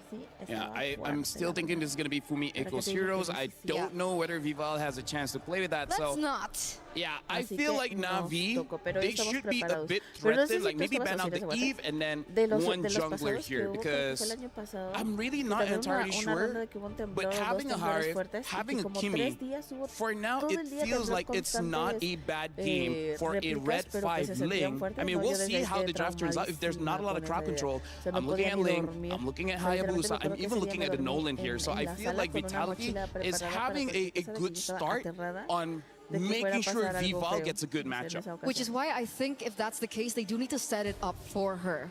Right? They need to go into the bans for her. But interestingly enough, it's the Balman ban instead. If they wanted to set up for something like an assassin, I would have expected, you know, like the Hylos or maybe the Cho ban come through for Na'Vi. But the fact that they ban out the Balman, what is this signifying here? I think they're really trying to make sure that there's no tank jungle for Na'Vi here. If they ban out the Barats, it kind of forces Na'Vi to be a little bit more creative, no, in the jungle. And the fact of the matter is, Keishi hasn't done so well outside on the assassins. So I feel like this is a interesting, you know, loophole to it. I want to know if it works. Yeah, honestly, with the Kimi as well as the Harry, it would be nice if you have a tank. They even banned the Fredrin, so they're kind of forcing, if you want something, it has to be a Barats. Matilda is still there, so they can go for Barats Matilda, but that's 5 magic damage. There's basically no physical outside of the Barat Stomp, so I don't know if they want to go that heavy onto the magic damage, because 2 defense items is kind of enough to shut your composition down. They're definitely putting them in the spot. Now, Na'Vi, if they want to nail them down by just a bit, I would expect maybe the Lilia being banned out alongside the Eve. If they want to have more control in the mid lane, that's definitely an angle that I would expect. Going back to the jungle pick for Keishi, is there room for a Kyoe signature pick? Is there a room for like an Aulus? Or even like an X-Borg? Or do you want to see that, considering she hasn't tried it yet? Hey, who knows? I mean, hey. Scrimmed with it. I mean, like, right? I feel like a safe Suyo. No, Suyo's not saying there's so much magic damage. Honestly, I have no idea. I think a Hayabusa might still be okay-ish. I really don't know what is going on, especially because Na'Vi has put so much egg in the magic basket here. So I feel like it's better just to pick up your mid. And then after the last 2 picks of Na'Vi, I would feel a bit more confident picking up whatever they're already planning in the jungle. Well, I mean, Ling's banned, so they're not allowed to pick that up here in this second game. Still pick up Nolan, no? They go early Nolan, so no surprise factor whatsoever for that jungle matchup. It's actually the mid lane that we're still waiting on. Do you think it could be like a Selena last pick in for Cine? I feel like they kind of have to, because even the Valentina won't be all that great unless whatever roamer or mid they pick up makes it super valuable. Yeah, I'm thinking it might be the Selena. It's very risky though, going up against a Kimi. If they have a very good roamer like a Hylos, I gotta say it's gonna be very difficult for that Selena. So I don't know what about Vitality's draft for now. Ayer me di cuenta que sí se escuchaba mucho. We're waiting, and it looks like the players are also thinking about it. Wow. I did not expect a Hanzo pick here. I think the Hanzo sitting at a 0% win rate. We saw it picked up once by Falcons ID. I don't know if you saw it on Stream B. Yeah, Stream B has, so there's a total of 2 picks for the Hanzo for now. Both have not won. Okay. It will look okay in the first, I don't know, 6 minutes of the game, but then afterwards, you kill the Hanekage so fast that it loses its value. Right now for mid pick, I think this lineup is screaming, let's try to end latest by 14, and Vitality, they do go for that Selena. So right now the problem is, once Vitality loses that mid prio Eterna, looking like a 2-0 for Na'Vi. Let's see if it will be. Vitality, where you at? You gotta step it up. You're down 1-0 in the series. I know it's early, but you can fall behind in the blink of an eye before you know it. For Na'Vi, however, they're off to a stellar start, and they look poised and ready to potentially go up 2-0. However, it's up to them to decide. It's Na'Vi versus Vitality, the rematch of destiny here at the grand finals of MWI. Let's get map number 2 started with Mirko and Gideon. Everybody's been waiting for this match. Nobody would have expected the drafts to look like this, but if you're wanting to be the best, you got to show that you can play at your best as we head on in to the land of Dawn. I want to see how this magic damage is going to be applied. Both sides have interesting ways of applying it, but Vitality, they need to accelerate. They need to close the game off with a snowball. I don't see any other way. And LaFell broke it down real nicely. Their scaling isn't as good, but at the same time, it's all magic from Na'Vi. I agree. I mean, they do have the Hanzo, right? So if they do make it to the late game, yes, scaling is on their side, but also they'll also have much more to play with, not just pure Harry Potter. Is that what he called it? Harry Potter. Harry Potter draft. All right. Bargain Hunter on both mid and gold. Rain and Rian, again, even though they're scaling, they want to try to make it a bit quicker, you know, trying to get those very pricey items quick. But you got to be very, very careful. Because you go for that, now you're losing a little bit of that combat stats. Those combat stats that you would usually have. Yeah, especially in the laning phase as well, right? I feel like if any big mistakes do happen, naturally, I think that Na'Vi is going to either lean into it, and the same can be said about Vitality as well. They do have some early vision thanks to these Abyssal traps, but at the same time, you never really know. Where is Cine going to come from? Where is she going to attack? And if Rain is going to specifically get hit by an Abyssal Arrow. Hey. Chell in the lane against Rian. Oh, she actually takes it. The BMI. Vivo's gonna walk up now, trying to go for the damage. Oh, the Purify out, the Fracture as well. Vivo's gonna get taken very low. No punish right now. It's just the Purify out. A bait on the battle spell. And now, secondary attack. Cine looking for an angle on the opposite side. The Abyssal Arrow does not connect, but they're holding each other hostage here, and yet nobody wants to truly fully commit. Oh, that could have been really good. They already got the Purify out, but Rian's a bit too aware for that. Knows that this mid lane's been missing for a bit too long, and that means it's full prio for Na'Vi. Rain and Keishi on the turtle already. Now with Vitality trying to look for an entrance into this turtle pit. And look at Mirai, ever vigilant, making sure that this Nolan has to go hard. Fumiko not at level 4 as they're about to begin this fight. Great taunt right now as Keishi jumps in with the Pinnacle Ninja. It's going to be the all-in. Goes in, but Fumieko's the one to take it as Vivo gets away. AOG already as Vivian is able to escape, but not Ayanami picks up first blood. So it's a turtle traded for a kill, and both XPs are the ones on the board. That's a good taunt right now onto Fumieko and immobilization as well that forces the Throne of Ruin. It's already out now. Ooh, Zini unfortunately does not connect with the Abyssal Arrow as they go back to neutral states. Really surprised that out of everybody, it was Fumieko who actually gets it, and now a dive on the bottom side. A cancel straight up on the Blazing Duet. Not going to be a kill, Cine. Just a bit of poke onto Mirai, and we're back to level, but Na'Vi are in the lead for now. Look at Vivo. Spawns up, goes straight, hooking it into enemy purple buff. That's correct, that purple, Leo. Oh yeah, they've gotten it. They've gotten it successfully. They've got the stars for it. As not to mention, they go back to where they need to be. And I love this from the side of Vitality. They are making sure they are covering and not wasting too much time taking camps that they don't need to. They gotta be proactive because that's what their composition needs to do. So now it's back to the slow game. Keishi just trying to read out Cine. Has a good read on her.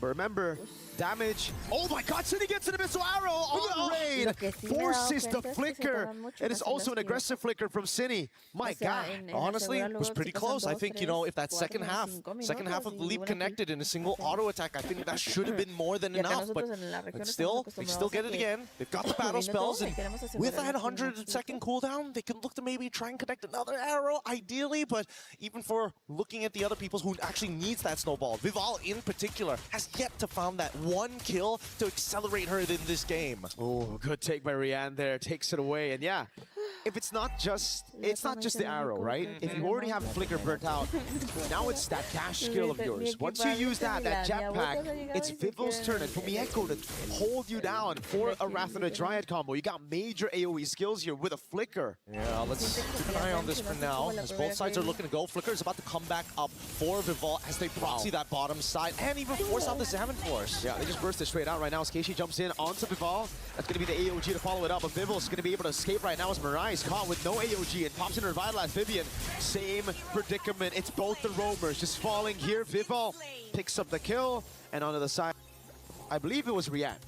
This was an interesting sequence because both sides had two separate ideas. The arrow connects to Throne of Ruin. That's what we're talking about. The Flicker as well. Not even like close to. Wait a second. Bottom lane. Shell's gonna go for the Blazing West straight up onto Rihanna. Vival's waiting in the bush right now. Rihanna actually right in with the Synchro Fission. Crazy amounts of awareness now as Cine is able to bait out Keishi from that spot, but she has to get away now. The Falling Star move for the chase as Fumi got away earlier. Oh my goodness, when are we going to go back to neutral states? I don't think we're not even done. We'll never do that. We'll never go back to neutral. we're still in the scrimmage here. Keishi. They are still fighting each other. Whoa, Fumieko wants to stick on Keishi with no Pinnacle Ninja. Okay, very bold, but now proxying the wave, knowing that Keishi is there. Hey, are they not doing anything about this? Okay, I mean, can't. Fumieko is just like, try me, fight me. Both of you at the same time if you have to, ideally. You know what? I think I agree with LaFell, man. I think the Alice needs not just the skin, but needs like one of those MSC Farsa skins. Or sorry, was it Atlas? The Atlas skin that you need to roll for. It has to be exclusive. It's got to be exclusive. Or maybe something even further. But that's only assuming that they win this entire tournament. Let's see, 30 seconds from now, Turtle is going to spawn, and I'm expecting Vitality, now that they've already, may even consider trying to go for a dive on towards bot side, but no. Purify is already up. Vivian still doesn't have her flicker up just yet. 22 more seconds. Rian just jumped in with a Chrono Dash. I believe Mirai spotted Vivo in the bush. Maybe not. It's an all-in with a Fracture as well, Rian. Good reactions, just Chrono Dashes out of it. No battle spell baited just yet, and it's a Fracture down for, I believe, 20 seconds. Cool, calm, and collected. They understand, hey, maybe the first initial attack, I can't really dodge it, but that all, I gotta make sure I'm not getting hit by all 3 of those points. Now, however, that mid lane, you can see immediately, quick punish on towards Cine, keep her out of here. But that's the thing, right? I would have expected Beleric to show up in the mid lane more, just to be able to say, you know what? Concussive Blast it, clear that wave, we get first move. And look at how slow both of them are playing. This is what happens when you have 2 assassins, right? It's all about that bait and switch, but Vitality, they have a Selena together with a Nolan, which means they can blitz this Turtle. It's a Selena with a Seasoned Hunter, and that means 3 neutral objectives to Vitality, but only 2 to Vivo. Wait, it's actually only 1, because I believe Cine got the last one, and Fumi got the first. Yep, and now towards that bottom side, Mirai, they see what's going on here. Rian, she's already defended herself, and I've got to give it to Na'Vi. Their defense has been impeccable. They've done their due diligence to keep Vitality in check. Yep, and all in onto Vivian. The traction pulse as well, but Vivian just walks out of it. All right, back to the neutral game. Now it's so much slower. Both XPs have already gone for a cut. Seems like setup for a big fight down below. I mean, all because of these scrimmages. Oh wait, the trap, the combo, it's good, but it's not going to kill just yet. I don't think she has enough items to go for the full one-shot, but it will force a recall, which is kind of good. This would mean that, as you can see, Vivian instantly already trying to man mark, looking for Keishi. Where are you? What's your status? And most importantly, where are you going to show up on the map? They got that map pressure. Vidball goes in. First passive strike, that's the second there. That doesn't land on Ayanami. Yeah, Ayanami is just going to be able to tank this up all day. No chance for them to burst her down. Maybe if she waited for that Belfic roar No sé por qué con Hanzo, la neta, mira. O sea, yo no tengo nada en contra de los Hanzo, just a little bit, just a little bit more. I mean, let's pull up the idlers to really see whether or not it would have been the difference maker. Because if there is a lot of arm, actually, right? Honestly, that would have been it. That could have been it. But overall, it's still a dangerous game. Radiant armor already completed by Fumiko. Every single person who has Radiant armor is going to be way harder to deal with. That was crazy. Right there, an attempt. Vivian on it as well, trying to siege this tier 1 down as Fumi Echo just tier 1 down as Fumi Echo tries to cut under tier 2. Rain, big pickup, Sky Piercer. We have to look at this fight. It's an explosive fight where Rain can thrive and get a few of those kills in. That's going to be big coming into the 10th minute of the game. I'm talking about big. They're about to crack open mid-tier 1, which is so good. So good for Vitality. We're not too worried about Ayanami. They're waiting really just to be able to reposition. As the rest of the team looking bot side, they're trying to make this gang happen, and Cine in trouble. Zaman Force already. Cine with flicker out to the Unbreakable of Mirai. Zaman Force already baited out, but it's for the flicker. Now it's Vitality waiting for Vivo to get onto the purple buff first. Don't have naturally pushing wave here, and I think Vitality recognizes this too. Purple buff just obtained by Vival. I don't know if this is the position they want to fight in yet, but at the same time, they can't afford Na'Vi to actually hold on to first position.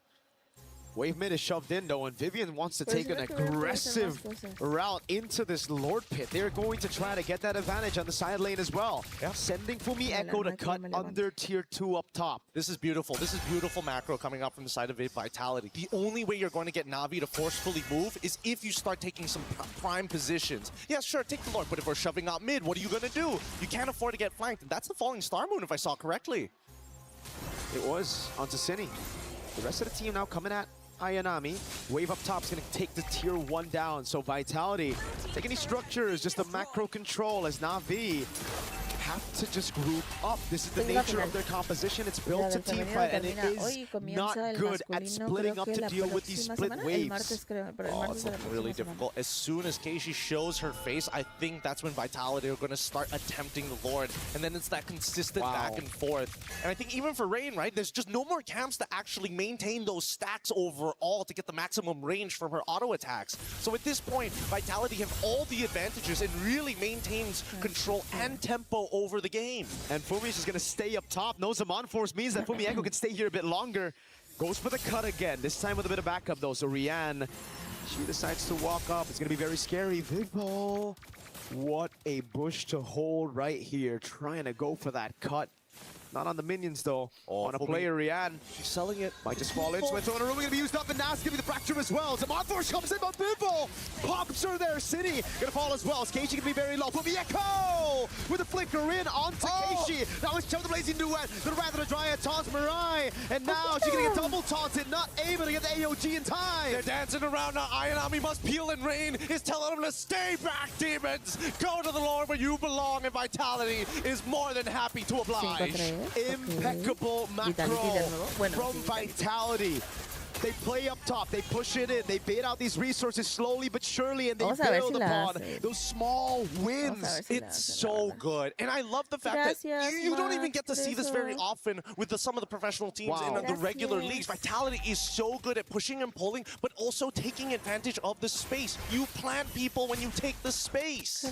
It's just ridiculous how good they are able to execute this very difficult to execute composition. The Abyssal Arrow really lands. We gotta breathe, and even a Zaman Force coming out from Rian here. I don't know if Na'Vi is losing composure, but you can also tell that Vitality, they're not slowing down with a 6K lead. Oh god, good taunt there. I don't think they're gonna lose out on composure just yet. They have a very good composition to bring it to the late game, and the Abyssal Arrow lands again, and the Wrath of the Giant is just barely missing out on the front line. Vivian with the Blazing Duet, escaping away. The Blazing Duet comes in from Chell, and they burst Rian down through the Zaman Force. Plus, Keishi with the jump. Vivo able to escape right now, but Keishi taunts her down against a shot. It's Cindy running away as Keishi continues, but she ran out of time as Chell goes into mid, takes the base turret down, and it will be just one base turret with the First Lord. Honestly, all things considered, pretty good from Vitality. They get an inhibitor, they put both of them really, really low. They got a kill onto Rian, which is even more impressive. And not to mention, all they had to sacrifice it was Vivo, who was already doing significantly better than Keishi all throughout this game.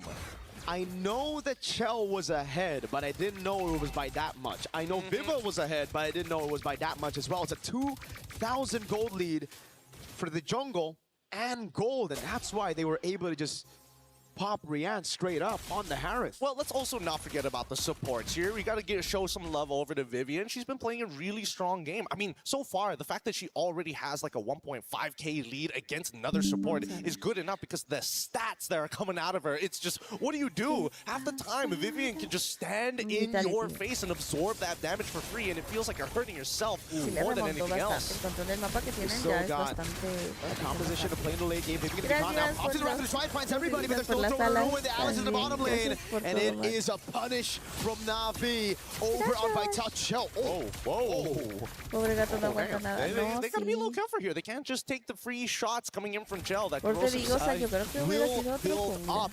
Eventually, you won't be able to escape from this Claude. At this point in time, at least 30 seconds left on the clock before the next Lord actually spawns. And I would say that from Navi's POV, they're a little bit off from getting those full items. Do they notice, though? City's gonna run. The arrow slows Keishi down just enough, but look, yes, it's Vivo. Maybe it's Vivo gonna be caught. Now Mirai goes in with the conceal. Too many dashes for the Nolan with the purple buff. She gets away. It was a risky move. She was waiting for the real body of Keishi to come back there. Hey, let's not forget that even Na'Vi had a sneaking suspicion of, hey, we don't see where this Nolan is. Yeah. Now we need to make sure we cover our backs. Look at that burst. My goodness. It's all up to Keishi, though. Whoa. She has an entry with the AOG as well. Vivo's going to have to go for the steal right now. The 50-50 goes to Vivo. Blazing Duet in the winner crown already. Mariah's already used the AOG now. It's a Throne of Ruin, only locking down one. It's a blinking forward again as Vivo tries to stop with the side. They're trying to chase them all the way through. Ayanami falling slow. Vivo gets right past them, and we're finally done with the chase. One singular wall keeps them separated. The arrow lands on Terrain. There's no one there right now, but Zaman Force is has already been baited out as the Lord spawns in Llevamos mid. 4 horas And Keishi's back 13 up. She's minutos going de to try to stream. go for a little bit O more. sea, empezamos a las 3 de la mañana.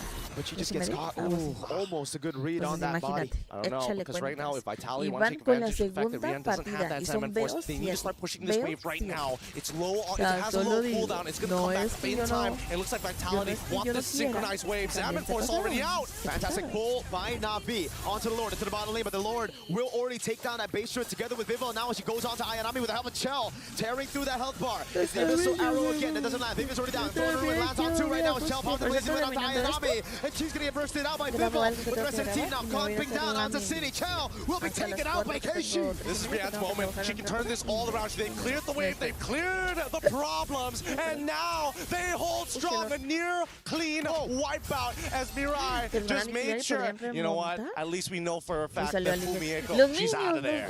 Three base turrets, but Na'Vi show more than signs of life. They got signs of winning this thing with a comeback. No sé si It's vale the la pena la scaling that we were persecución, la talking verdad, about porque from ya the van a salir start, las Gideon, that un par is de veces. now really showing. Su Rian's doing top. ridiculous O sea, su damage. top. Rain as well, and especially with the help of the crystal. Oh, they're bursting through Ya me daba un algo, Fumieko. me daba Forcing un the winner algo, crown. Mirai's right there, but Fumieko has to burn the flick, which means she can't use it aggressively for the next 120 seconds. Oh man, the Lord is going to spawn and Fumieko is still not going to have her flicker back up. Dom Eyes repurchased here. What can you really do about this?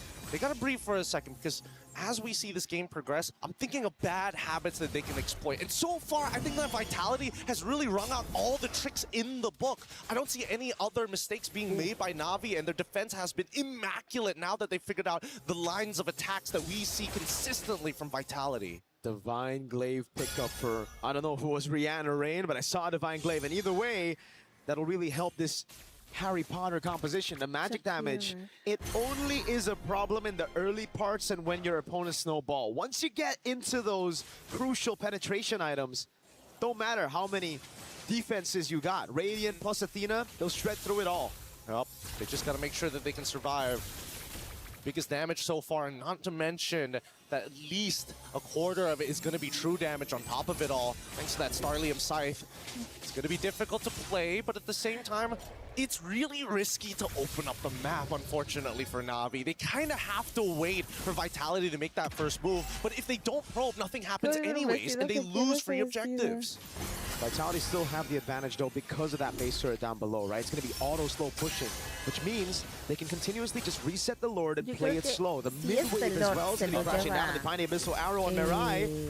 Fumieko doing a good job zoning. Now Keishi pops in Pinnacle Ninjas. Fumieko's going to be caught, but has the blink away from the untargetable. But look at Vivo. Already hiding back in the spot.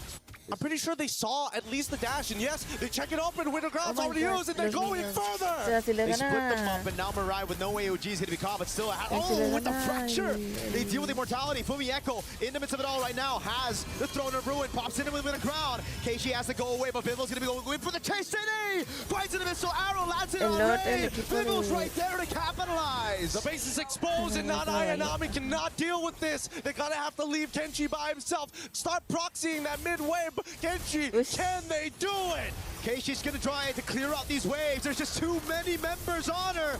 She gets the unstoppable, but she's returned to her body, and we are at 1-1 in this best of 7 grand finals. You wanted to see one hell of a match. We gave you one hell of a match. Game 2 going over to Team Vitality, and this is what we wanted. The consistent tug of war. And I'm not gonna lie, I was really thinking that this composition would eventually fall off, but they just kept on pressing.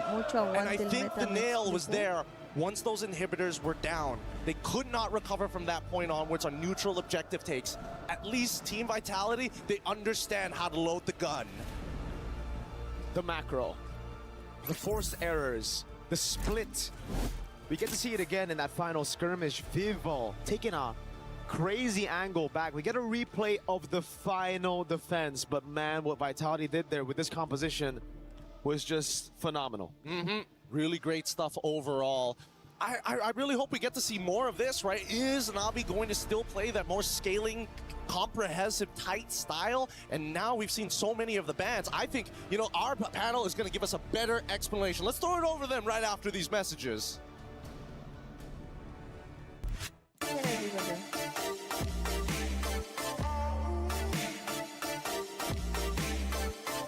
sea, espera, todo el equipo que lleva. Todo el equipo que lleva.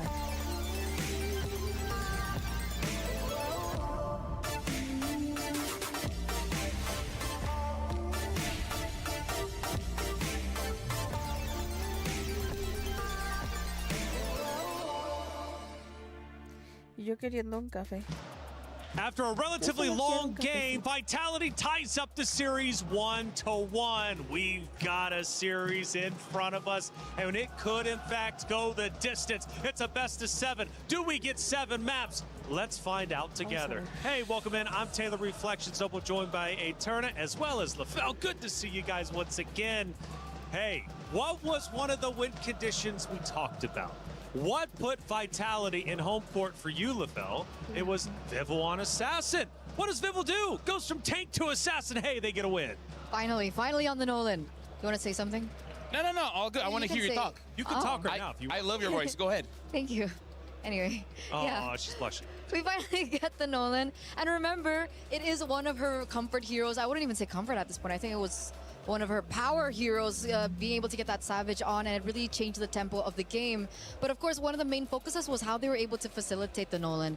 And why LaFell was so adamant with the Harry Potter opening when he saw the first 3 picks from Na'Vi.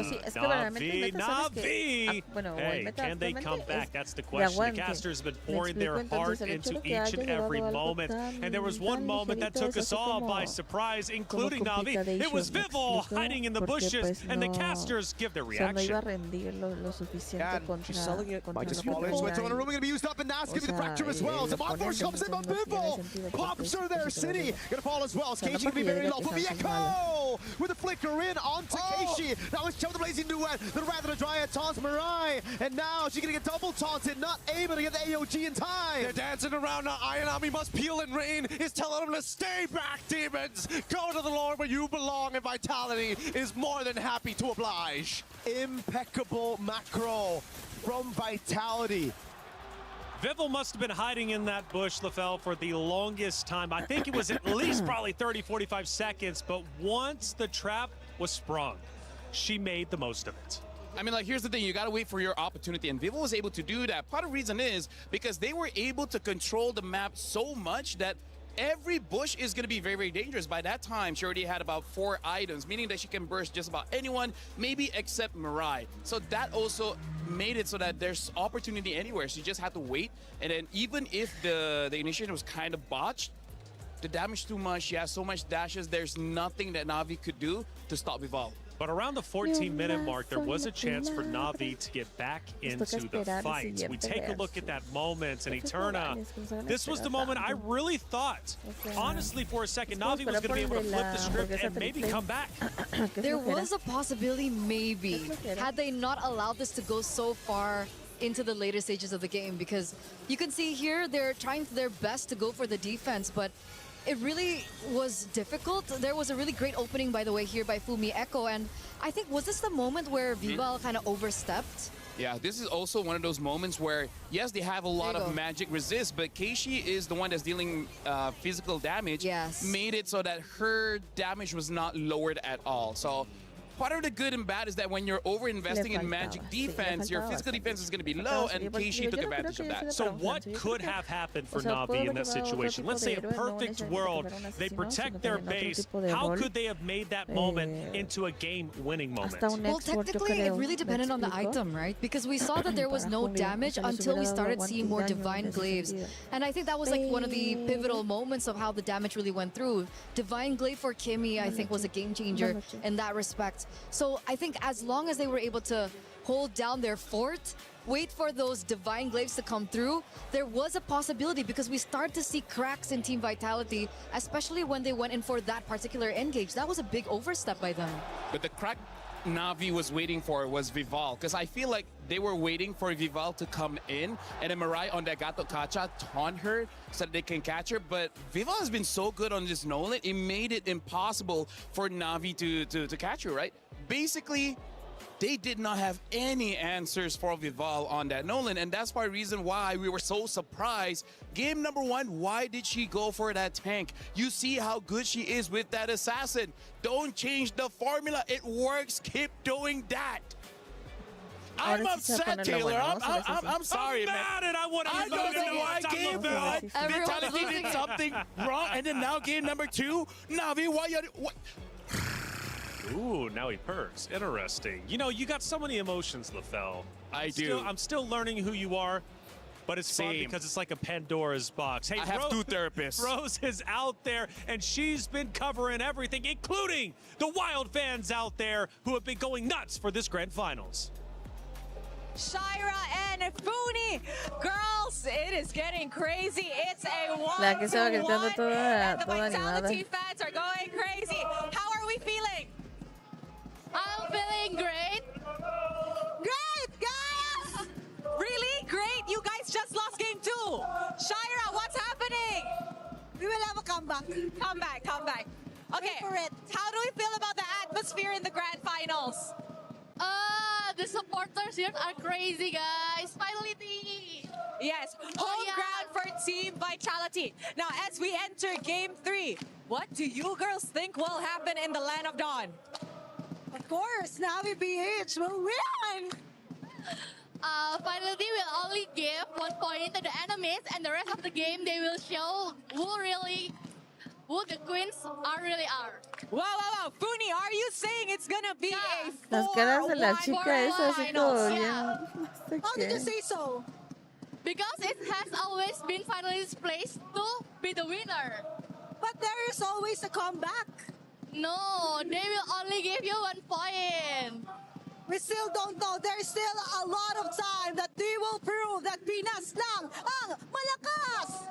Wow. Shira, we can feel your passion for the Filipinas on stage. And you know what? It's not just on stage that the fire is fueling, but also between these 2 girls. So girls, is there any words of encouragement that you'd like to give the girls on stage? Maybe we can start with Funi.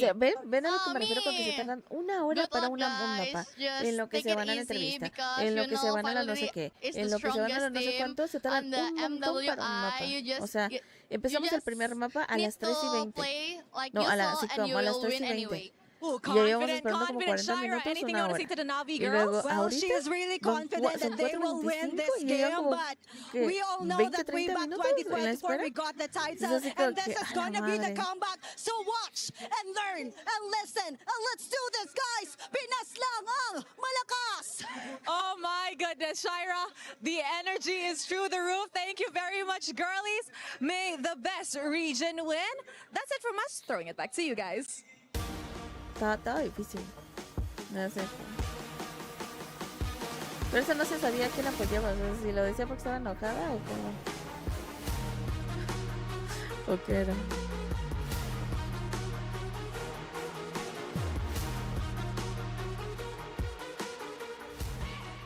¿O por qué lo decía? Sí, te lo juro. O sea, yo no sé por qué, yo lo entiendo, pero entonces le reduces el tiempo a las entrevistas y a todo eso, ¿no? O sea, es así como que... Como que da difícil.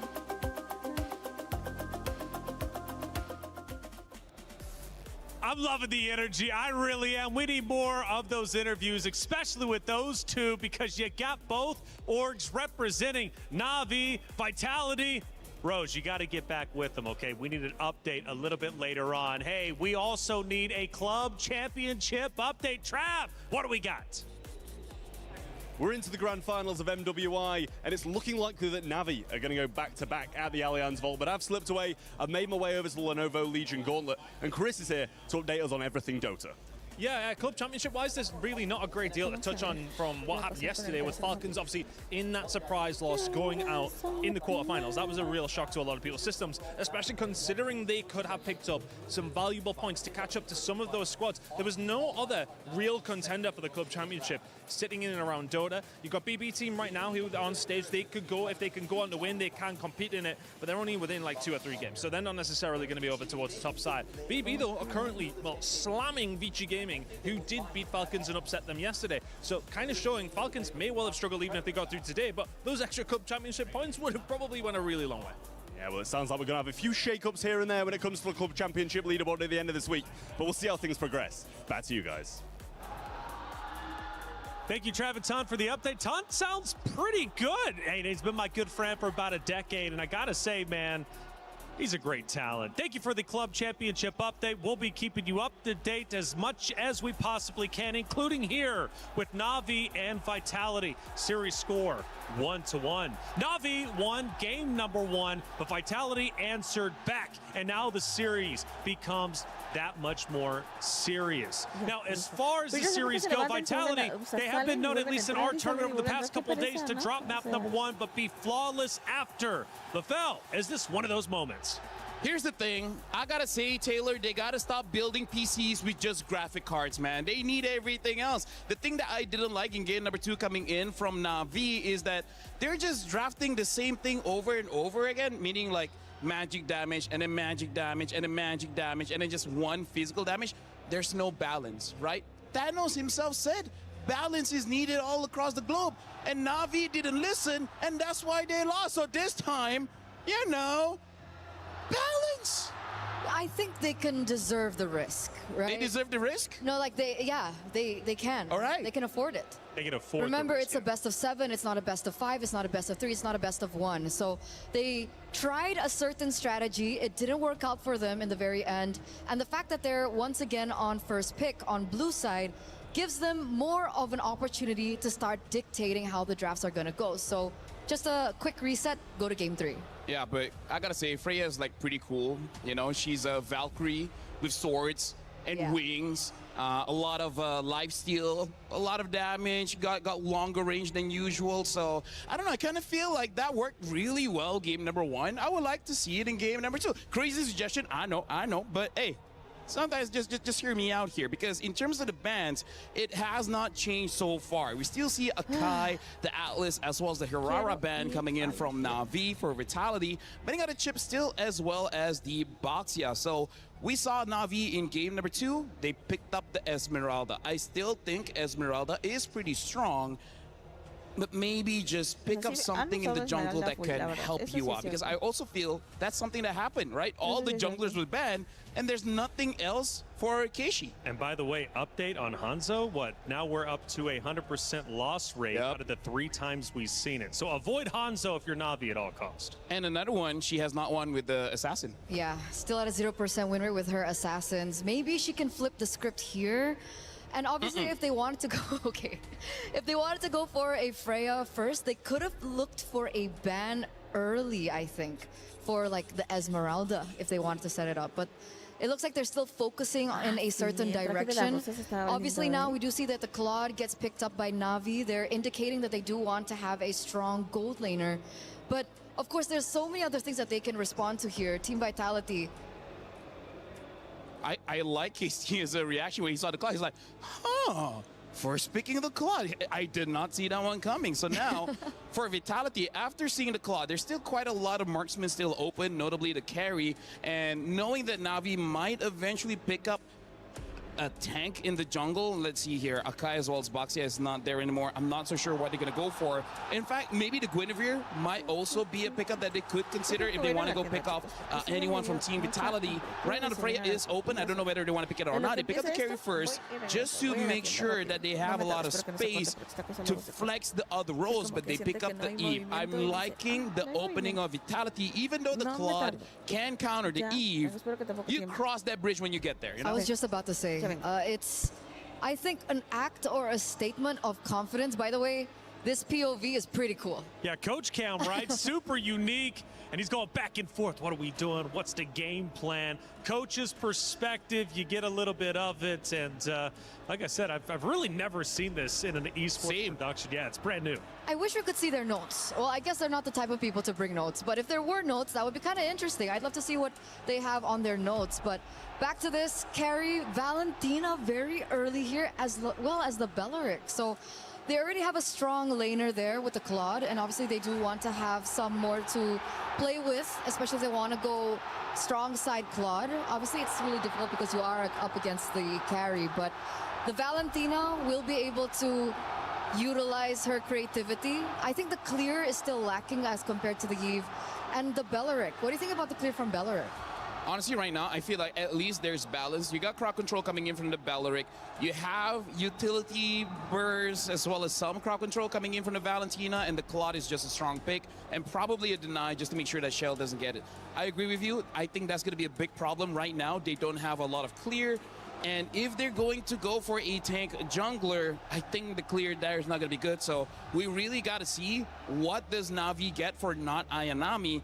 I'm thinking sometimes in this kind of situation, they will default to something like a Benedetta, which I think might be able to work, but only when we see the roamer. Benedetta for? Not Ayanami. Okay. Yeah, so for now, looks like the Paquito has been locked by Vitality. So mid, gold, as well as EXP has been showed by Vitality, so not a lot of flex anymore for their lineup. Pretty honest, but I think it's still very, very strong. For Na'Vi, their options are still open, which is good and bad, because the bad, they don't really have an identity just yet. I'd love to say, going back to your point about the Benedetta, that it shows for Na'Vi. But against the Paquito, I don't think it's the best of ideas. I think now, with the Paquito shown so early, they go for a Freya ban, which is exactly what they do. And perhaps they want to eliminate the Esmeralda here. Because if they want the Paquito to be strong side for Fumi Echo, which we have seen them set up for, this hero really needs a little bit of help with the drafts. Well, if they want to default to something like an Alice, they still can, but that does mean there's a high likelihood that Keishi will be using some damage dealer inside of the jungle. The good thing is, looking at both draft here, I feel like a Ling is definitely possible for either side of the drafts here, so, you know, it could be something that they want to consider. Okay. Ling, an option on the table for both teams. Guinevere eliminated. So you mentioned the Guinevere earlier on. The Guinevere does get sniped out here for Na'Vi. BTR though, I really do think, there you go, Esmeralda being banned out. Na'Vi. So Alice? Is Alice what we're thinking about for the EXP laner? Do they go Arlott here? Part of the reason why I'm thinking of the Alice, because we're playing Expanding Rivers. Expanding Rivers, just make it say that there's going to be a lot of fight around the turtle. So whoever has more AoE, CC, as well as damage, they're going to be looking pretty good in this lineup, which, by the way, Vitality with that Eve, personally for me, automatically wins the first two turtles. Having the Paquito really helps out because you're able to deal a lot of damage onto the jungler, making it non-contest. So that's part of the reason why I'm liking Vitality's draft. In Expanding Rivers, when you have a draft like this, gives you good control over the first two turtles, and that's going to help you quite a lot to set your tempo all throughout the game. And that's why it's already nerve-wracking for Na'Vi at this stage, because we don't even know what the Mother of Tanks is going to utilize. And Na'Vi, they smell this, they understand this. I think Gwyn, other than of course being a ban against Vival, which technically we haven't seen Vival on the Gwyn. Oh wait, we have once, but only once on the Gwyn. I think it's more so as well respecting that potential. If they already have a strong Yve in the mid lane, if they have another roamer that is also very strong, what is the winning condition for Na'Vi? I kind of feel like that Gwyn ban also signifies that they really don't want to use Purify. They prefer to go for a Flicker here. So now for Vitality, knowing that they probably don't want to run Purify, if they get a roamer that can engage fast, that's going to be great. They pick up the Balman here. I don't know how to feel about this. Yeah. We just talk about how great she is on the Assassin. At least Balman has damage. If she goes for War Axe first item, then hey, maybe it can still work out. We don't know what the EXP laner of Na'Vi is. So the fact that they went Balman already, and we don't know what the EXP laner is from Na'Vi, Balman could just as easily walk into death traps of crowd control and just completely be irrelevant in the game. Yeah, no, I'm with you on that one. If they have like one other source of crowd control, which I feel like they most probably will have, they pick up the Yu Zhong here as well as the Nolan. For now, again, Na'Vi does not have a good track record just yet using Assassins. We'll see whether this time they flip the script. And what if they do? I think that would be a huge statement for Keishi. I'd love that. I'd love that storyline. Vitality last pick. We get the show of the Mother of Tanks. Hey. This is oppressive. Here's the thing. You ban out the Gwyn. It shows that you don't want to use Purify, and that's why the show is valuable here. At first, it was Na'Vi who struck and said, "This is our series." But then Vitality answered back, tying the series up 1-1. And now we go into Game 3. Who will once again take the lead? Will it be Vitality for the first time, or will Na'Vi take it back for themselves? It's time for Game number 3 of the MWI 2026 Finals. Mirko, get in, take it away. Thanks, Reflections. We're already here to cover game number 3, and we're already excited to see how this is going to start playing out, because when you look at compositions of this caliber, the question is who can perform better in lane?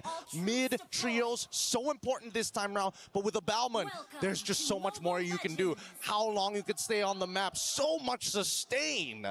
We gotta figure it out, man. It's not just the sustain, it's also the classic Leo. Shove it! The ultimate lethal counter. You go for that insta-retry on the neutral objective. So Na'Vi, the advantage that they were coming in to game number 1 with, the fact that they have CC immunity and a 50-50 clean, they won't have it here. Plus, obviously, that mid-prio. And then we also have to talk about the physical defense shred that has been moved from first skill to second skill. So Chell and Vivian, with technically Vivian also has a physical shred. So this is just going to be Fumi Echo wreaking havoc, especially because she went lethal ignition. Yep, it's just a lot of damage. However, they have to coordinate it well. They got to mark their targets as soon as they can. And not to mention the fact that they already have lethal ignition just goes to show, hey, I don't mind just touching you for a little bit, but you will get bursted down. Oh. And speaking of bursting down, Shell already doing a very good job getting a lead in the lane. Yeah, not the best of lanes there in terms of matchups with the Claude against the carry. That's why they were so comfortable picking up the carry with the Yve, knowing full well that if you want to try to counter the Yve,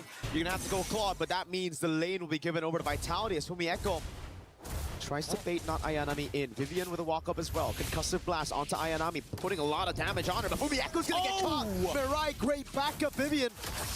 Escaping with the Shunpu, and it's Na'Vi who strike first. Beautifully played, and this is right after Ayanami actively took a trade against Fumi Echo. So again, just trying to drag out and wait for those cooldowns to come back. Rian, unfortunately, taking so much damage. All of this just to try and get somewhere close to the wave.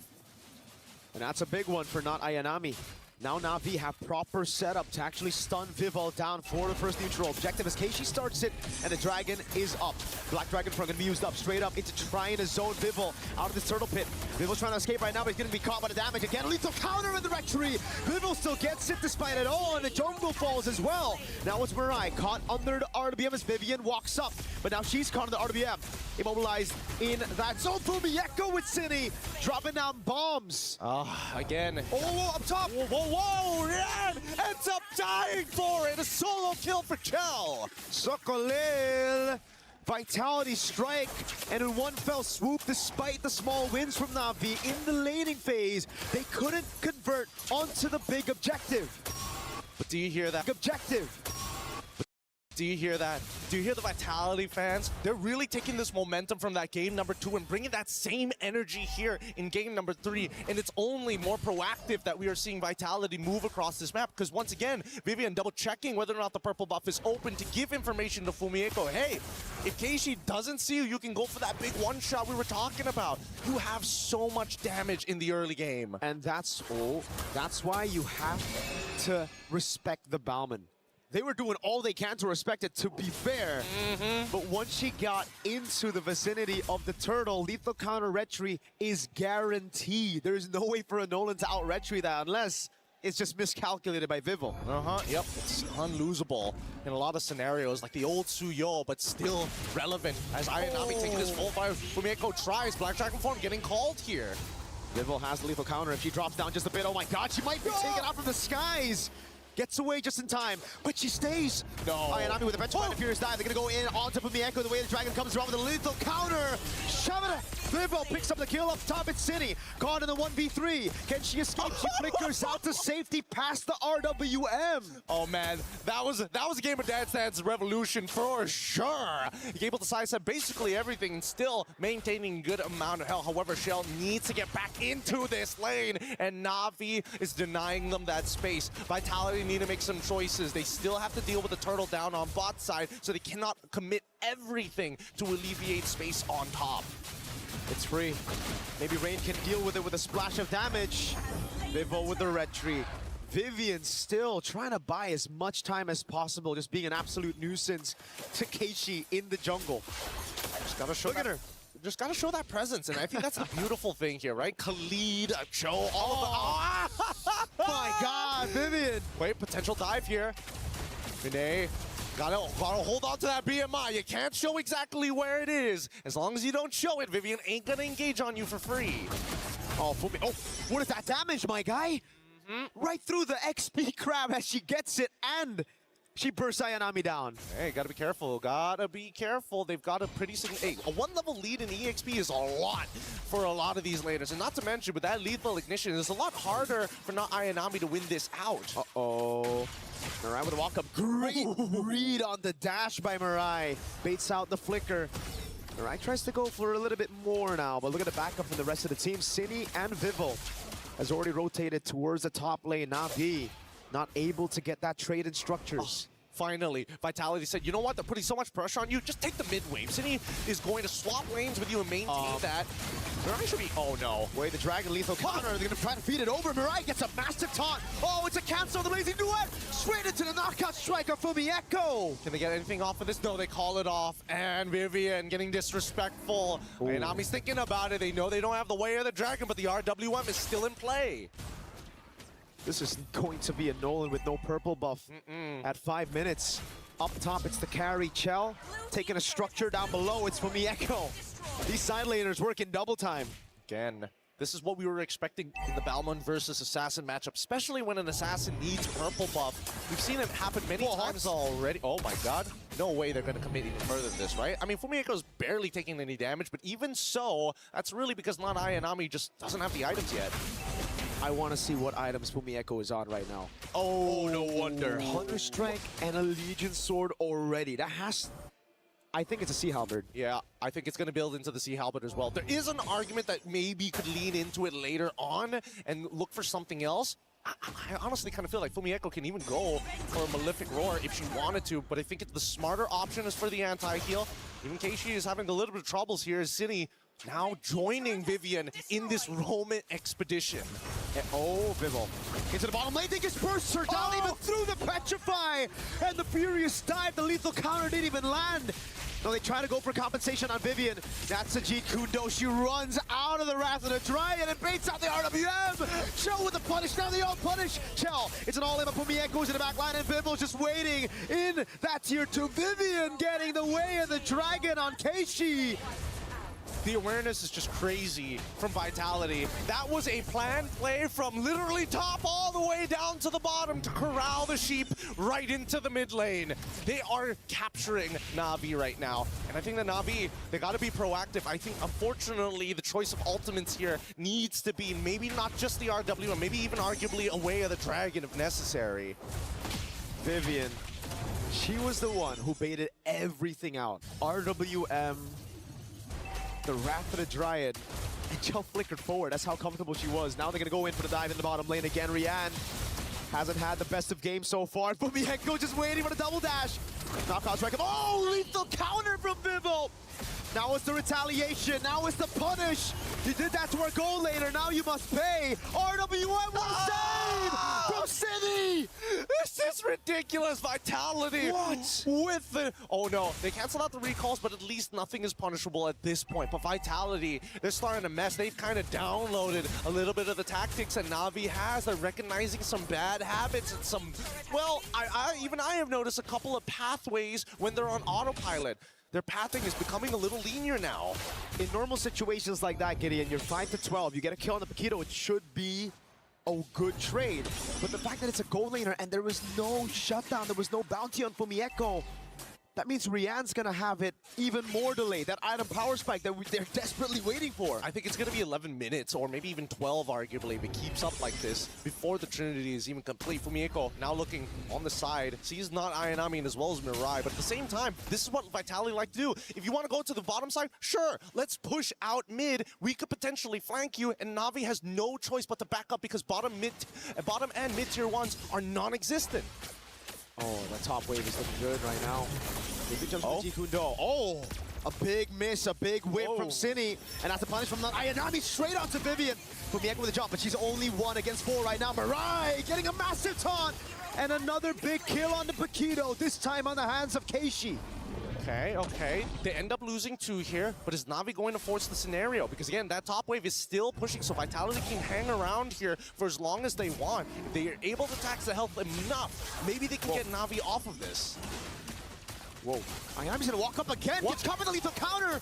A straight Kumar moment, she knew the Batman was there. Blazing went out to Cine and Bivol right now, but she's able to sustain for a bit. Xiaozhou into the back line, and Keishi won't be able to get the rectory. It's Rian who steals it away and saves it for Na'Vi. But Chen with the flicker in forward, trying to go for a bit more kills. Mirai doesn't have the Wrath of the Dryad. Bivol walks back up right now as the chase continues, and Vivian is trying to go for the Jeet Kune Do, but she will save that flicker for later. Na'Vi, great hit and run.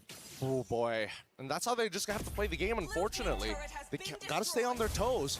Looking at the item list as well. War Axe already done 2 tank items on top of the Cursed Helm, speed up the clear, and also apply real damage towards Navi's side. They can't deal with these longer fights. Maybe Yuzong, but Yuzong can only deal with so many people at once.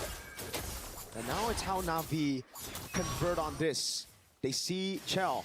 They know she doesn't have a flicker. They bait out the ultimate, and that's about it. Now Na'Vi build again with the Lord. Down below, though, the Holy Shield's gonna go down to the minions. And Fumieko, if nobody responds to this, there's a possibility they might be able to just clear out that wave. They don't need her right now, as we see that Na'Vi is slowly taking pressure up mid. Fumi's trying to go for a flank right now. Just walk straight up, and Rian has her physical defense shredded just a bit by Bivol up top as well. It's going to be good for Na'Vi to try to get this tier 2 down. Vitality have done a good job dealing with the mid wave and now the bottom wave, but up top is where they should look at next. This could possibly be a siege into the base turret. Black Dragon form as well, they want to commit. Oh, they're going to try here. Prolific Aurora has been purchased by Fumieko, and as soon as she reveals herself, the rest of Na'Vi call off the attack. It's because of Fumieko down below. They know they have the Lord, they need to convert, but it's not worth if they go and lose their own base turret, because it's the far lane down below that Fumieko was threatening. This is difficult. This is a difficult position to be in. With no holy shieldings, a single mistake could net Vitality an inhibitor. And at this point, I would imagine with Keiichi's item power spike, it should be more than enough. But in terms of damage dealt, Cine is the one who's sitting right at the top. Bivol at second here in terms of damage dealt. Whoa, Mirai? Uh-oh. Jumps in all alone, has to flicker out of there. And that's why once Cine used the RWM, once she whips it, Na'Vi pounced on Vitality. And also, it should be a lesson for Vitality, learning after that big mistake. If Cine whiffs or if their backliners can't reach them, they have to just call it off. That's the important thing. But hey, they have a lot of faith in each other, right? They will learn from this mistake. And I think from Navi's side, the question is how good of a play does it need to be to ensure themselves a victory? Or at least a 3 for 4, 2 for 3, as long as they're positive. ¿Qué nos quedamos? ¿Van? 1-1. La primera la ganó Na'Vi muy feamente. La segunda la ganó Vitality, pero porque sacaron un Hamsot nada que veriento. Y estamos en la tercera. Es al mejor de 7. Al mejor de 7. Y antes fue la partida entre Heltec y Galaxy, creo. Ahorita les digo, no me acuerdo. Right here, right now. Thank you so much, Zipper. Big ups. 3 items already complete. Looking to get a Winds of Nature as well. In comparison to the opposite side. Fumieko. Oh, can they do this? No, they've already triggered it. Yeah. Vitality, they set up the chokehold once again. No choice. They were going to lose an inhibitor for it. And they have to make a decision whether to back off or to go for the fight. They go for the fight, but it's only 4v4 right now. Bounty in at the bottom lane. They're going to go for the commitment right now as Vivian jumps in. The Wrath of the Dryad is able to get in the back line. Galaxy Phoenix contra Heltec Cyber Team por el tercer puesto y ahora se están disputando quién se va a llevar los $150,000. Demasiadas bonitas para ser pro players. No quiero decir nada, pero tienes toda la razón. Tienes toda la razón en ese sentido. Muy bonito. Es lo que estábamos hablando ayer y todavía hoy. Que hasta parece que buscan modelos. Rain. And at this point, with the Lord coming in, as long as Cindy maintains her distance, Rain will not be able to steal back a real war manipulation from her. Chell, finally, full item build. The Malefic Gun, we've been waiting for so long for it. With the Malefic Gun, she'll be able to maintain her distance. The majority of the heroes, as Vitality would be looking for the end, but Rise comes back deseo en mi corazón que gane. Bueno, Vitality ganó el año pasado, 2025. Me gustaría que ganara el Navi, pero todo pinta a que podría ser otra vez nuevamente Vitality. Vemos por ahí cómo avanzó. Muy bien. You know what? There's just too much risk, not enough reward. We want to close out this game, but we want to guarantee. And we've seen Vitality do this. They like ending their games close to the 17th minute. Y un dominio bastante brutal del mapa. O sea, Navi hizo push solo en una línea, pudo, pero Navi, digo, Vitality tiene control del mapa prácticamente. They wanted to go for the gamble on the Lord. They need some more CC, some peel. Not for their backliner, for Después de on the si gana red esta Vitality, nos faltarían 2 partidas más. Y eso si Navi no gana una. ¿Me explico? Nos tendríamos que ir entonces a las 7 partidas para saber quién ganaría qué y cuándo y cómo y dónde. Y así sucesivamente. Pasó lo mismo con Dota 2, buscaron modelos y jugaban. No, acá no pasa. O sea, aquí sí saben jugar en su mayoría, yo digo.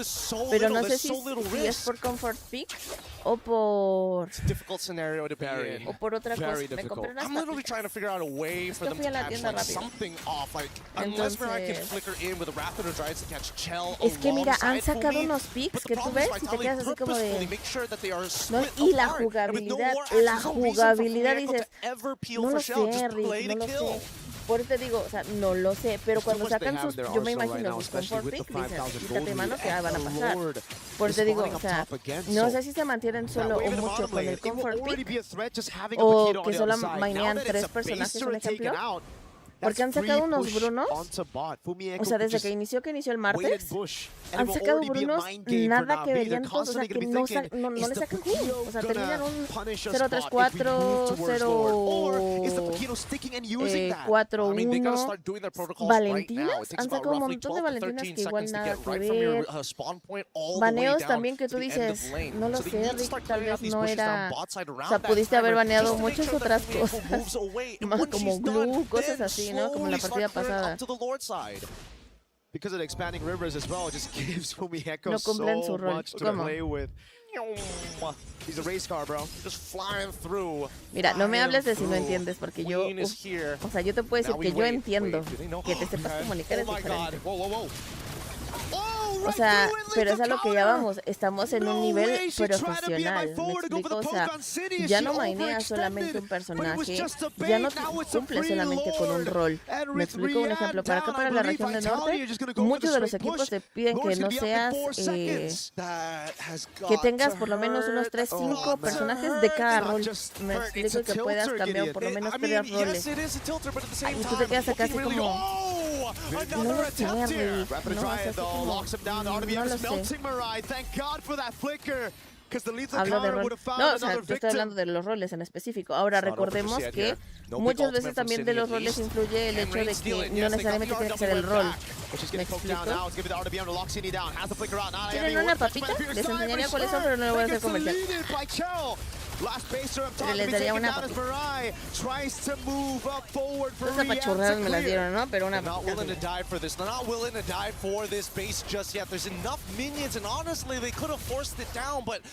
Keishi finally in a position where actually she does some real damage. Brienne as well. She's scaled up to the max items, and if the Art of Thievery is maxed out with the Golden Staff, I don't think Vitality can hold it out, especially without some Winds of Natures around, which they use very early on in that fight. I'm just scratching my head right now, trying to think of a way for Na'Vi to come back against Vitality, who've scaled up. Because if we talk about scaling, this is a carry and a Yve. Exactly, and I think the worst part about it is that the fact that they have guarantees on this Lord. I think they need to kill Vival at some point. The question is what timer is good. I would say around 30 seconds is pretty good. Bueno, arguably también even 20, que hay Global Ban, refuses to die and is always so close to her team. The only time she died was when she brute forced Turtle 1, and even then she died with the Turtle after securing a big objective for the team. Sí. Rian has the wind talker, right? No more tal vez no era lo suyo y sacó. Por eso yo les decía al principio desde la partida número 1 que tal vez lo que estaban tratando de asegurar eran los primeros mapas. Para que después con el Global Ban no fuera a ser complicado. Entonces, this game is not in their control. It's not in their hands. It's an uncomfortable feeling to be in, but at the same time, you kind of no choice. There is no out at this point, and I think that much is clear. Vitality, they're going to slowly choke la primera them out. partida, But truly, who can Navi maintain la this ganó game, muy right? bien, We're already going arrasando, close to the brutal, 20th buena minute. rotación, Eventually, buena somebody composición. will fall. Pero ya en la 2 fue así como que con unos picks que tú te casi medio Navi exóticos. have to try to either gamble it around the Lord, que te quedes así como que, ¿qué pasó? bank on a Pero defense. todo el torneo han sacado At this picks muy point, they're trying to exóticos do luego. both. They're trying to set up top to clear the wave. After it's been slow pushed, then they try to go over on Lord. This is a good idea. Could they sell this? How could they sell this? Did they make Yuzong just walk into Tribrush or something? Necesito que ver en qué va a They sell it terminar el by just torneo. waiting for someone to walk up right now. And they clear Pero it out. imagínate, They know the timer is up right there for the Lord. el cuarto puesto, o sea, So de los que menos reveal ganaron. themselves. And it's still going to be a slow push again. They haven't cleared it enough. Van a ganarse un premio de... This feels inevitable, and Vitality have played this so very well. O sea, aquí está la distribución del premio. Y ve, 50-50 and Fumi already on the por top ejemplo, side.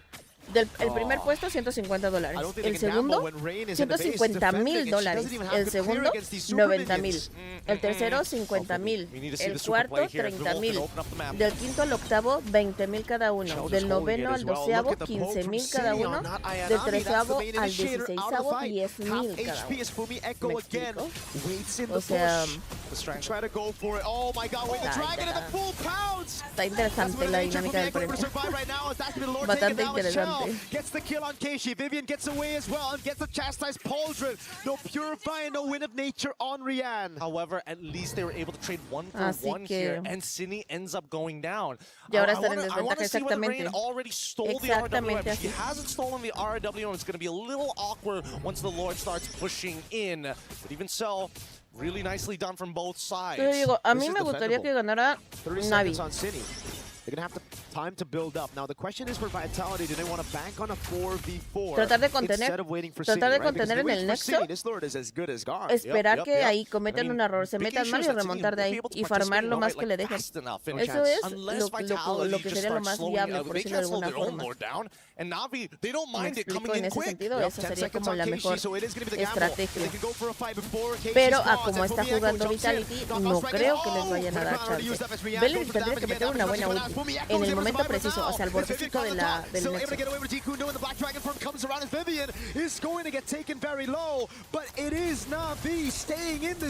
There's still the second wave that we have to worry about. This is where Cine now comes into play with the RWM. They might be able to do something here with it, and they still have the Way of the Dragon. No IMU from Rain, no Wrath of the Dryads coming in from Mirai. Oh, wait a second, you're right. Second wave, here we go. Ultimate's already down, and they still have Cine on the eve. With the damage, with the poke, coming down with the Wishing Lantern. Oh, Ayanami finds Beerus down to Petrify, but she gets baited in, and now it's an RWM to take Ayanami down. Didn't get max value, but that should be good enough. Y están despejando bien. Están despejando bien porque no se están tratando de exponer tanto. O sea, solo pues ya pega. Ya pega duro, ¿eh? And they defend again, even with Ayanami down. They have enough firepower with Rian in the late game, having full items, even the bootless. With no boots, just a wind talker. That's why she's dealing 1 billion damage. ¿Cómo se dice? ¿Cómo es? This is a really tough game. It's clear that both our ladies here up on stage, they don't want to drop this game. And Vitality, what looked to be some huge momentum, has kind of halted. It's starting to stall out. And Navi, they feel it, but at the same time, it's still not in their control because they're missing all the inhibitors. I've seen these games before, you know, Gideon. A game that was dominant to one side, but a team just holding out all this time. It was also a yellow team against a sort of orange-yellow team, so it's kind of similar. Very, very similar. It happened in M5. Oh, it's an all-in over from the Echo Keishi! Finds a pick together with Mirai. Wrath of the Dryad. A pesar de eso no hay una diferencia de oro tan grande, o sea, 5K para estos momentos de partida y el número de victorias no es tanto. Trying to go for the chase right now with the Black Dragon form as well, but she might Buena just jugada. be too far ahead. Well, but again, trying to force Uy, out pero a su fact that nexo they don't está muy exactly have the expuesto. O sea, tienen que tener cuidado, no lo pueden dejar tan así. Porque, exactamente. Vitality. They are currently 4v5. Now that the Lord, similar scenario, but at least they have City on their side. It's all up to Rian, 1-5-4, but the KDA doesn't matter when you've managed Ellos to make también it to the desaprovechan 24th mucho minute of the game. el You have push, o all sea, your que mientras items. alguien está haciendo TF en This un is the lado, time for Rian to hacer find push en that otro. redemption. But Vitality have an evolved Lord. 4v5, but you have damage reduction. Now it's Rain, who has stolen the RWM. That's the right ultimate to take. All right, can they play this? Vitality, do they want to force Wrath of Dry? And RWM already out. City just took it like a champ right there with the help of the damage reduction from the evolved Lord. Now as the RWM comes down, Pero vamos a ver. it's Vivian who loses immortality. Mirai's right there. Rian Mira, ahorita gets están forced conteniendo bien, están down. conteniendo bien. Que no se Rain sobreexponga with a shutdown of the y la flicker. pueden hacer. It's 1, O sea 4, que, 1. bueno, se van al Both clavo. goal laners gonna fall. Bueno, o sea, va a tratar de City, perseguir. turn No, right yo now, creo que has ella the se van a flicker, meter de gets más. away in time No. as Ayanami goes for the O sea, dive. mejor Keishi retroceder lands porque the todavía tienen fracture. oleada de City minions. gets the slow on Keishi. Exactamente. Tienen que tener cuidado. Uy, se salvó por un pelito. Contener, contener, contener, contener. Y todavía pueden esperar una segunda vuelta. Minuto 25. Buena. Entonces, eso es lo que yo creo. Eso es lo que mi manquez me dice que tenemos que hacer, que se tiene que hacer. This impeccable wall holds with no inhibitor as they chase them down the map. No sé qué tanto sea la parte del push. Oh my God. Through how many lords? 4 lords defended. Yes, they are down to just their crystal. But it just shows how tenacious they are. They get back up every single time they get put down. This is a ¿Cuánto really tough game. Both sides understand the pressure, but both sides want to end this clean. Na'Vi now is starting to adapt, realizing, you know what, despite our inhibitors, as long as we make sure the timing is good and retime our tempo to sync up with Vitalities, there is a chance, because they are prone to mistakes too. Now it's back to the build-up. We take a look at the equipment now. Immortality for Cine. O sea, ve, un ejemplo. Ya ahorita ya solamente les quedan 2K de diferencia de oro, ¿me explico? O sea, en equipamiento no van mal. O sea, si siguen farmeando, sí podrían dar una vuelta. They're still pretty tanky overall. The raw burst damage from Navi's side isn't that high, especially against these thicker boys, but yo aplicaría that's just chill for despejar todo, bueno, at least for Rian, plenty of damage here. Y tratar de hacer push mientras tratan de hacer el otro y yo irme a molestar a otro lado. O sea, no puedo puesto para tratar de generar como la distracción. Mira, mira bien, miren, juntitos, juntos. ¿Palman se fue? ¿No están intentándolo?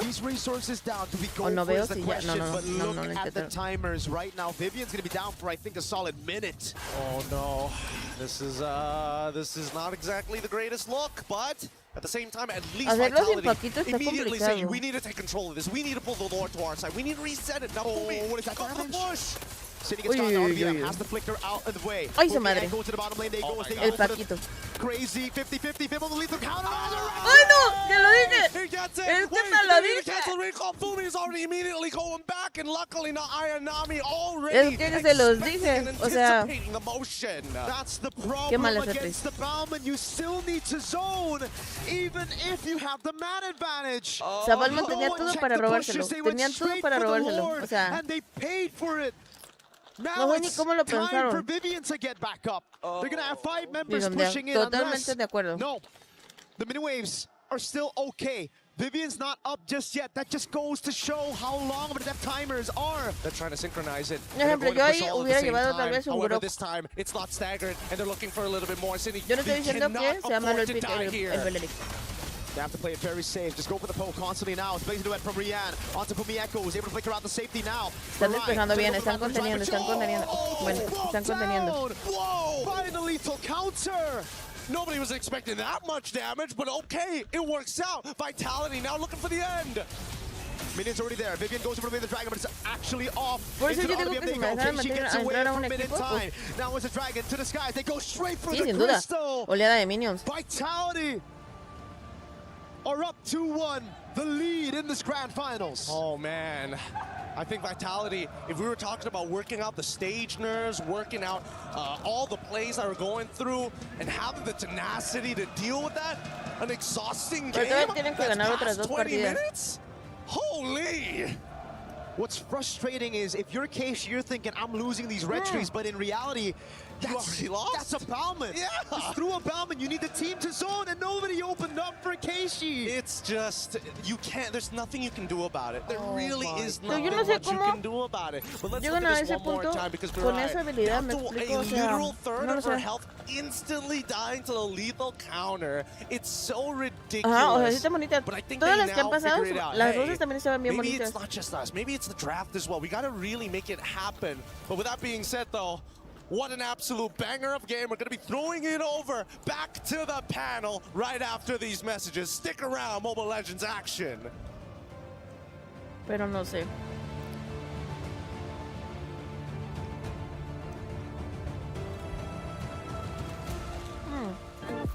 Yo lo entiendo.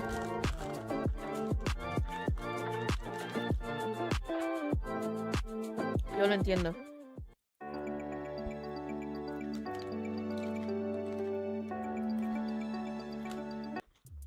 Yo también es feo que digan que pierdes así de feo, ¿no? Before then, you should be at least entertained now. An unbelievable round, the longest round we have had yet for the MWI in 2026. No sé qué tan Going bueno nearly sea esa 30 parte. minutes back and forth. Navi refusing to budge until the very last seconds of the round number 3. I am blown away. MLBB has been incredible, and I have loved watching Creo que it se la over va a the llevar past ya 5 Vitality. days. O sea, la verdad es But que se that la va a llevar has to be Vitality. the best map we have seen Pero yet. pues, It turned out so close. yo quisiera Do you have no idea what we're jugar. talking about? Absolutely none. What? Absolutely we were none. talking about how Vitality wanted to go fast, and now they're the one scaling, and then like we said that, you know, Navi wanted to scale, not go fast, but then they had very fast game. Gabo no quiere ser creador de contenido mío. Absolutely no idea. I thought the game was Vas de going in fuiste. a certain direction, Right. and then it went another way as well. There's just so many things to talk about, honestly, in that almost, what was it, 27-minute game? Like 20, 27, 28. Let's look at the stats. I believe we're going to compare a couple of different players here after this map number 1. And yes, we will have our star-studded players. It was 28 minutes and 10 seconds. Unbelievable. But what are we looking at when it comes to our star players? Well, first of all, we got to talk about Sini, man. She's the carry as well as the best wingman. Always being there when we're talking about fights.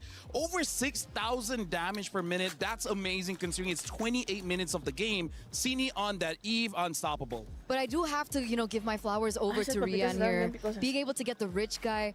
We were looking at her laning phase earlier on, and she wasn't having that great of a time up against Shell. But the fact that she was able to, get to the power spike, be able to stay relevant within the game despite her being so far behind, I think that's very impressive. We see now the players going back. Oh, we even have some dancing action. We have some dancing inside of their vaults as they get ready to set up for map number 4.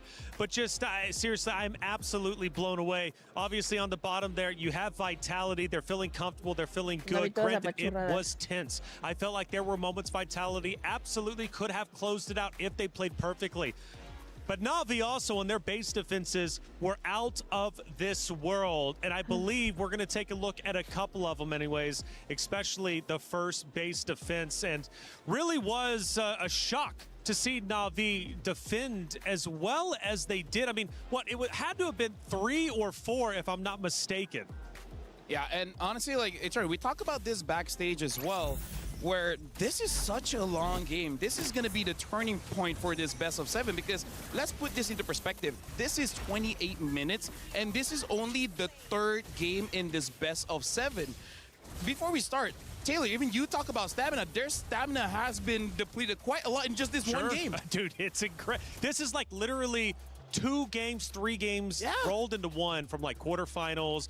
Obviously going back to group play, rounds were like 11 minutes. So it just absolute insanity. We take a look at our second base defense. Navi holding on tight. An unbelievable set of circumstances they had to go through. We're talking the Lord coming in, Vitality with a full frontal assault, but Eterna, they held on tight. They did. They held on real tight. And this was one of these exceptional moments, I believe, that was made by Rain. The fact that she was able to get 2 people down here, really just making the team fight unorthodox, I would say. Like, not the way that obviously Team Vitality were planning. And they went like this over and over and over again. The splash damage and the taunt as well that goes through from the Valentina was very surprising for me. And in the later stage of the game, it turns out it came out really clutch. And I want to say that was just 2 of them, right? But we had like 3 or 4 of those moments throughout the 28 minutes. And one of the critical moments of the game was the final Lord fight. And Vitality ended up stealing it for themselves. And the commentators were going absolutely insane. Crazy 50-50. People believe the counter on the retry!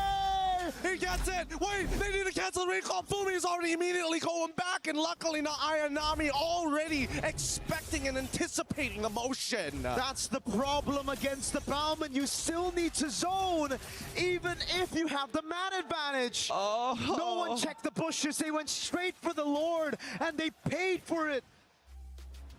Seeing Gideon just sitting there and then going absolutely ballistic. I love when we get the chance to see the commentators who are providing the voice to this grand finals. Hey, this tournament has been insane, and the competitors are playing for a lot of money. However, you out there at home, guess what? My champions pick is now live. 2 champions, 1 game. From July 27th, submit your predictions for the MSC and MWI champions for a chance to win 50,000 in-game diamonds and MSC 2021 through 2025 tournament skins. Don't forget to leave your picks under at MLBB Esports post for even more chances to win. Lock in your champions now and cheer for your favorite teams. Hey, you can win at home even if you're not up there on the main stage. It's now, what, 2-1 in favor of Vitality. For the first time, they take the lead. We go to the stage to look at the emotions from that last round, and I'm sure there's going to be plenty moments, 28 minutes of it, right, of heartbreak and elation. And for the side of Na'Vi to go that long, now, do they take away hope from this map? Yes, they lose. But LaFell, they were losing for a large majority of that map, but they held on tight. I think there's a lot of positives to take away. Yeah, here's the thing. I feel like looking at how the pick and bans have been going through, I feel like they need to risk it by not banning the Akai.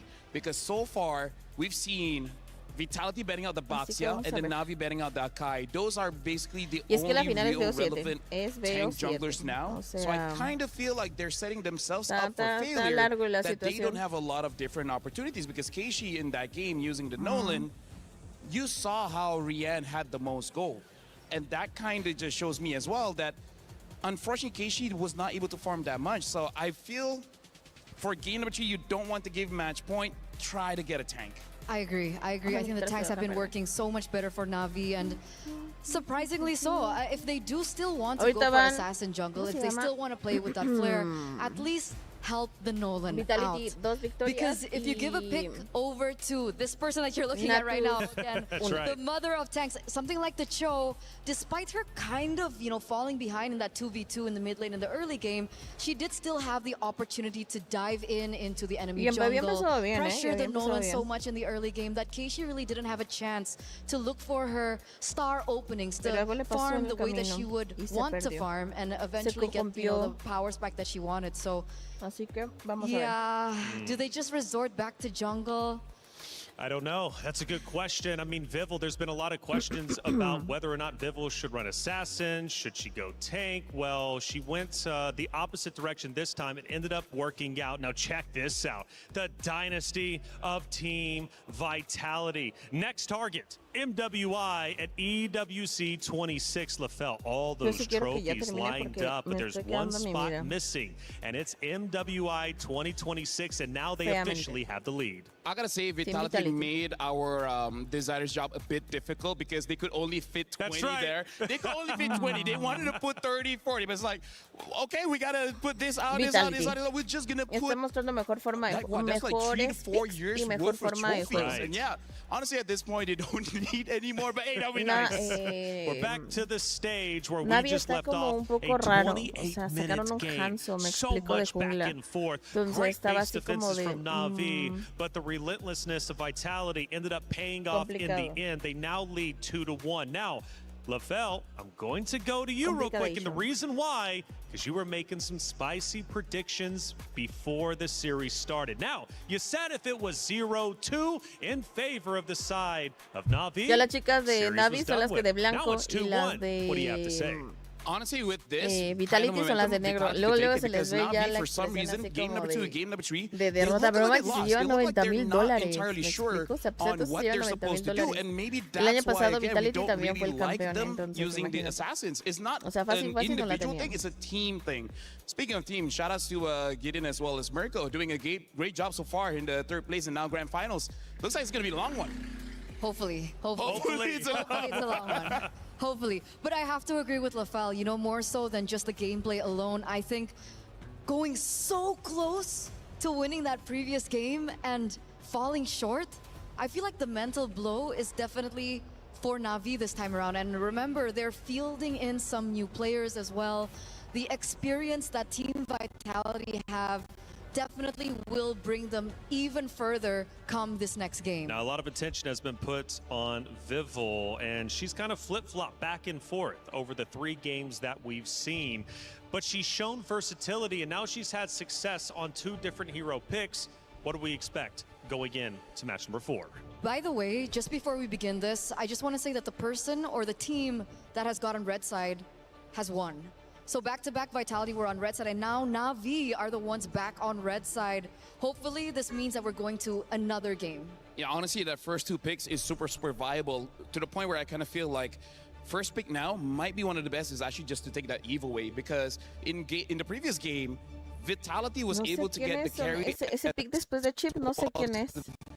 Se me cuesta saber quién es. Quickly making it so that they're looking very strong as they move forward. Now the carry gets banned out, so Vitality might even consider first picking the Claude and opting just to fight against that E, because without that carry, the Claude isn't really all that scared to move forward and actually use the Blazing Duet. That, or they might be setting up for another Akai pick.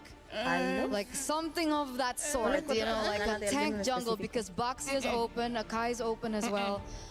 Hopefully we don't get it. Yeah, I'm not a fan. I'm not a fan. I know. I feel like Na'Vi should be the one using Akai. Es que no sé, o sea, cara tiene como rara. No sé si es Franco, Vitality, Claude would be great, but if they want something like a Paquito and Esmeralda, I can accept that. Because right now, in terms of the power picks, there's a lot open, so I feel like no matter what, Na'Vi will have the advantage anyways. And that's probably one of the reasons why Red Side has been doing so well, because a lot of power picks are open, and like I said, they're going to pick up the Claude here, and without the carry, what's next on the table? Pero si ganan esta partida ya sería más fácil. Here come first phase, más fácil para they save that todos. for second phase. Freya, I mean, like, you won game number 1. It was an MVP performance, and never again? Yo imagino que va a sacar Cloud, Beleric, I like the Freya. You know, going so far into the series in this best of 7. Ya I think going back Lo que sabes que me da mucha furio es que no usan sushi. You want to go Akai no usan here? Okay. Ni la banean, so this might be an Alice jungle, and they pick up the Lilia. Setian tampoco. Well, since the Eve is banned out, second best, I think, in terms of wave clear would be the Lilia. I think the Lilia still does trump the Valentina o sea, picks if they are relying on mid-rotation, which they did rely on mid-rotation, but in reflection to the earlier game that we saw, I really do want to think about the side lanes. Oh. Like side lane match priority. Mm-hmm. Yeah, so far now, we've seen in game number 1, in terms of the side lanes, was 100% won by not Ayanami. I would say the previous one, the Paquito coming in from Fumeko, did die early on, but then redeemed herself, come to the turtle. So I agree with you, the side lane is going to be pretty important. I do have to say, for all 3 games, the gold laners, they haven't been super pivotal in the match. For now, Esmeralda as well as Atlas has been picked up, so now both side laners for Vitality has been shown alongside with the Atlas. Na'Vi might be able to ban out a few mid laners just to make sure that his Lilia has an amazing time. Now I kind of feel like picking up a roam early would be good, because the Beleric is still open, and I think it's not bad going up against what Vitality has already shown. Yeah, Esmeralda, it's great against the Claude as well. There's an argument to be made there. But they go for a Moskov here, so we don't get the Harith matchup here against the Claude. We get the Moskov instead, and just in case, let's say, Team Vitality want to pivot into a assassin jungler for Vival, they do have some answers towards it, considering they also still have yet to pick up the roamer. So there's more layers of defense for Na'Vi here in this game against that. Yeah, right now we gotta consider that this Alice is most probably going inside the jungle here. So I think for Team Vitality, maybe ban out some of those strong EXP laners. Again, like the Freya, maybe even respect a Paquito. And then honestly, I feel like Vitality already has won the draft. Like, as long as this Esmeralda is not disrupted, this is looking good for Vitality. Could be. I think it depends again on Cini's pick. And Na'Vi understand this. The Kimitas get banned away. When I had a look at the Atlas pick, third in for Team Vitality, I expected that they would go for something of burst. See, I don't know what Cini would like to play. Does she want to go for something real heavy into burst? Like the Kagura?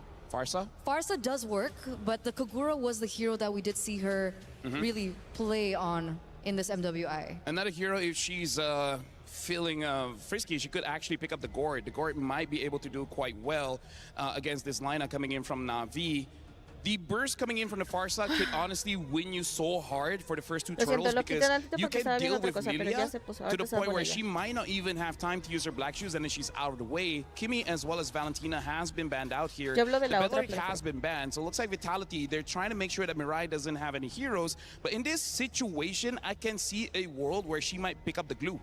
Glue is an option. If Vitality seem to be leaning more towards Assassin, we might see a Kaja pick. That is something that she has picked up as well for MWI. Another is Gatot Kacha if they want to play a little bit more, what do you call it?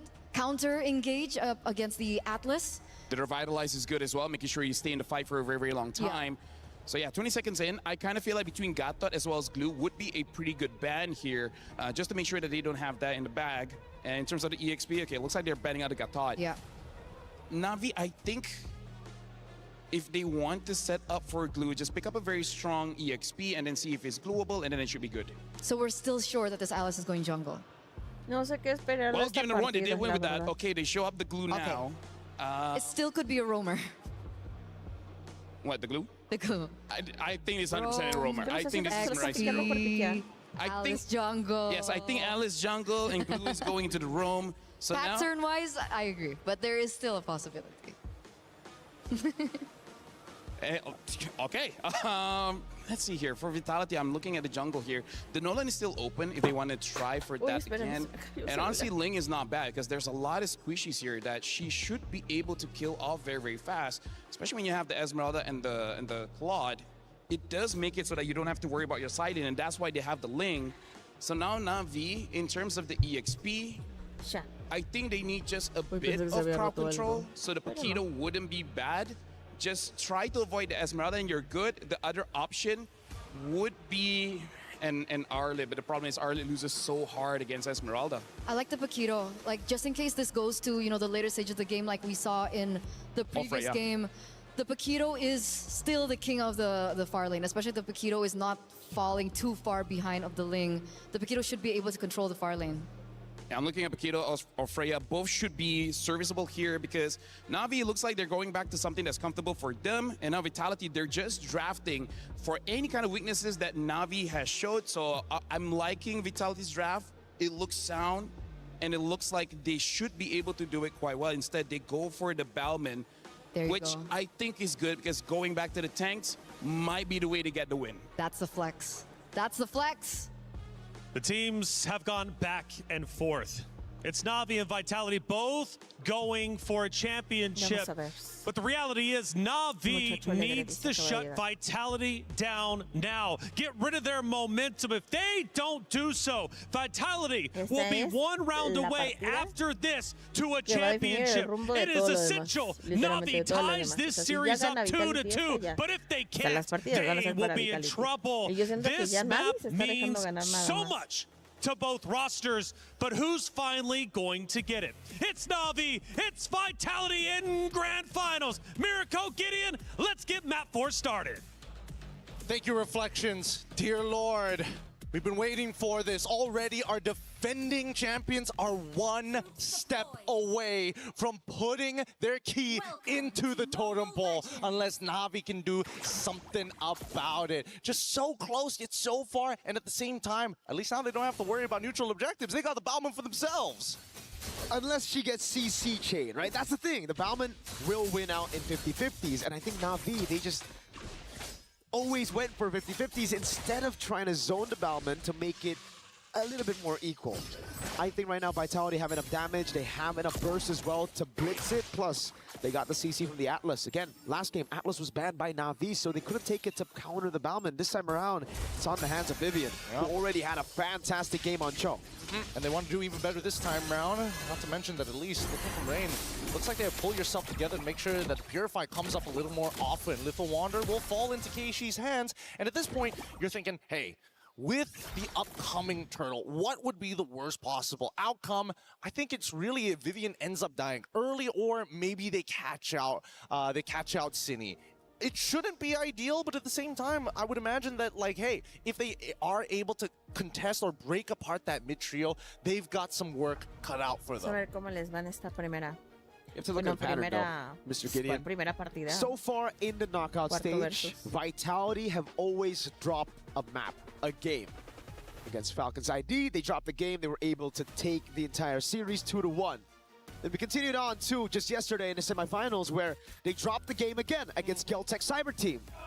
But overall, we're able to take the series, and every game got more dominant than the previous ones. Well, I mean, yes, that is true. But what happens? What if we're looking at this narrative wrong? What if they take this game away and Na'Vi turns it 2-2? Does that still apply, or does this only apply to best of fives? What about best of sevens here? Ooh. Does Vitality have what it takes, especially when it comes down to these marathon runs? That's a good one. That's a good one. It's been best of threes. That was the first one. By the way, shout out to B right there. Smug Little B. I love that guy. Smug Little B. Smug Little B. Best of fives, it also was 3-1. So we'll see. Again, after getting this game, though, if they get this game, just as Reflection says, it's momentum. It's ridiculous momentum. Home turf as well. We just saw, you know, another title. Por ejemplo, con la Selena, así really este tipo de alineación fue la que traía Vitality ayer para ganar para hoy. Shaking the stage with their chants through the other stages as well. By the way, we hear the echoes and the shockwaves of these other titles. It's vicious. It's really, really vicious. But at the same time, does that mean that if Vitality end up, you know, completing history, getting that title run, that next year we're going to get best of 10s at that point? It's like, at some point, they can't just keep on winning. They can't keep getting away with this. They can try, but at the same time, I'm looking at Na'Vi and I'm thinking, like, what is the mental game coming into this, right? Because it's not a matter of, do we get out macroed here? It's like, no, it's just bad starts at the game, and unfortunately, certain holes in our draft, and somehow they keep on getting underneath the skin. Yeah. It's just these little things, you know. I think the experience as well. Obviously, Na'Vi coming into this, 2 new members from the previous lineup that we saw from last year and even from 2024 when they won with Smart Omega Empresses. So it's entirely different. You have these members who are less experienced, who are finally now understanding how it feels to go up against seasoned veterans in Vitality who've been through it all, won the very first MWI, and then after EWC lost it, but then reclaimed their throne just last year. At least from what I see from game to game, we're seeing more efficiency with their abilities. Yes, they need certain guarantees, and it's good that they have target priorities. Okay, we gotta make sure that at least Vivian is gonna go down when we commit. And they use 4 ultimates. All right, following game, 3 ultimates. Hopefully we get somewhere close to 1 or 2, ideally to make sure that it gets a little bit more evened out. But by then, Team Vitality are already at high heat. So at this stage, now that we're already thinking about it, maybe they could look to punish a different angle. Maybe even better, they start flipping the draft on them to make sure that their adaptations is always 1 step behind. Honestly, if we're just looking at the drafts, game 2, I really thought it was going to be Na'Vi's win. I'm not going to lie, I thought the exact same thing. And looking at this composition, I honestly see how Na'Vi can win. I would give the advantage a little bit over to Na'Vi in this game, just because there's no one to assassinate. This Ling, I expected to come out game 2.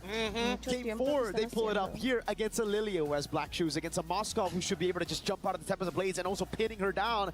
A Glue, Bauman, Alice, those are self-explanatory. Yeah, I mean, both of them, and they even went with Purify. Not even Flicker, Purify, just in case they get hit by the Tempest of Blades for whatever reason, or even better, get hit by Atlas as well. I mean, the Fatal Link Switch is going to be really deadly and something that they have to keep in mind. But I'm curious, who's Mirai's target at this point? Obviously, you want to go for Ling if you can, but at the same time, it doesn't sound like a bad idea actually getting on to someone like Esmeralda and completely pulling her away from the fight. And I think in this game particularly, this Glue is going to have to itemize a little bit more defensive, because if you go for the classic Cursed Helmet into Glowing Wand, or heck, Glowing Wand first, there's a ton of damage that will obliterate you before you can even go for the mount.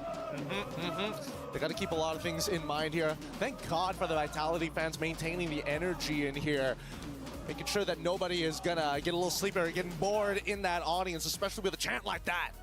These French fans, man, these Vitality fans, they are something, certainly. Their energy throughout the day, they've been like this all the way from the morning. It's consistent, and I love that so much. We're from Southeast Asia, and even then, some people, they got to start cycling out the super fans. Pero no dicen como que fue bueno. De todas formas, no es como que le sepamos. Look at that trophy. Si alguien sabe inglés, que nos traduzca así. You're taking it all in. Taking in the atmosphere, that trophy with the crowd all chanting. I want to learn some of those chants, man. By the end of today, we got to at least get one chant down. I don't even know what exactly the chant is. I'm trying to figure it out. It's in French. It's in French? It's in French. Oh, no wonder. No wonder. But even so, I love the energy. Let's look at some of the tournament stats here so far, especially for Vival. One of the big standouts here for her performance with a KDA 5.38, 25 total Lords, and 27 total Turtles with a 666 GPM. I think that so far, the most impressive hero pool that we've seen. I think it's very impressive if we take into account the fact that she's been playing on utility jungle for the most part. Only a handful of Assassin games and we're back in Latidon. Okay, here we go. It looks like the game state hasn't changed too much. No major advantages and no first bloods. Once again, keep in mind, every single time that I say, hey, Selena, if you don't hit those arrows, it's going to be useless. Selena somehow was able to make it collide to the right targets, almost magnetically. Yeah, just hold on to my mid lane. Got that Abyssal Arrow landing constantly, man. It almost feels like a target skill when she's on it. So weird.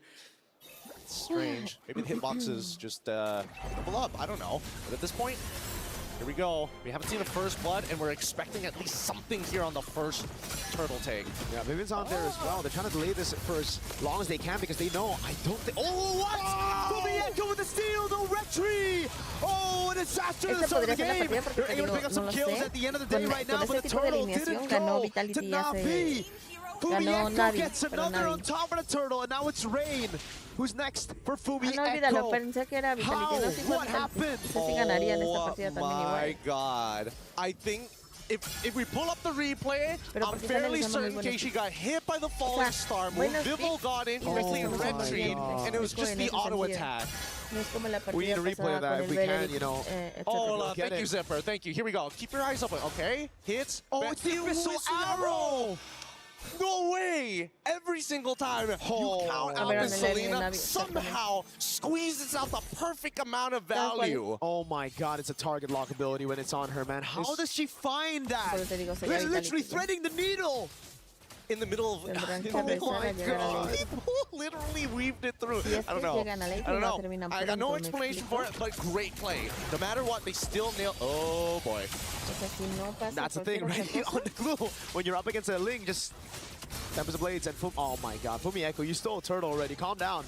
Calm down now. We don't want an orange buff take. Oh, they're going to be trying to try and get as much as they possibly can at this stage, but I'm more worried about Rian here, because again, going to be thinking about the cross-map plays. That's the beauty of this Moskov. Obviously, you're able to kind of pin that lane down, but at the same time, if you're not causing that cross-map play, how are you going to do it? Or they can even set it up as a bait to maybe cause Vival to go down and commit to something. And that's what we were talking about for the Bauman earlier in game number 3. We're like, if you can CC her at the right time, then the lethal counter shouldn't be an insta win on the retreat. And that's exactly what Vitality do. Though I really thought it was going to be more on Turtle 2 when Atlas gets the Fatal Links. Turns out, nope.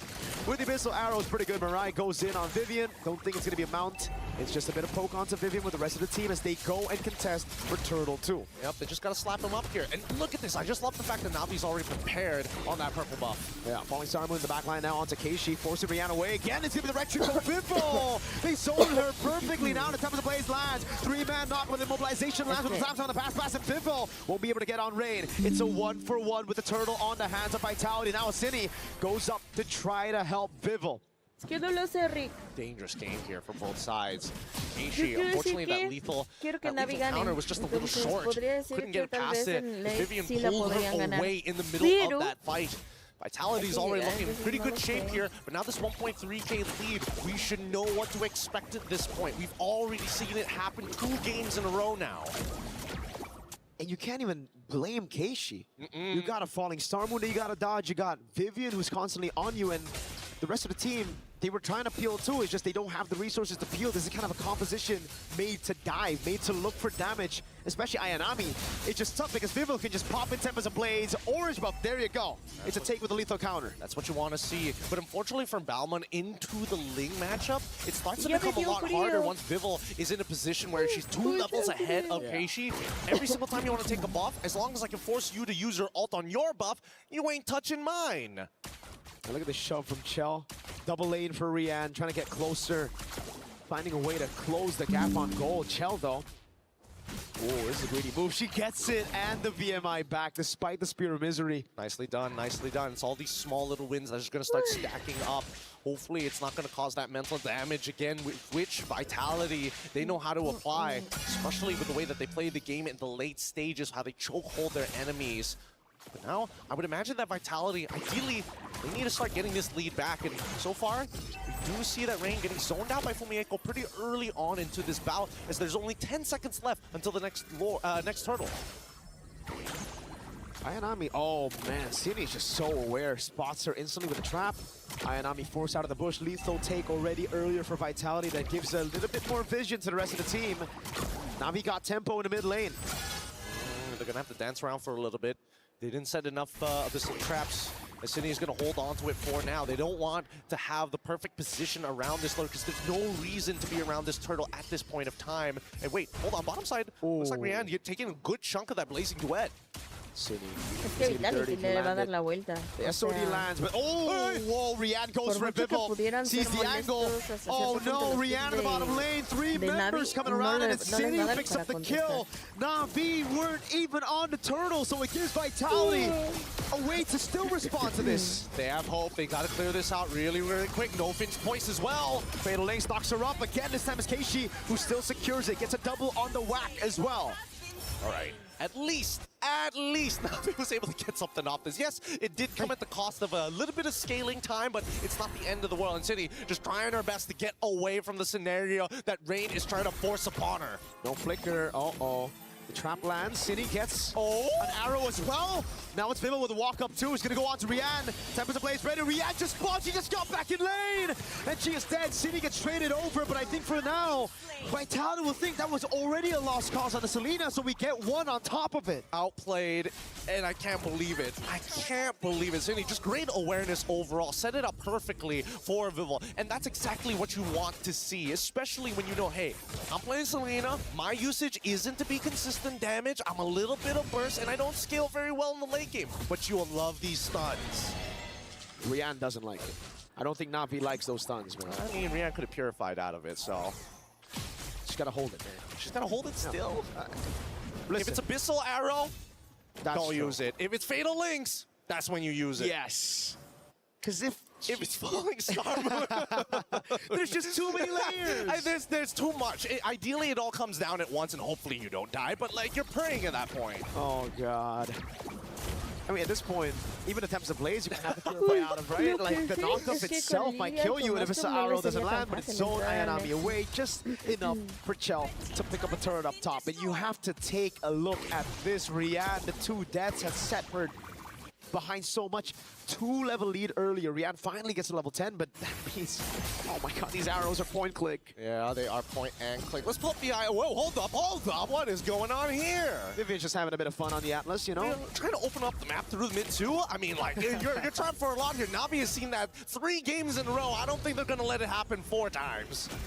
Well, at least, you know, on the perfect match, you get a damage reduction as well. On the Cho earlier, she got bursted down in the late game. Yeah, I'd love to see the items as well. I agree. I want to see Rian and Chell. Specifically, it's a 1,000 gold lead between the two. Thank you, Zipper. Really appreciate it. Two items to 2 here. At least the Haskell is already done. Starlium Scythe finished already for Cine. But generally speaking, pretty even overall. Oh, about to be a 1-item advantage for Vivo. Already on the way to the endless battle. So these boys up front.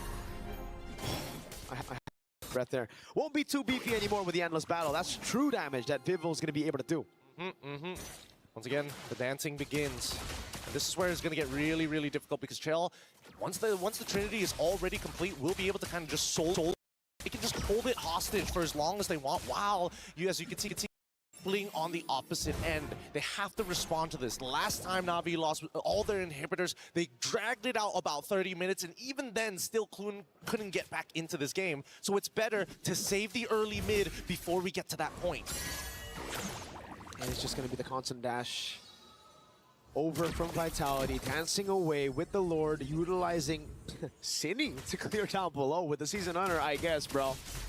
I guess. Anything works. They gotta make it happen, but it's not enough of a threat for Na'Vi to care about it. And it looks like, honestly, this is getting under the radar. Rian's in a position holding mid and still being able to clear that bot side. But let's see if it does start to force whether this SOD connects. What did Vitality do? Did he pull the trigger on a fight, on a skirmish? Vivo's losing a ton of HP already. Vivian, perfect match onto it. And also the back line. Oh, wait, Vivian just goes for the knockout. That's gonna be the Lord secured already. The SOD lands, but you shouldn't take it. Vivo already got it. Great zoning by Vivian as she survived.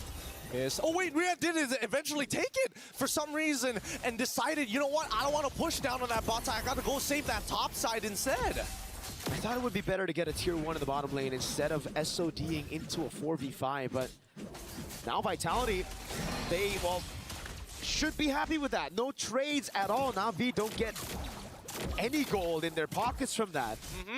And they also got the battle spells out of the most important targets, the main engagers for the side of Na'Vi, and I think that's why Vitality is a little like, oh boy, we gotta be a little careful, right? If their engage is too strong or hits too many of us, it's already over, so if it only hits one of us, we can counter-engage. So now with the Lord bottom lane, Vivian's gonna walk up on Ayanami. Just opening up the map, the Ling's up top. Vivo's doing such a fantastic job. They're gonna siege in mid. Mirai can't defend it. There you go. I thought she was gonna walk up there. I thought she was gonna walk up there too. But at this point, at least now that the Lord has already been taken care of, they now need to worry about that second wave that's about to collapse here. Okay, forcing the fight. Stoner Ruin and the SOD lands as well. Vivian goes in for the big fatal links. The Abyssal Arrow doesn't land, but now it's gonna be re-engaged from Fumieko. Oh, good Spirit of Misery onto Vivo. She's gonna be zoned away by Rian right now. As that's the chase onto Fumieko, who's still able to escape. The Abyssal Arrow landed earlier. Vivo now caught in the bad spot. Tempest of Blades, dodging away from the lethal counter. Nicely done by Na'Vi. A successful defense, and we know they've been put in these positions many times before, but the gold lead is honestly negligible at this point. 3.5k as we're about to get into the later stages of the game. Once you're past 42,000, that means all of your core should have the correct amount of core items to start brawling out with everybody else. The major leads that we've seen in Fumieko, crazy amount of damage dealt already. More than Chell, more than Rain. 3.5k gold lead for Vitality, but it feels like a 10k gold lead. They're holding every single position on the map. Na'Vi are just stuck under this tier 2. Mirai's doing a good job at least, you know, but it's kind of like the Roamer's job now for Vitality. It's just freezing up the waves. Okay. Immortality down, and Vivian's dead. Did we just say classic Vivian or what? This has happened twice. I think it has to be classic Vivian.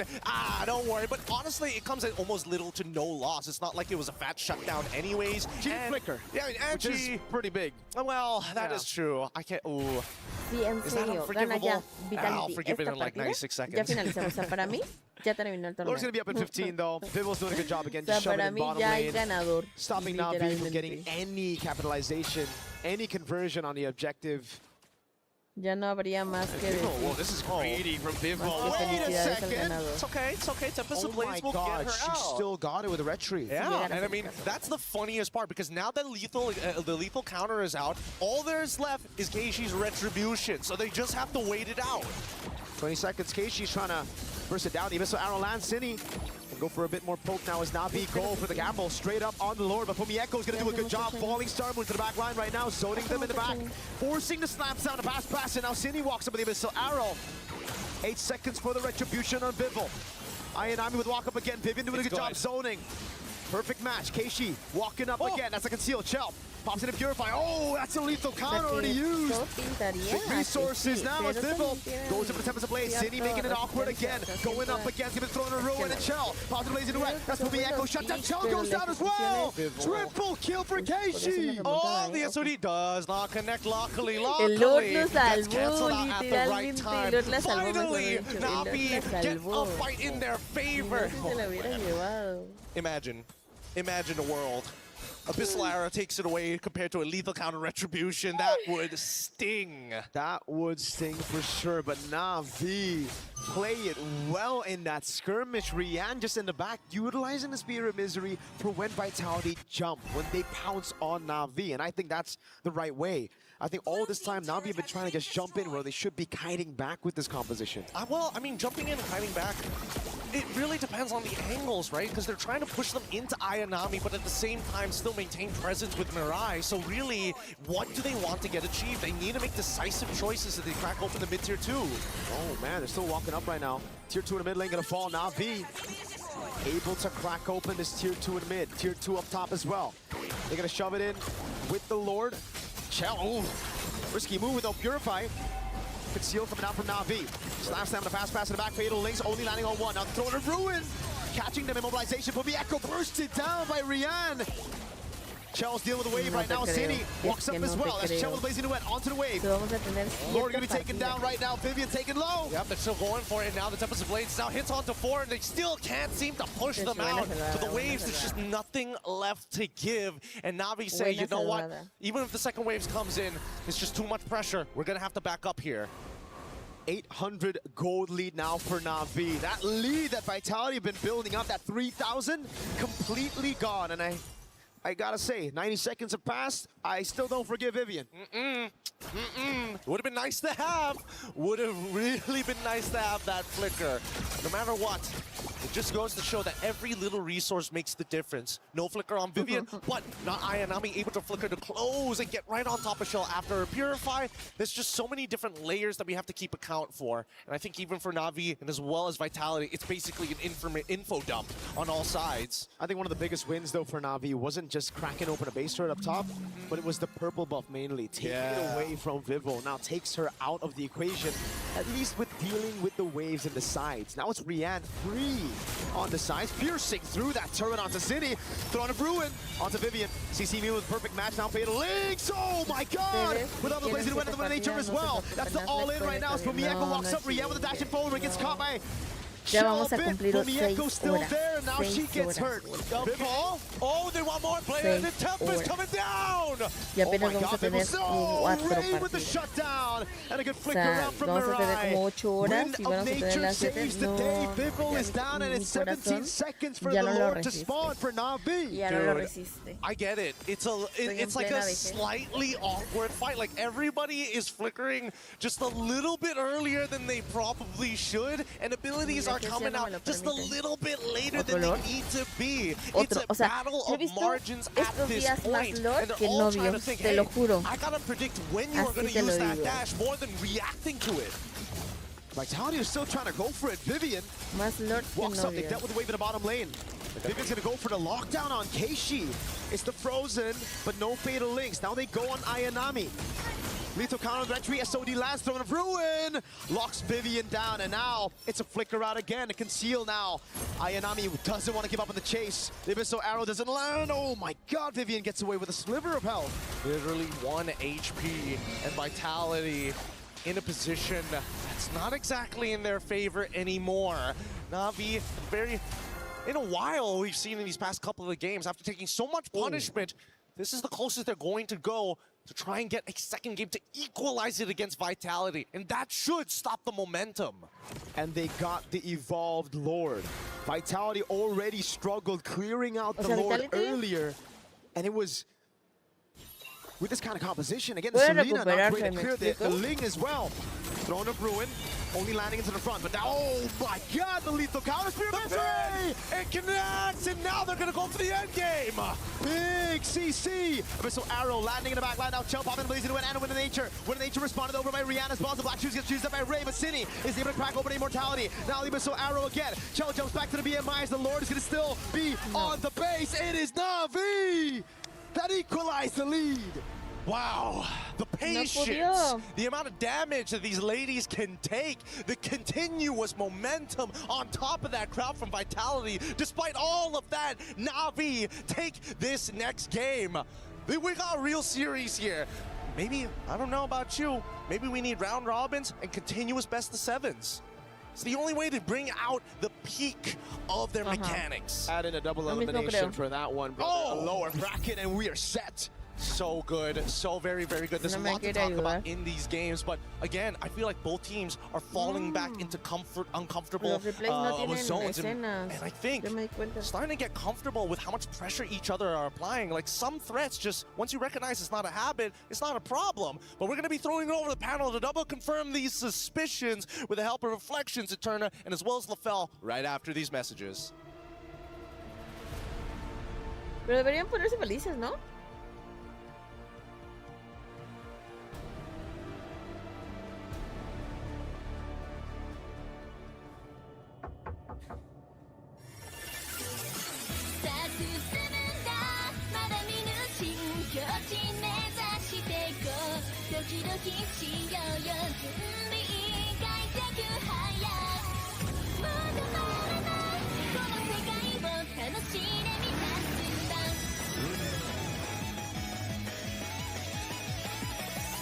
MVP Moscop, gracias por adquirirme. Y yo así de, yo no sé ni qué símbolo iba a ser. De Oh, there it is. I said it, Na'Vi. They needed to answer back. Shut down the momentum of Vitality. And, well, they just did it. It's now tied up 2-2. Mistakes on mistakes, but you know what? For Na'Vi, they'll take it.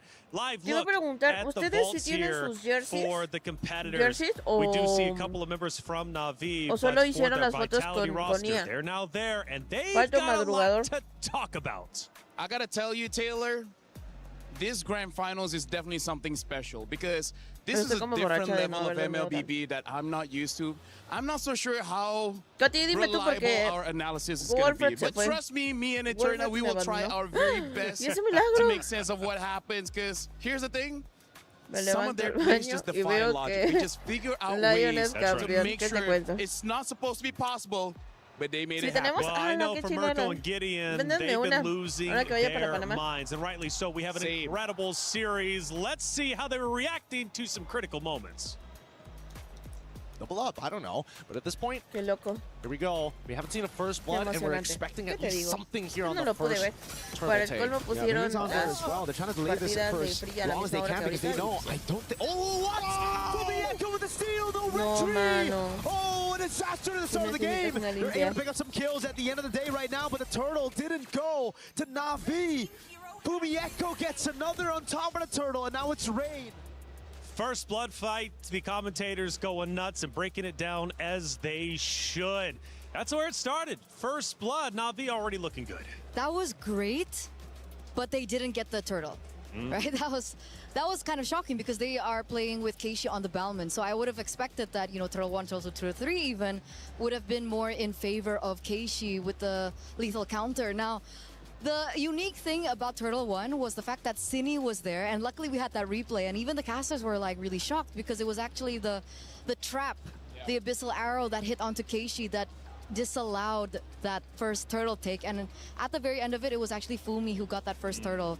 So initially, it looked really good for Vitality. Pues porque no it looked sé like Na'Vi inglés. were making more mistakes. Right. But Tú as deberías the estar game went traduciendo. on, it felt like it was swapped. It felt like Na'Vi understood the mistakes that they were making. El inglés They y yo adapted, and then it was Team funcionamos, no somos Vitality un that were equipo. faltering. So that was very interesting to see. You mentioned later on big adjustments. Turner, Yo let's go a también tengo little bit sueño. deeper with our next action clip of game number 4. Con la reina We're de now hielo, at the la 14-minute Vi mark. el This is gonna be uniforme the de las fight for the rusas. Lord Es of como una gabardina And honestly, morada. for this one, Como there's ruso. a lot of Y things es que that las sombreras Vitality did tienen that como were unas like, cadenas y aquí what no sé is qué. Está going bien on lindo. here? I don't know why Vivian is using the Atlas in this kind of fashion where she just overextends with no backup from Cini or Shell or anyone, that exposes herself to free damage from Na'Vi.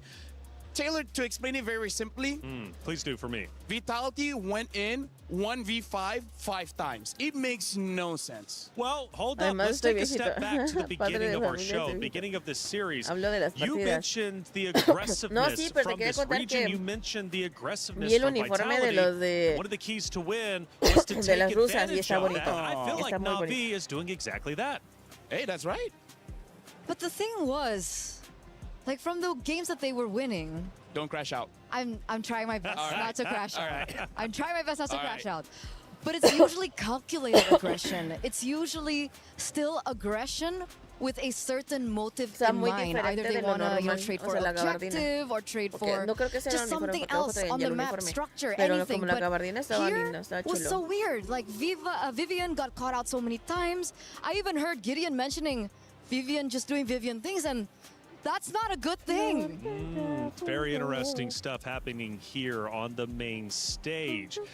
I don't know. I really can't call it either which way. I'm telling you the truth, I thought it was going to be 3-1 in favor of Vitality, but all of a sudden, here they come. Na'Vi back into the conversation, and the series score is 2-2. Let's take a look at some of our stats from that map number 4. Yes, please. Yes, please, right? Let's start breaking it down and seeing how this story ended up unfolding. There was quite a few that ended up taking place, right? Moments in general. Obviously, we talked about the Turtles as well, but in the end, it was Na'Vi who got the victory. LaFell, again, you got to stop her from crashing out. And no. Honestly, she has been doing amazing. She's been doing great. Speaking of doing great, let's look at Rianne. Oh my goodness, her on that Moskov. 94,000 damage. Look at how many times she stunned Team Vitality to the wall. That was nothing that they could have done. And unfortunately, Viva only 44,000 damage dealt. We didn't see the items, but she did not have a Malefic Roar. I don't know why she opted with no penetration in her build. I think she underestimated. I think so too. She started to underestimate Na'Vi, and it really hurt her at the very end. And going back to the Rian point, oh my goodness, she learned resource usage and when to use it. Right? There were times in the early game where she was very pressured, but she finally realized that she has Purify.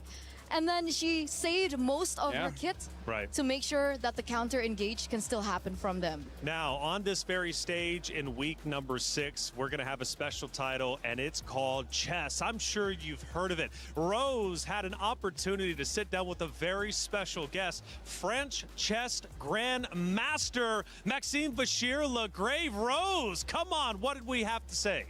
3 minutos regresan, dicen. Hey guys, we Van a have tomar a una pausa. special Yo también voy a guest tomar una pausa here para at desayunar, ya vengo. Voy a tomar la MWI. This is rapidín.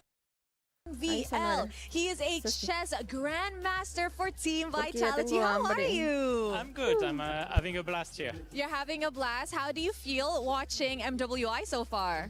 Yes, I watched the semifinals yesterday, and I'm watching today, and also, you know, with the team as well. So it's really nice to see the BTS of what's happening, and it's a big fight. So I hope we prevail.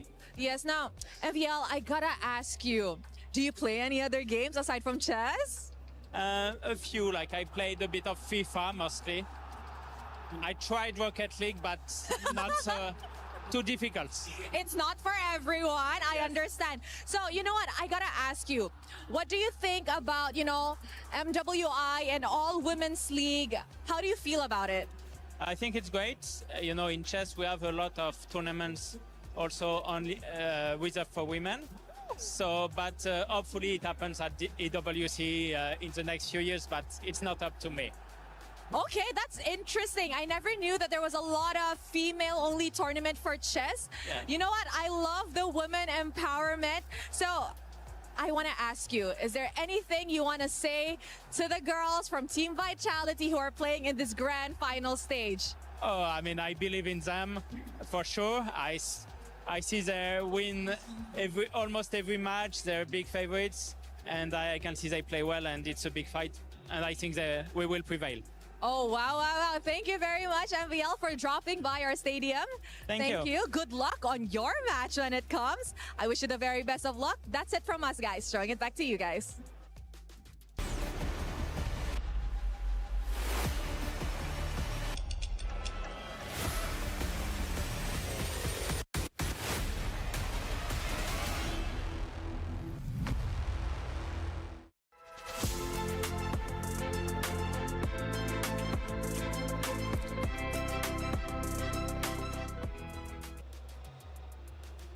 The beautiful thing about the Esports World Cup, you never know who you're going to run into. That was Maxime Vachier-Lagrave, Vitality player and French chess grandmaster, who will be taking that stage in week number 6. Thank you so much, Rose. Na'Vi, we just had a look at them in their vault, getting ready, getting prepared. Seems like they're still in good spirits, as they should be. I mean, they just tied up the series 2-2. Actually, the most impressive thing I think about Na'Vi, it almost feels like that's just a recording, because the way that they do it every single time is even at the same spot. Like, talk about consistency. Because they're locked in. They're so locked in. They get everything perfect every single time. All right, let me ask this. Chad, I'm talking directly to you now. It's 2-2. Now, I saw earlier in our comments popping up on our screen that you were thinking it was going to be a blowout one way or the other. Now it's 2-2. I'm going to dare you. Post your prediction in chat. Who's taking this? Is it going to be Vitality or Na'Vi? Because at this point, Eterna, I have no idea. Neither do I. Same here, man. 50-50 all the way. We're here for the ride. You know, we're just going to enjoy ourselves as fans. That's right. Because here's the thing, I really feel like we got to expect the unexpected. We cannot count the chickens before they hatch. Exactly. And what I do want to say here right now is I think this has got to be the closest grand finals that we've had in a while, especially for MWI. So 100%. Yeah. Everyone else is getting to the same level, Yeah, and I love it. Because last year was a 3-0. The year before that was also a 3-0. Yeah. So yeah, we haven't had a 2-2 or even a map 1 from one of the other rosters. It's always been a complete blowout. So this is the most competitive year, which again goes back to the communities getting involved, this scene getting better. The ladies are improving each and every year, and I'm here for it. As we go into the pick and bans, this is a serious map, and the reason why we're tied up 2-2, this is a best of 7. You need to win 4 out of the 7 to be a champion. Whoever wins this next map is going to be on match point, series point, championship point, LaFell. I mean, like, it's insane, Taylor. I gotta say, you gotta get me a longer chair because I'm already at the edge of my seat. I feel like I need more room here. We'll get you two. Eve as the first pick here, which I really respect, because again, the first pick, Eve, definitely the best mage right now, with range, with damage, with control. She does everything plus more. And now I think they're trying to force Vitality just to pick up that Claw, because Rian with that Moskov, she showed up. She know when and when not to use that Purify. She's always in control all the time. I was about to say that maybe they picked up the Eve to deny that Claude pick, right? Put them in a position where they're like, hey, this is a situation where I pick one for another setup to the Claude. So Na'Vi now have the potential to pick up the Claude, and if we had to compare the performance coming in from Rian compared to the Moskov, I think she's way more comfortable on the Claude. So really good setup there by Na'Vi. Balman, though, very quick pick in. And Cici. So Esmeralda, I think earlier on, was a menace. Wildcards, she was also a huge menace. And it got us thinking, you know, what are the counters towards this Esmeralda? And it turns out, finally, we get to see the Cici show up. And we see that the Esmeralda can struggle against the Cici. Eterna, I think what Na'Vi is seeing is some cracks from Vitality. Right now, the way that they're drafting looks like they want to force fights. I think they're starting to see Vitality's mental stamina starting to go down a little bit, so they're trying to force that. Look at how easy the heroes of Na'Vi is right now. right? Babel, you press the second skill, you move around. CC, you press the first skill, you move around.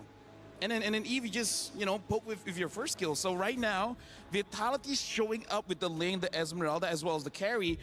I gotta say, it's not the hardest hero or hardest draft to use, but I feel like Na'Vi, they're self-aware that they might have some fatigue, and they're trying to force that onto Vitality. This is, I would say, a very good read by King Salmon. So what you're saying, force the fatigue, aka speed things up, keep getting in their face, keep getting aggressive? Perfectly, that's perfectly described, yeah. Which is why the Balmond comes in clutch here. It's very simple. Neutral objective takes should be easy as well. And seeing how difficult it was for Vitality to close out the game despite them winning early, Na'Vi, I think, has definite chance here in this particular game. Harith gets eliminated there, though. So Claude is still available. Do they want to also take away the Claude? I do have one concern. Vitality feeling the pressure now. Do they turtle up, go with maybe some comfort picks, or maybe slow things down a little bit too much? If you want to slow things down, whatever your mid laner is going to be has to be able to clear the minions long enough. Because I feel like Esmeralda's a front line, great. You have carry for their shred. You already have the Ling to execute whoever is in the back line. Whatever their mid lane is going to be, it should be a pick that helps them turtle up so that eventually if something goes bad, right? Their early game is bad, their mid game is bad. Give enough time for the carry and the Ling and the Esme and it will work out. Because my word here, Eterna, all three of Vitality's picks needs farm. They need the items. This is looking like Vitality hoping we go over 20 minutes. But I'm worried if they do that their composition is too short range. Yeah. Because I could see Na'Vi going Bellaric here. Imagine the dive, right? Yeah. Ling needs to dive. Carry needs to be in vicinity. Esme dives as well. If they go for something like the Valentina, which obviously can hold her own, I'm just worried that they're way too short range and their composition can be countered. So going back to yesterday, I remember there was a pick and ban process between two different teams, and you mentioned this is either going to be a 9-minute round or a 30-minute round. Is this one of those cases? 100%. I feel like as long as Vitality doesn't pick up something like the Selena, we should be okay. Because Selena has horrible wave clear here. And yeah, if they wrong pick a mid laner here, this is 100% gonna end latest at 12 minutes. So what are the options?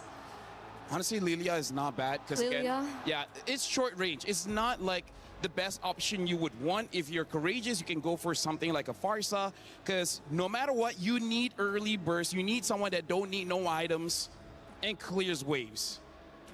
Right now, they only have a few seconds left. Yeah. If they want, just pick up a tank now. Pick up a tank, and they pick up the Minotaur. Okay, so not the best pick at slowing down the game. Let me just say that. Like once Minotaur has Flash of the Oasis +1, they can team fight. That will look great.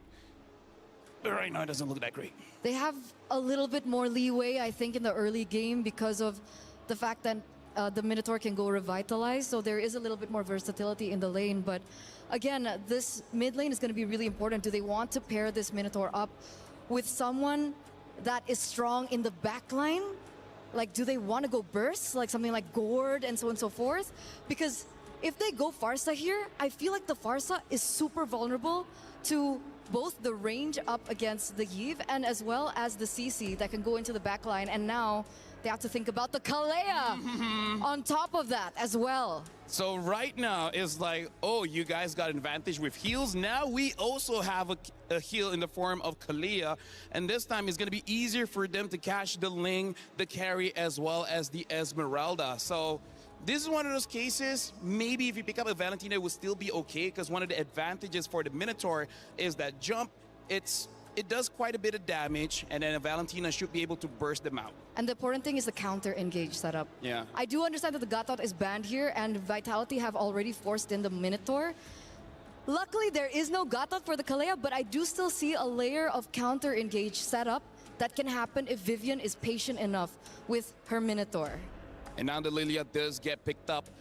I think because of that, Lilia, the draft is still okay for Vitality, but there's a clear sign you gotta wait for like 14 minutes to get your items. There's been many firsts throughout this MWI. Regions excelling more so than they ever have. Players joining the stage and making history. And in this case, for Grand Finals, we are all tied up 2-2. But the reality is that this map means the world. This map puts either Na'Vi or Vitality on match point, championship point, playing for the trophy, playing for $150,000. It's Na'Vi and Vitality heading in to map number 5. Mirko, Gideon, continue to tell the story. Big money is on the line for whichever one of these teams is able to close it out. Initially, I thought maybe we're getting one step closer to that door, but Vitality, unfortunately, they missed and failed, allowing Na'Vi to now sit eye to eye. We get into this game, and Mirko, I mean, the draft, that second half, a little funky here. Yeah, we were talking about it. The Gotham Kachaban really looked like it was a setup for the Kalea pick. It would have been great as well, right? I mean, the CC, Bauman, those two, really.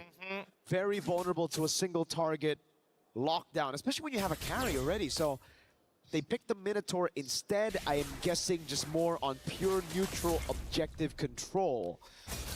I mean, a lot can be said about it because, like, they could have pivoted a couple of times. They could have gotten rid of this Moskov because they already had shown the Ling.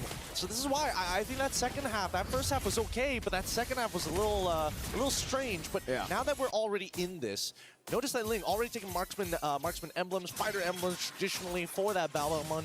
But on that bottom side, both fighter emblems, they do not want to give up this space often. And even Rian, this is still a tough matchup despite having making sure that she has the Master Assassin.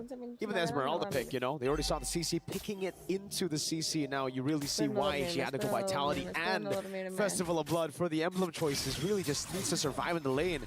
Chell, though, doing as Chell does so far in the series, bullying Rian. But this time around, Rian's got the Flying Clouds, so she can get back up to lane very quickly.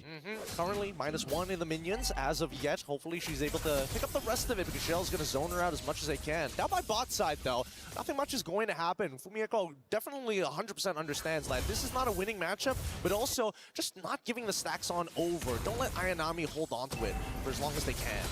Keishi's already on it here. Vivian doesn't have ultimate just yet. No Minion's Fury. Mid lane already going to be cleared out by both the teams. Vitality want to go for the fight now. City gets spoke just a bit. They want to go all in on Keishi. Even with the knock-up as well. Keishi very low. Possibly the counter about City. Is going to get the black shoes away. Tempest ablaze now with the Rectory Pimple. Snatches it. Oh, they're still going to go for a little bit more here. Vivels has plenty of energy. Gets the Finch Voice out of there. Unlucky. Not Ayanami tried their best. Really tried to hold them down with the curtain call, but the iframes just a little too good. And it's Vitality who... Oh, I thought it was going to be a take by Rian there. No, it's still Chell. I thought so too, but at this point, I'm waiting for the time Na'Vi is actually going to be able to kind of break out of this and start attacking that purple buff. For now, Cine taking a little too much here. One more Void Blast should put her out of her misery, but Rain can't get the distance just yet. A forced recall early on. There you go. Lethal pickup for Keishi. It's all about going in on Keishi, man. And on the Balmond, you're not that tanky. I mean, you are pretty tanky, but when everybody goes on you like that with no retaliation,